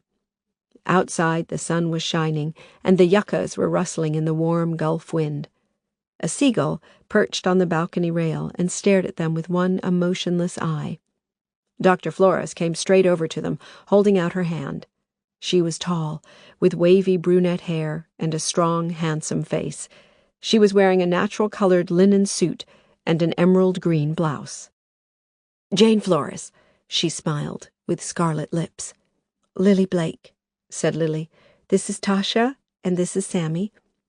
Say hello, kids." "Hello," Tasha whispered. Sammy said nothing at all, but covered his face with his hands and peered out at Dr. Flores through his fingers. Dr. Flores pulled a chair across and sat down, crossing her legs. Out of her purse she produced a small tape recorder, which she set down on the table next to the Star Trek book that Sammy had been reading. "If you'd rather I didn't record what we talk about, if the tape recorder makes you feel uncomfortable, then I'll put it away. But if I can listen to our conversations later, that will help me a whole lot." "Tasha?" asked Lily. "Sammy?" "It's okay," said Tasha, so quietly that Lily could hardly hear her. Sammy said nothing and kept his hands in front of his face. Dr. Flores said, "It's beautiful here, isn't it? So warm." "We have snow up to our armpits in Minneapolis," said Lily. "I love the snow," said Dr. Flores. "How about you, Sammy? Do you like the snow?" Sammy still didn't answer, but Lily could see him furiously blinking behind his fingers. Dr. Flores talked for over 15 minutes about nothing much at all. She asked Tasha and Sammy what TV shows they liked best, which lessons they enjoyed at school, which games they preferred to play. Lily began to think that she was never going to get around to asking them about Jeff. "Would you like to live here in Florida instead of Minnesota?" she said. "Not now," said Tasha. "Not now," Sammy echoed with even more emphasis. "But you liked it before." Tasha nodded. "We went swimming every day. We went to Busch Gardens and saw the animals. We had picnics and we went on all the rides." "I couldn't go on the Gwazi," Sammy put in. "I wasn't tall enough. But Daddy said I'll be tall enough next year. We won't be here next year, Tasha retorted. I don't want to come back here ever again. I only want to come back here once, said Sammy, just to go on the Gwazi. Dr. Flores said, That person who hurt your daddy, they won't be coming back, I promise you. It wasn't a person, said Sammy. Yes, it was, said Tasha. No, it wasn't. It was nobody. It was a man, stupid. Kind of a man, anyhow. It was nobody. There was nobody there.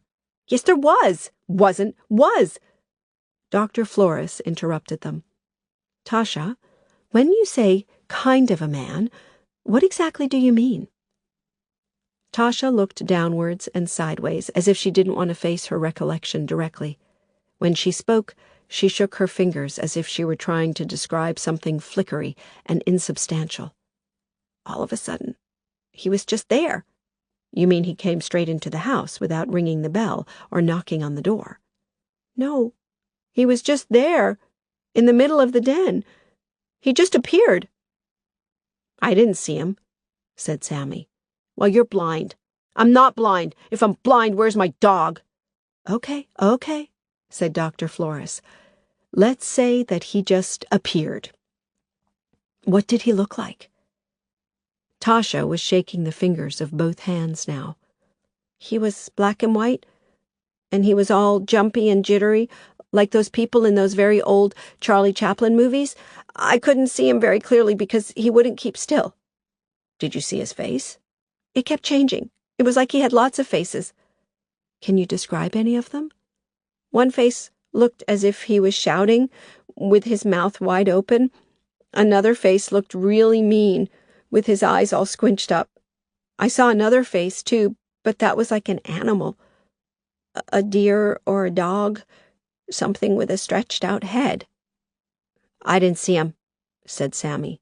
Daddy didn't see him either. How do you know that your daddy didn't see him? Because Daddy walked into the den and said, let's all go swimming. Dr. Flores frowned. He walked right in, and you don't think that he could see this man at all? There wasn't a man. Tasha's making it up. Tasha turned on him. There was too. If there wasn't a man, who killed Daddy? Who tore his arms and his legs off and pulled off his head? Sammy quivered as if he had wet himself, and didn't answer. Tasha said, I don't think Daddy did see him. But I did. When Daddy came into the den, the man turned around and took hold of Daddy's neck. He pulled his head off. It was like when you pull the head off a doll, except there were strings and tubes and blood. I shut my eyes and I think I screamed, but I can't remember. Sammy had turned very pale, and he was trembling. Lily put her arm around him and held him very close. It's all right, she said. It's all over now. You're safe. Nobody can hurt you now. I didn't see any man, he insisted. Daddy's head came off, but it just jumped up all by itself. I didn't see any man. Lily touched Dr. Flores's arm. I think that's enough for now, don't you? Of course, yes. There's only one more question I want to ask. Tasha, did you see the man leave? Tasha shook her head. What I mean is, did you see him physically walk out of the door? No, he turned around and he disappeared. Just like that? Like a magic trick? Yes. Dr. Flores took Lily into a small office next to the day room. Special Agents Rylance and Kellogg were there, along with a sunburnt, sandy-haired man in an olive-green summer suit. Special Agent Kellogg switched off the loudspeaker that they had been listening to. Mrs. Blake, this is Detective Nick Moynihan, Tampa PD. Lily nodded in acknowledgement. Sorry about everything that's happened, said Detective Moynihan. Seems like those kids of yours are pretty shook up. Thank you. Will I be able to take them home today? Maybe tomorrow morning. The doctors want to make sure their blood volume is back up to normal. I'm afraid we'll have to interview them again, said Special Agent Rylance. This story about a man who just appeared, or who didn't appear, we really need to get to the bottom of this. There's nothing to get to the bottom of, Lily protested. Those poor children saw their father torn limb from limb right in front of their eyes. You don't seriously expect them to say anything that makes any sense. Children usually make excellent witnesses," said Detective Moynihan. "No prejudice, no assumptions. They see things for what they are. Or what they aren't, in this case," added Special Agent Rylance. Special Agent Kellogg said, "I'm sorry, Mrs. Blake. We do need to clarify their stories. We can't exactly put out a most wanted picture of a black and white character from a Charlie Chaplin movie with 3 different faces." Dr. Flores took hold of Lily's arm. "I'll be very gentle with them, I promise. It isn't unusual for witnesses to imagine that they've seen something really strange, especially when they're in shock. It's like looking at a flowery, patterned fabric and seeing faces in it. And it's amazing how many witnesses don't see something that happened right in front of them. Did you ever see those experiments they did when they had a man in a gorilla suit walk right through the middle of a basketball game? Dozens of spectators never even noticed him." "I don't think we're looking for a guy in a gorilla suit, Doctor," said Special Agent Rylance. "More like a real gorilla. I mean, who has the physical strength to tear a man to pieces with his bare hands? And for Christ's sake, what was his motive? And why did he take most of Jeff Blake's body away with him?" Special Agent Kellogg said, "We also need to check out if this has anything to do with the flame homicide in Minneapolis. Very similar MOs, after all. Ripped to pieces, both of them, by an unseen assailant. And they're both linked to Tasha and Sammy's kidnap." Lily was strongly tempted to confess, "I asked a Native American medicine woman to conjure up the Wendigo, and the Wendigo kills and eats anybody who gets in its way." But what was the point? They would simply think she was suffering from stress. And how could she possibly convince them that it was true? John Shooks would deny everything, and so would George Iron Walker and Hazoin. "I only wish I could help," she told them. "Jeff and I, we were always arguing, always at each other's throats, but I would never have wanted him dead." "It's okay, Mrs. Blake," said Special Agent Kellogg, laying a hand on her shoulder. "You can go back to Tasha and Sammy now. Dr. Flores will need to talk to them again, but not until tomorrow morning." Lily was just about to leave the office when a plump, bespectacled woman came bustling in, wearing a noisy green Tyvek suit. She had tightly curled hair and a large mole on her chin, and she smelled strongly of latex and disinfectant. "Detective, I just thought you'd like to know that we've discovered some more of Mr. Blake's remains." Detective Moynihan turned to Lily and said, "Mrs. Blake, you probably don't want to hear this." The crime scene specialist flushed red. "I'm truly sorry, ma'am. I didn't realize that you were the next of kin." "What have you found? Please, I want to know. I was married to him for 11 years. "You're sure?" Lily nodded, so Detective Moynihan turned to the crime scene specialist and said, "Okay then, go ahead, but, easy on the graphic details." The crime scene specialist was blowing her nose into a crumpled Kleenex. "Sorry, allergy," she sniffed. "We haven't completed our investigation yet by any means, but we can tell you that Mr. Blake was dismembered with extreme force, judging by the blood spatter, and almost instantaneously, within seconds, in fact. So far, we can't even conjecture how this was done. We've never come across a case like this before, but after he was dismembered, his left arm and a portion of his rib cage were left on the floor of the den, while the remainder of his body was carried out of the den, across the breakfast area, and out of the sliding doors at the rear of the house." She took out a small notebook and flicked through it. "We found a pattern of blood spatter leading from the den to the backyard, but the droplets are anything between 13 and 17 inches apart, and each one struck the floor at an unusually acute angle." "From which you conclude what?"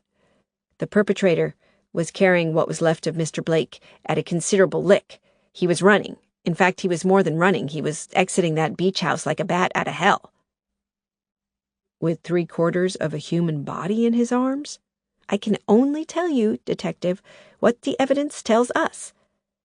Detective Moynihan glanced at Lily, and his expression was distinctly unhappy. Lily looked away. The more she heard, the guiltier she felt, and she was sure that it showed on her face. At least Jeff had died quickly, and he hadn't suffered. But she could still remember the moles on his shoulder. She could still remember the sound of his laugh. You said that you discovered some more remains?" said Detective Moynihan. "Well, that's right," said the crime scene specialist, wiping her nose again. "I'm afraid there's no delicate way I can put this. We found a length of small intestine approximately 18 feet long that had caught on the picket fence at the end of the yard. It had obviously been stretched out to the limits of its tolerance and then snapped. It was dangling over the children's swing set next door." "Jesus! How high is the swing set?" 7 feet 6 inches. At first we thought that the perpetrator might have climbed over the swing set with the intestines trailing behind him, but there would have been no logical reason for him to do that. He didn't need to go that way. He could have escaped in any direction without anybody seeing him. Apart from that, there are no scuffs or handprints on the swing set, and absolutely no foot impressions on the sand that surrounds it except for children's feet. So what are you telling me? We were pretty confused at first, I have to admit. But then 7 houses away, directly to the north, we found several shreds of the victim's stomach lining and a section of his trachea, his windpipe, as well as a quantity of fatty tissue. Detective Moynihan glanced at Lily again, but Lily said, "It's all right. Don't worry about me," even though she was beginning to feel that encroaching darkness that came upon her whenever she was going to faint. "We found those remains on the roof, Detective," said the crime scene specialist. "They were all tangled up in a TV antenna, 35 feet off the ground. And of course that explained everything." "I see. The perpetrator could fly?" "Well, obviously not. But we have to assume that as he exited the sliding doors at the rear of the beach house, he dropped some of the victim's viscera onto the patio. They would have been very slippery, after all, hard to keep hold of." "So then what?" "Seagulls. That's our theory. Or maybe pelicans. They're scavengers, after all. After the perpetrator had run away, 2 or 3 of them picked up the viscera and flew off with them." "You're serious?" "There's no other explanation. Bird number 1 made off with the small intestine, but the end got snagged on the fence, and the bird was unable to pull it free. Bird number 2 made off with the stomach lining and the trachea and the other stuff, but they were too much for it to carry in its beak, or else it was attacked in mid-flight by yet another bird. Whatever it was, it dropped the remains on the roof. Nothing supernatural, just plain old-fashioned ornithology." Detective Moynihan said to Lily, "I'm sorry, Mrs. Blake. You shouldn't have had to hear this." Lily raised both hands. "That's all right. Once we're dead, aren't we? I could have been nothing but ashes now, if Jeff had had his way." The next morning, Dr. Flores talked to Tasha and Sammy again, but they told her the same story. Tasha had seen a flickering man, and Sammy hadn't. After 45 minutes, Dr. Flores took Lily aside and said, "They're still very traumatized. I think they've each invented an imaginary scenario in order to protect themselves from remembering what really happened. I don't think we're going to be able to get at the truth until they've been through therapy." "Can I take them home?" "If the doctors approve, yes. They need familiar surroundings and security. I haven't talked to my head of department at Quantico yet, but I think she'll want me to interview them 3 or 4 more times, if that's okay with you. Believe me, I want them to recover from this experience as much as you do, but I think it will help them tremendously if I can persuade them to tell me what really happened." Lily said nothing. She knew that Tasha and Sammy had already described with complete faithfulness how Jeff had been killed. Tasha had seen the Wendigo because it was facing her. Sammy hadn't seen it because it was standing edgewise, like a sheet of paper. Chapter 11. She didn't really believe that it was all over until they had arrived home, and she had run a deep, foamy bath for them, and washed their hair and dressed them up in their own pajamas, which had been lying neatly folded in their bedroom drawers for so long.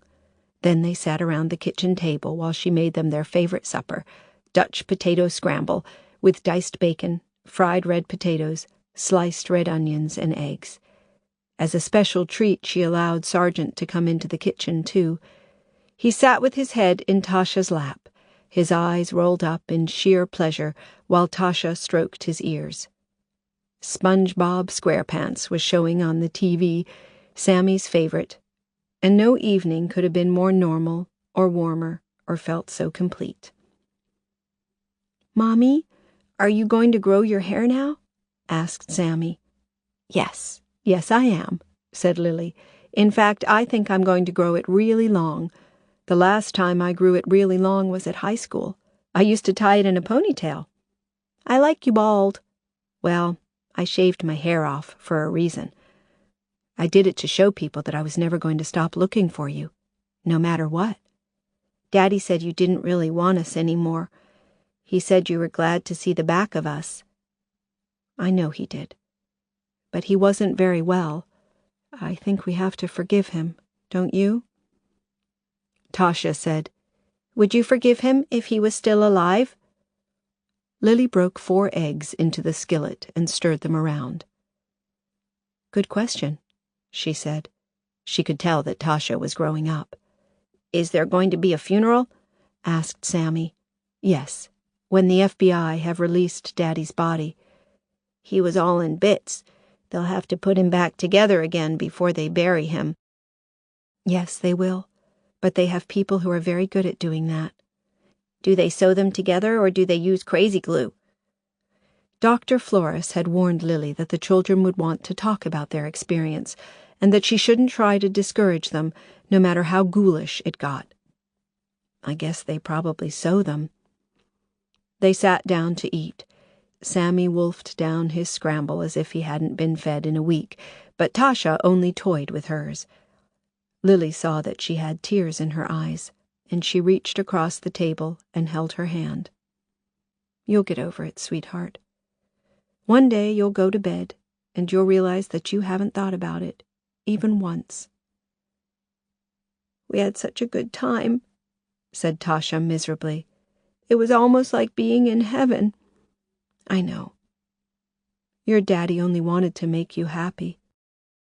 "But we didn't care about you. We hardly ever talked about you. How could we have been so mean?" "You weren't being mean. You were enjoying yourselves, that's all. If I was down in Florida, swimming and horseback riding and going to bush gardens all the time, I wouldn't want to think about snow and school and tidying my room." Tasha wiped her eyes with her fingers. In the short time that she had been away, she had started to change, and she was already looking like a young woman rather than a child. She reminded Lily so much of herself at that age, except that Tasha had Jeff's eyes, pale turquoise and slightly unfocused looking, as if she were short-sighted, although she wasn't. They spent the rest of the evening in the living room, sprawled on the couch in front of the fire. Lily had stacked the logs up high, and the fire blazed so fiercely that their faces grew flushed. She told them everything that she had done since Jeff had kidnapped them, how she had spent Christmas with Agnes and Ned, and how Special Agents Rylance and Kellogg had called her almost every day. At 9:30, she took Sammy up to bed and tucked him in. He looked at her solemnly over his candy-striped sheet and said, "Good night, Mommy. I'm really glad I'm home." She smiled and stroked his hair. "I'm glad you're home, too. And I think the house is glad. Can you feel how happy it is? I think it missed you." "I was too short to go on the Gwazi. You have to be 4'10". "Never mind. I'll take you snowmobiling next week. You're not too short for that." "Cool." She kissed him. He smelled like freshly baked shortbread. He wrapped his arms around her neck and held her so tight that he hurt her. "Mommy?" "What is it?" "That nobody who killed Daddy. He can't come here, can he?" "Of course not. You're safe here." She left his bedroom door slightly ajar and the landing light on. "Remember, if you have any bad dreams, if you get frightened by anything at all, you just come to my bedroom and wake me up. I won't mind a bit." She went back downstairs. Tasha was kneeling in front of the fire, prodding it with the poker so that sparks flurried up the chimney. "Do I have to go to Daddy's funeral?" she asked. "Not if you don't want to. I want to forget about him. I want to forget about everything that happened." Lily sat on the hearthrug next to her. "You shouldn't forget him completely. He was your father, after all. He did love you." She hadn't yet told Tasha about the men from Flame and how they had tried to burn her alive. She didn't know if she ever would. Her last memory of her father was traumatic enough without thinking that he had wanted to kill her mother, too. Tasha said, "I still don't understand what killed him. I keep trying to remember what it looked like, but it didn't really look like anything. It didn't look like a man, and it didn't look like an animal, and it made this hissing noise." You were in shock. People see some very strange things when they're in shock. It had arms like a kind of insect. Daddy came into the den and said, "Did we want to go swimming?" And I don't think he even saw it. It took hold of his head and pulled it straight up, and there was this horrible tearing sound. Tasha stared at Lily, and her eyes were filled with desperation. Jeff's death had been horrific, and she should never have had to witness it. But what was obviously disturbing her the most was the fact that she couldn't understand what the Wendigo was, or why it had killed him. Lily put her arm around her and held her close. "God," she thought, "I'm her mother, and I can't tell her what really happened." The next morning both children slept late. At 9:15, Lily was sitting at the kitchen table drinking coffee and trying to finish the cryptic crossword in the Star Tribune when she was startled by a sharp rappity-rap-rap at the window. She looked up. It was John Sioux, wearing a huge black fur hat and mirror sunglasses. He was pointing to the back door. Lily got up, unlocked it, and let him in. He was accompanied by a northwest wind as sharp as a face full of box cutters. "Unsuccessfully tried to ring your doorbell," he explained. "Guess it must have froze." "The forecast said 12 below," said Lily. "How about a cup of coffee?" "Never drink coffee. Makes me jumpy. But thanks anyhow." He took off his hat, but left his sunglasses on. Lily said, "I was going to call you this morning and tell you my news." "That's all right. I heard about it already. Nothing much gets past John Sioux." "You'll know about my ex-husband, then." Yes, I do." He wiped his nose on his glove. "Don't suppose you're grieving about it too much." "Oh, you don't think so?" "Considering what that man tried to have done to you, Mrs. Blake." "That's not really the point. It wasn't up to me to be judge and executioner, was it? It was up to the law. And Jeff was the children's father, whatever he was guilty of." Sioux raised his eyebrows so that they appeared over his sunglasses like two rooks, but said nothing. Lily said, "I'm upset, as a matter of fact. I'm very upset. Jeff was selfish and pig-headed, and he could be cruel, too. But he still didn't deserve to be killed like that. Well, it's a little late to be worrying about that now. What's irrevocably torn to pieces is irrevocably torn to pieces." Lily went to the kitchen drawer and took out her checkbook. "How much do you want, Mr. Sioux?" $2.25, if that's all right with you." $2.25 is fine." She sat at the table and began to fill out the check. As she did so, Sioux said, "I'm going to need the deed for that piece of land, too, so that I can take it to George Ironwalker." Lily signed the check, tore it out, and held it out to him. "I'm sorry. George Ironwalker won't be getting any land." I asked him to find my children, not kill my ex-husband. You're serious? I'm very serious. Sioux sucked in his breath. Ooh, this is going to be more than a little difficult, Mrs. Blake. See, the deal was George Iron Walker was to find your children for you and make sure that they were fetched back to you safe and sound. In return for that service, you would hand over the title to that piece of land at Mystery Lake. Whatever the circumstances, you can't deny that George Iron Walker fulfilled his part of the bargain. Mr. Sioux, if I had known that the Wendigo was going to slaughter 2 people, I never would have considered that deal, not for a moment. George Iron Walker misled me, and I told him so right to his face. Yes, he mentioned that you'd paid him a visit. So that's it. That's the end of it. Take your money, and I hope that I never need your services ever again. Sioux took the check, folded it lengthwise, and tucked it inside his coat. But he made no move to leave. Is there anything else? Lily asked him. Sioux was making her feel breathless and hyped up, as if she had been playing a hard game of rackets. Tasha and Sammy will be down in a minute for their breakfast. I don't really want to have to explain to them who you are. Mrs. Blake, this is serious. You promised that piece of land to George Iron Walker, and believe me, he's not going to let you renege on that promise. So what's he going to do? Take me to court? Let him try. He doesn't need to take you to court, Mrs. Blake. He has Hazowen. And what can she do? It's more like what she can't do. A woman who can raise the Wendigo can turn your whole life into a nightmare. Lily said, I'm not going to give George Iron Walker that piece of land, Mr. Sioux. He made me an unwilling accessory to 2 violent homicides, and he deprived my children of their father, who they loved. They saw him killed right in front of their eyes. They saw his head torn off his shoulders. How can I reward George Iron Walker for doing a thing like that? Mrs. Blake, you listen to me. I'm giving you the gravest of warnings. Well, thank you, Mr. Sioux. I appreciate it. But I'm still not going to change my mind. If you want to go back to George Iron Walker and tell him that the deal is well and truly off, that's your prerogative. But I'm not even going to bother.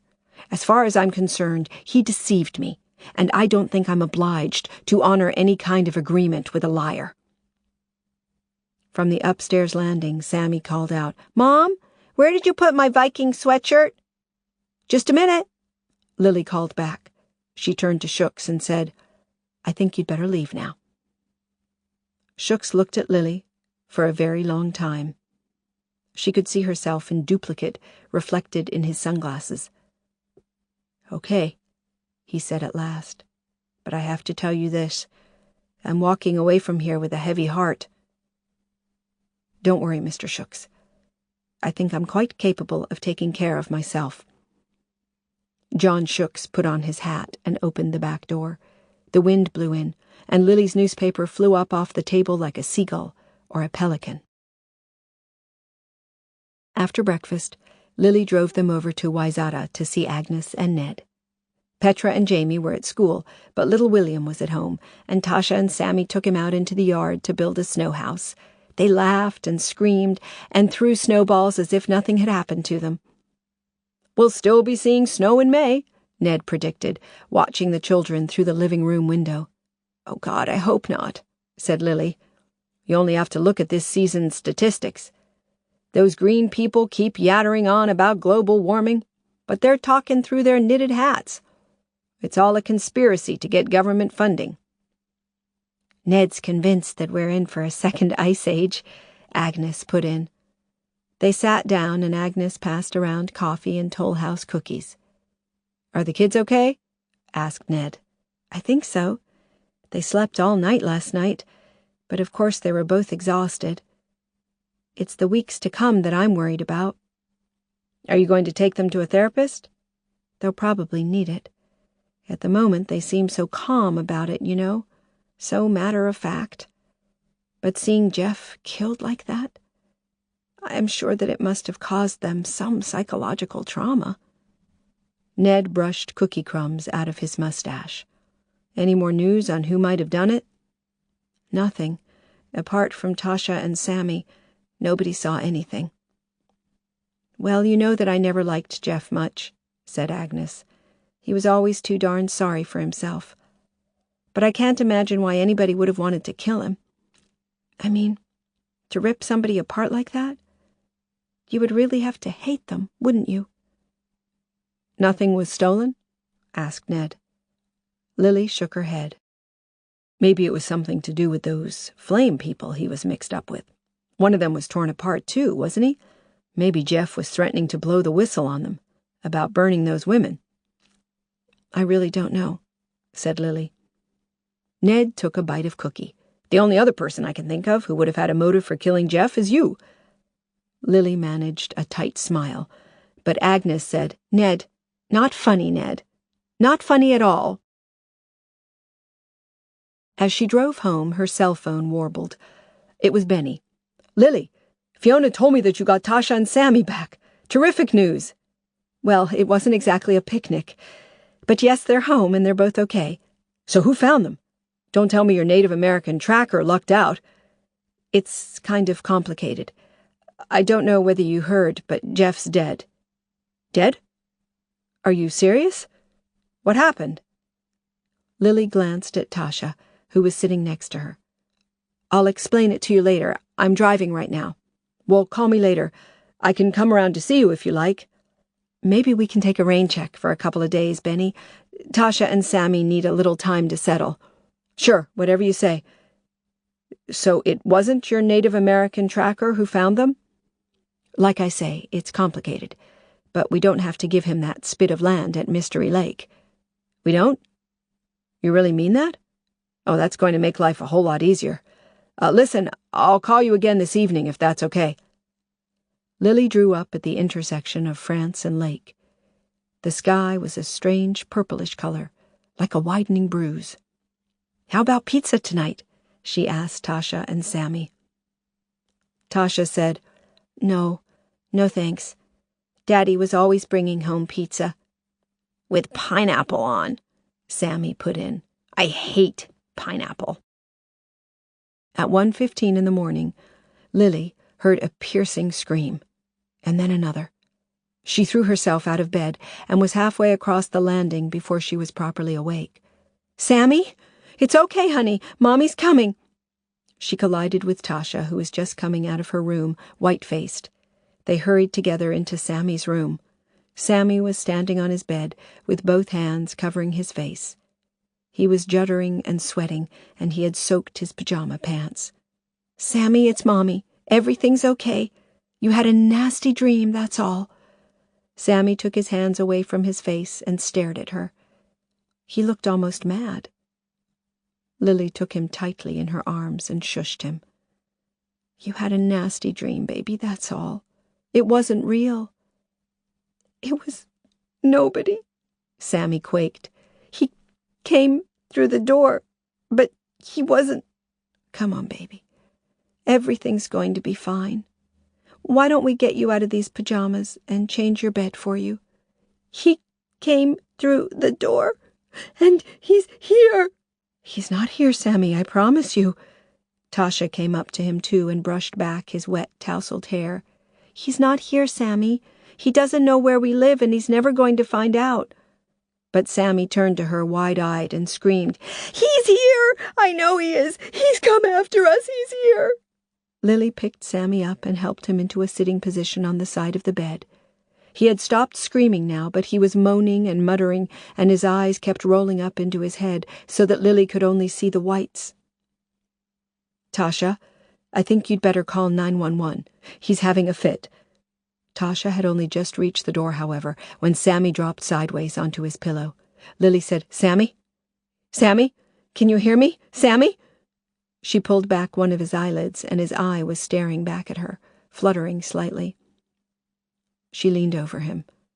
He was breathing evenly, and his heartbeat was steady. He's asleep. She laid a hand on his forehead, and although it was sweaty, his temperature felt normal. Forget about the ambulance. I think he's okay. It was a night terror, that's all. Can you fetch me some clean pajamas out of his drawer? I'll freshen him up and change him, and he can come sleep in my bed." Tasha said, "You don't think he really saw something, do you?" "Of course not." "What happened to your daddy?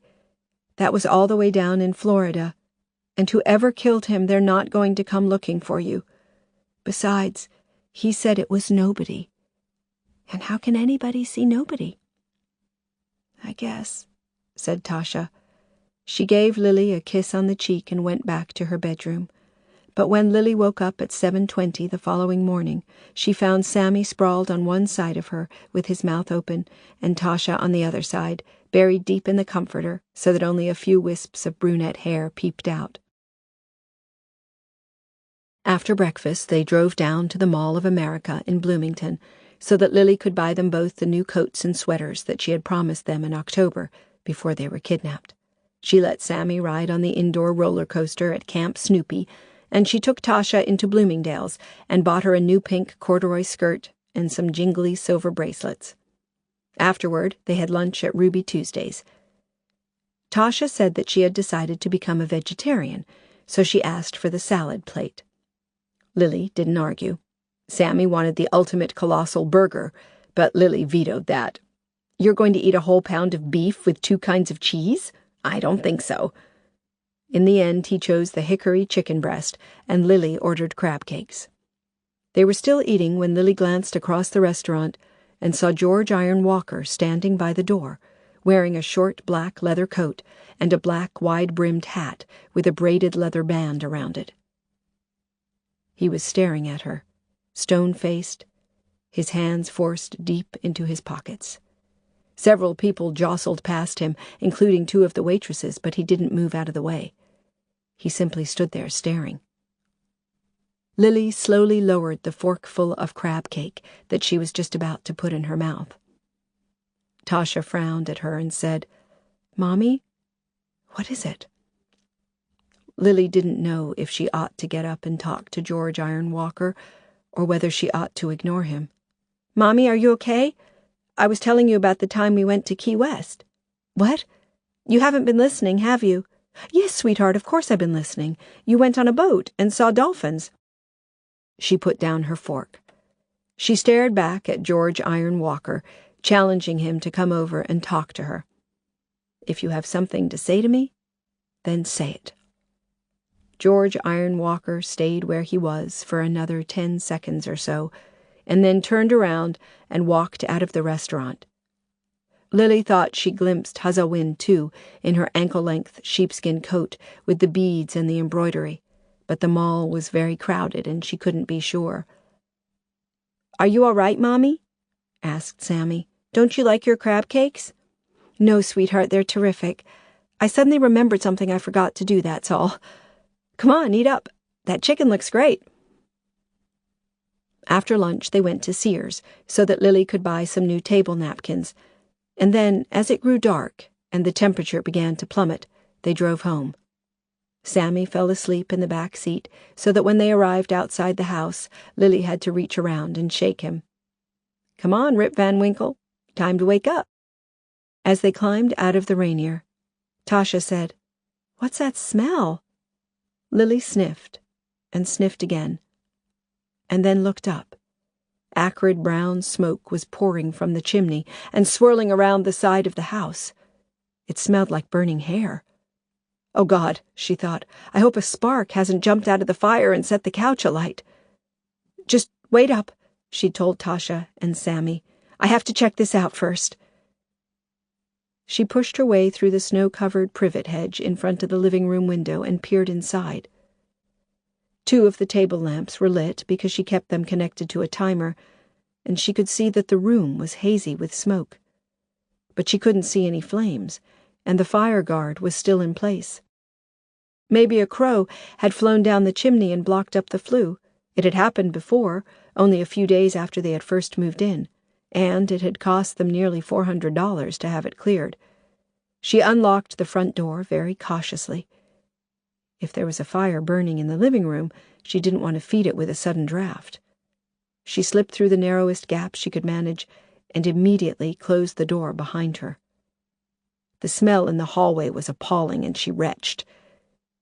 It was much worse than burning hair. It was charred meat.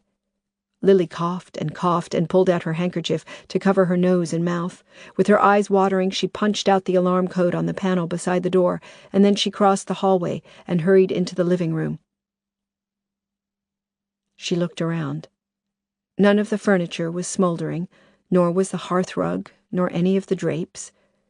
The smoke was rolling into the room from the fireplace, which appeared to be crowded with many more logs than she had stacked onto it herself. She always left the fire very low whenever she went out, just enough to keep the embers glowing. She lifted the fire guard away. The logs were burned only on the underside, as if they had been laid onto the fire not much more than a half-hour ago. But there was something on top of them, something black and wedge-shaped, with tiny pinprick sparks glowing all over it. And something was hanging down from the chimney in long festoons, something gray and beige and glistening like the loops of a fire hose. Frowning, Lily picked up the poker and prodded the black object 2 or 3 times, trying to turn it over to see what it was. One of the logs abruptly dropped, and the object toppled with it. To Lily's horror, she saw a single amber eye staring up at her. She heard the front door open, and Tasha called out, "Mom! Mommy! What's happening? We're freezing out here!" Chapter 12. Special Agent Kellogg said, "How are the kids taking it?" Lily shrugged. "Badly. How do you think? They grew up with Sergeant. They adored him." "So what did you tell them?" What could I tell them? I could hardly pretend that it was an accident. A woman detective came into the kitchen, snapping off her latex gloves. She was mid-30s, with wiry black hair and bulbous brown eyes. She wore a dark brown duffel coat and a thickly knitted mustard-colored sweater, which made her look as if she didn't have a neck. "I never saw anything so disgusting," she said. "Have the CSU finished up yet?" asked Special Agent Kellogg. "Well," said the detective, dubiously, looking at Lily. Special Agent Kellogg said, "Maybe you should check on the kids." "I'm okay, really." Lily tried to smile, although she was very far from okay. She felt as if her mind had been smashed like a trodden-on mirror, and she couldn't stop shivering. But she didn't want to go upstairs to see Tasha and Sammy, not just yet, because their distress was more than she could bear. Tasha was almost hysterical, while Sammy was silent and seemed to have forgotten how to blink. Agnes was with them now, trying to comfort them. The detective said, "Okay, we've managed to extricate the dog's insides from out of the flue, poor creature. We found half of its hindquarters up on the roof, protruding from the chimney stack. We're still missing one leg and part of its rib cage." Lily pressed her hand against her mouth. She prayed that Sergeant hadn't suffered too much. "Any idea how the perpetrator did it?" asked Special Agent Kellogg. "Not yet. It doesn't look like the dog was pushed up the chimney, because the perpetrator would have needed some kind of device, like a sweeps brush. And there's no trace of soot on the rug in front of the fire.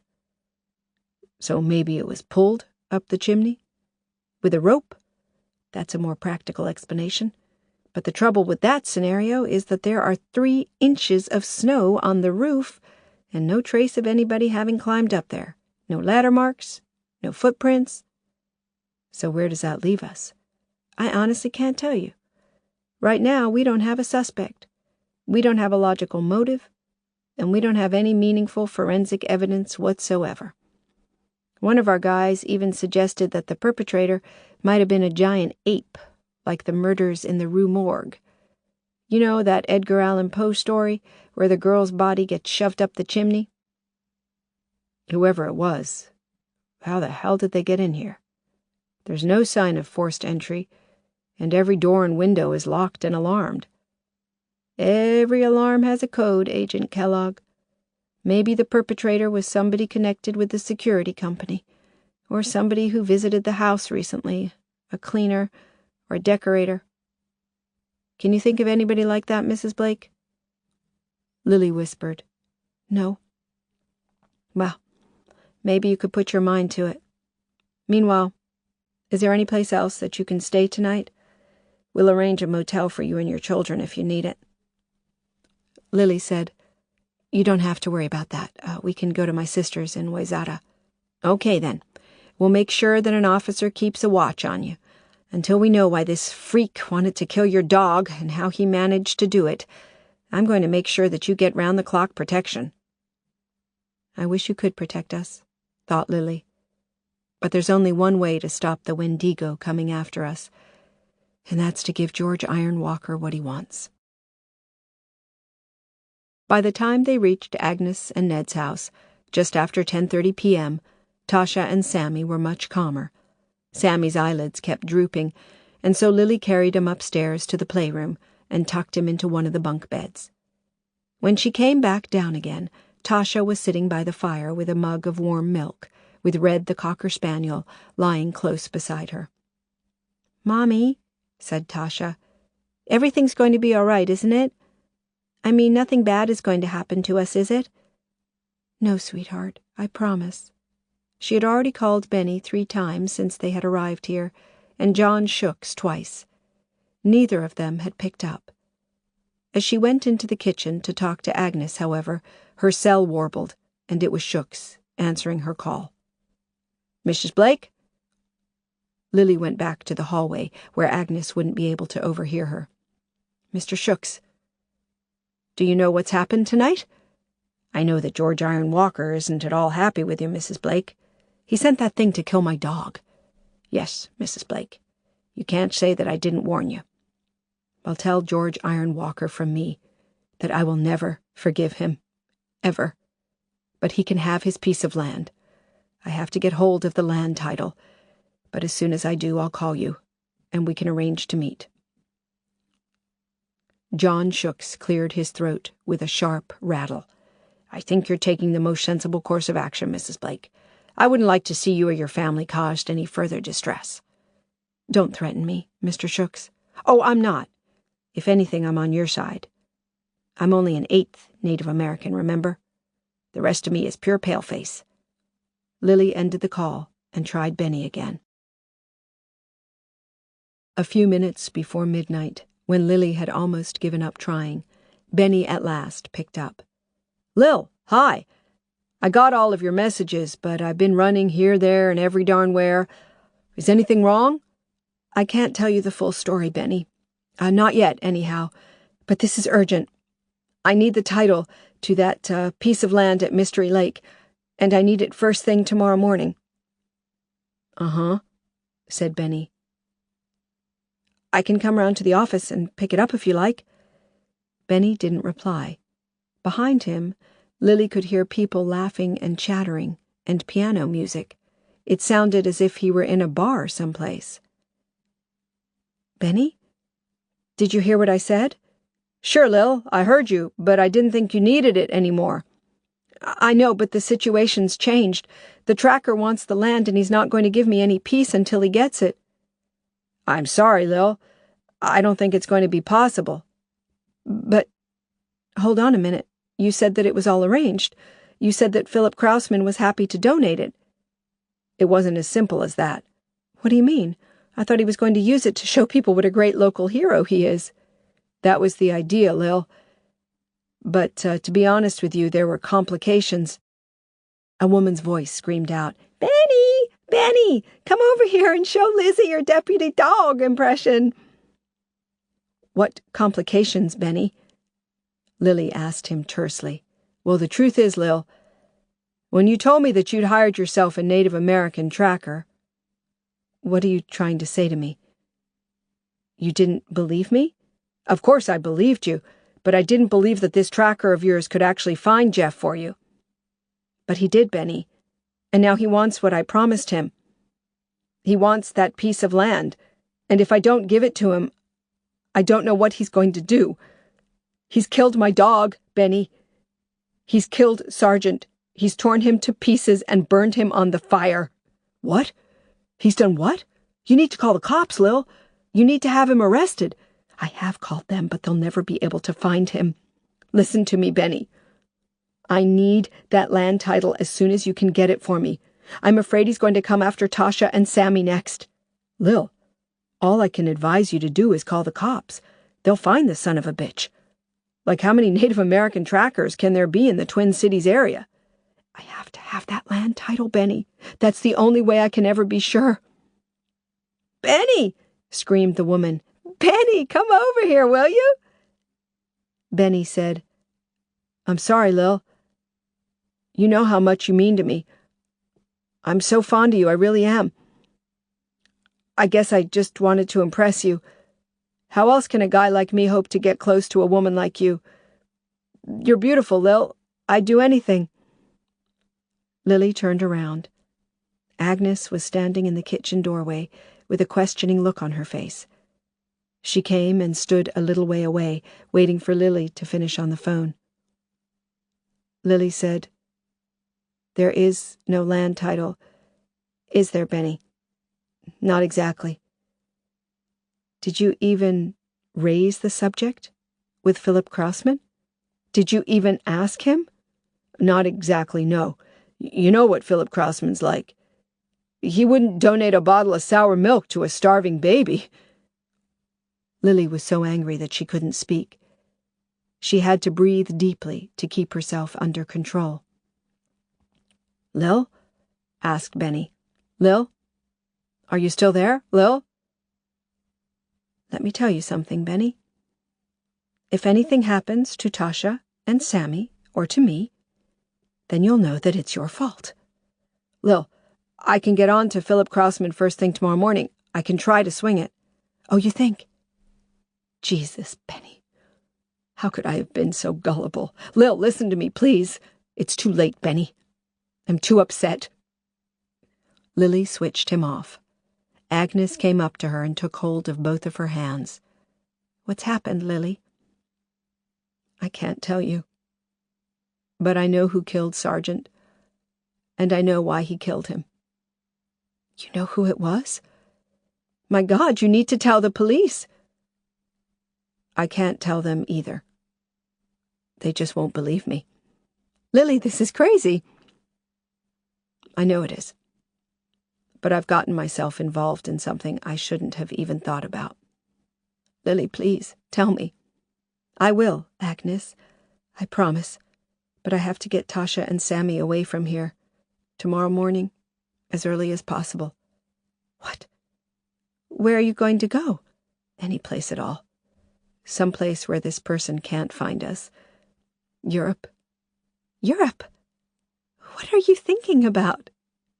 Agnes, this person doesn't let anybody get away from him, ever. Wherever they go, he can find them. Please don't ask me any more.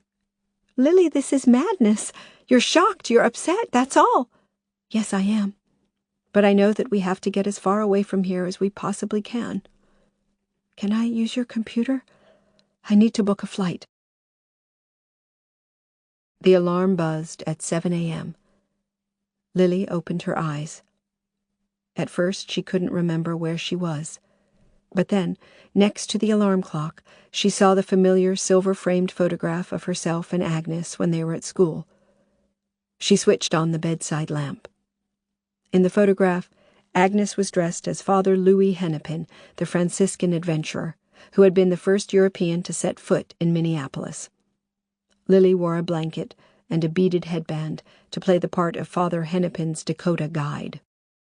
Both girls were laughing, although she couldn't remember what they were laughing at.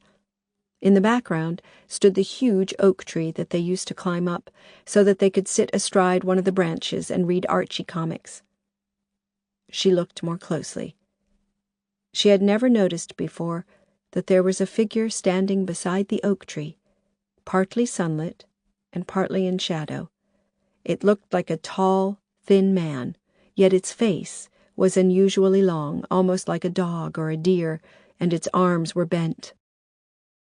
You're allowing your imagination to play tricks on you again, she thought.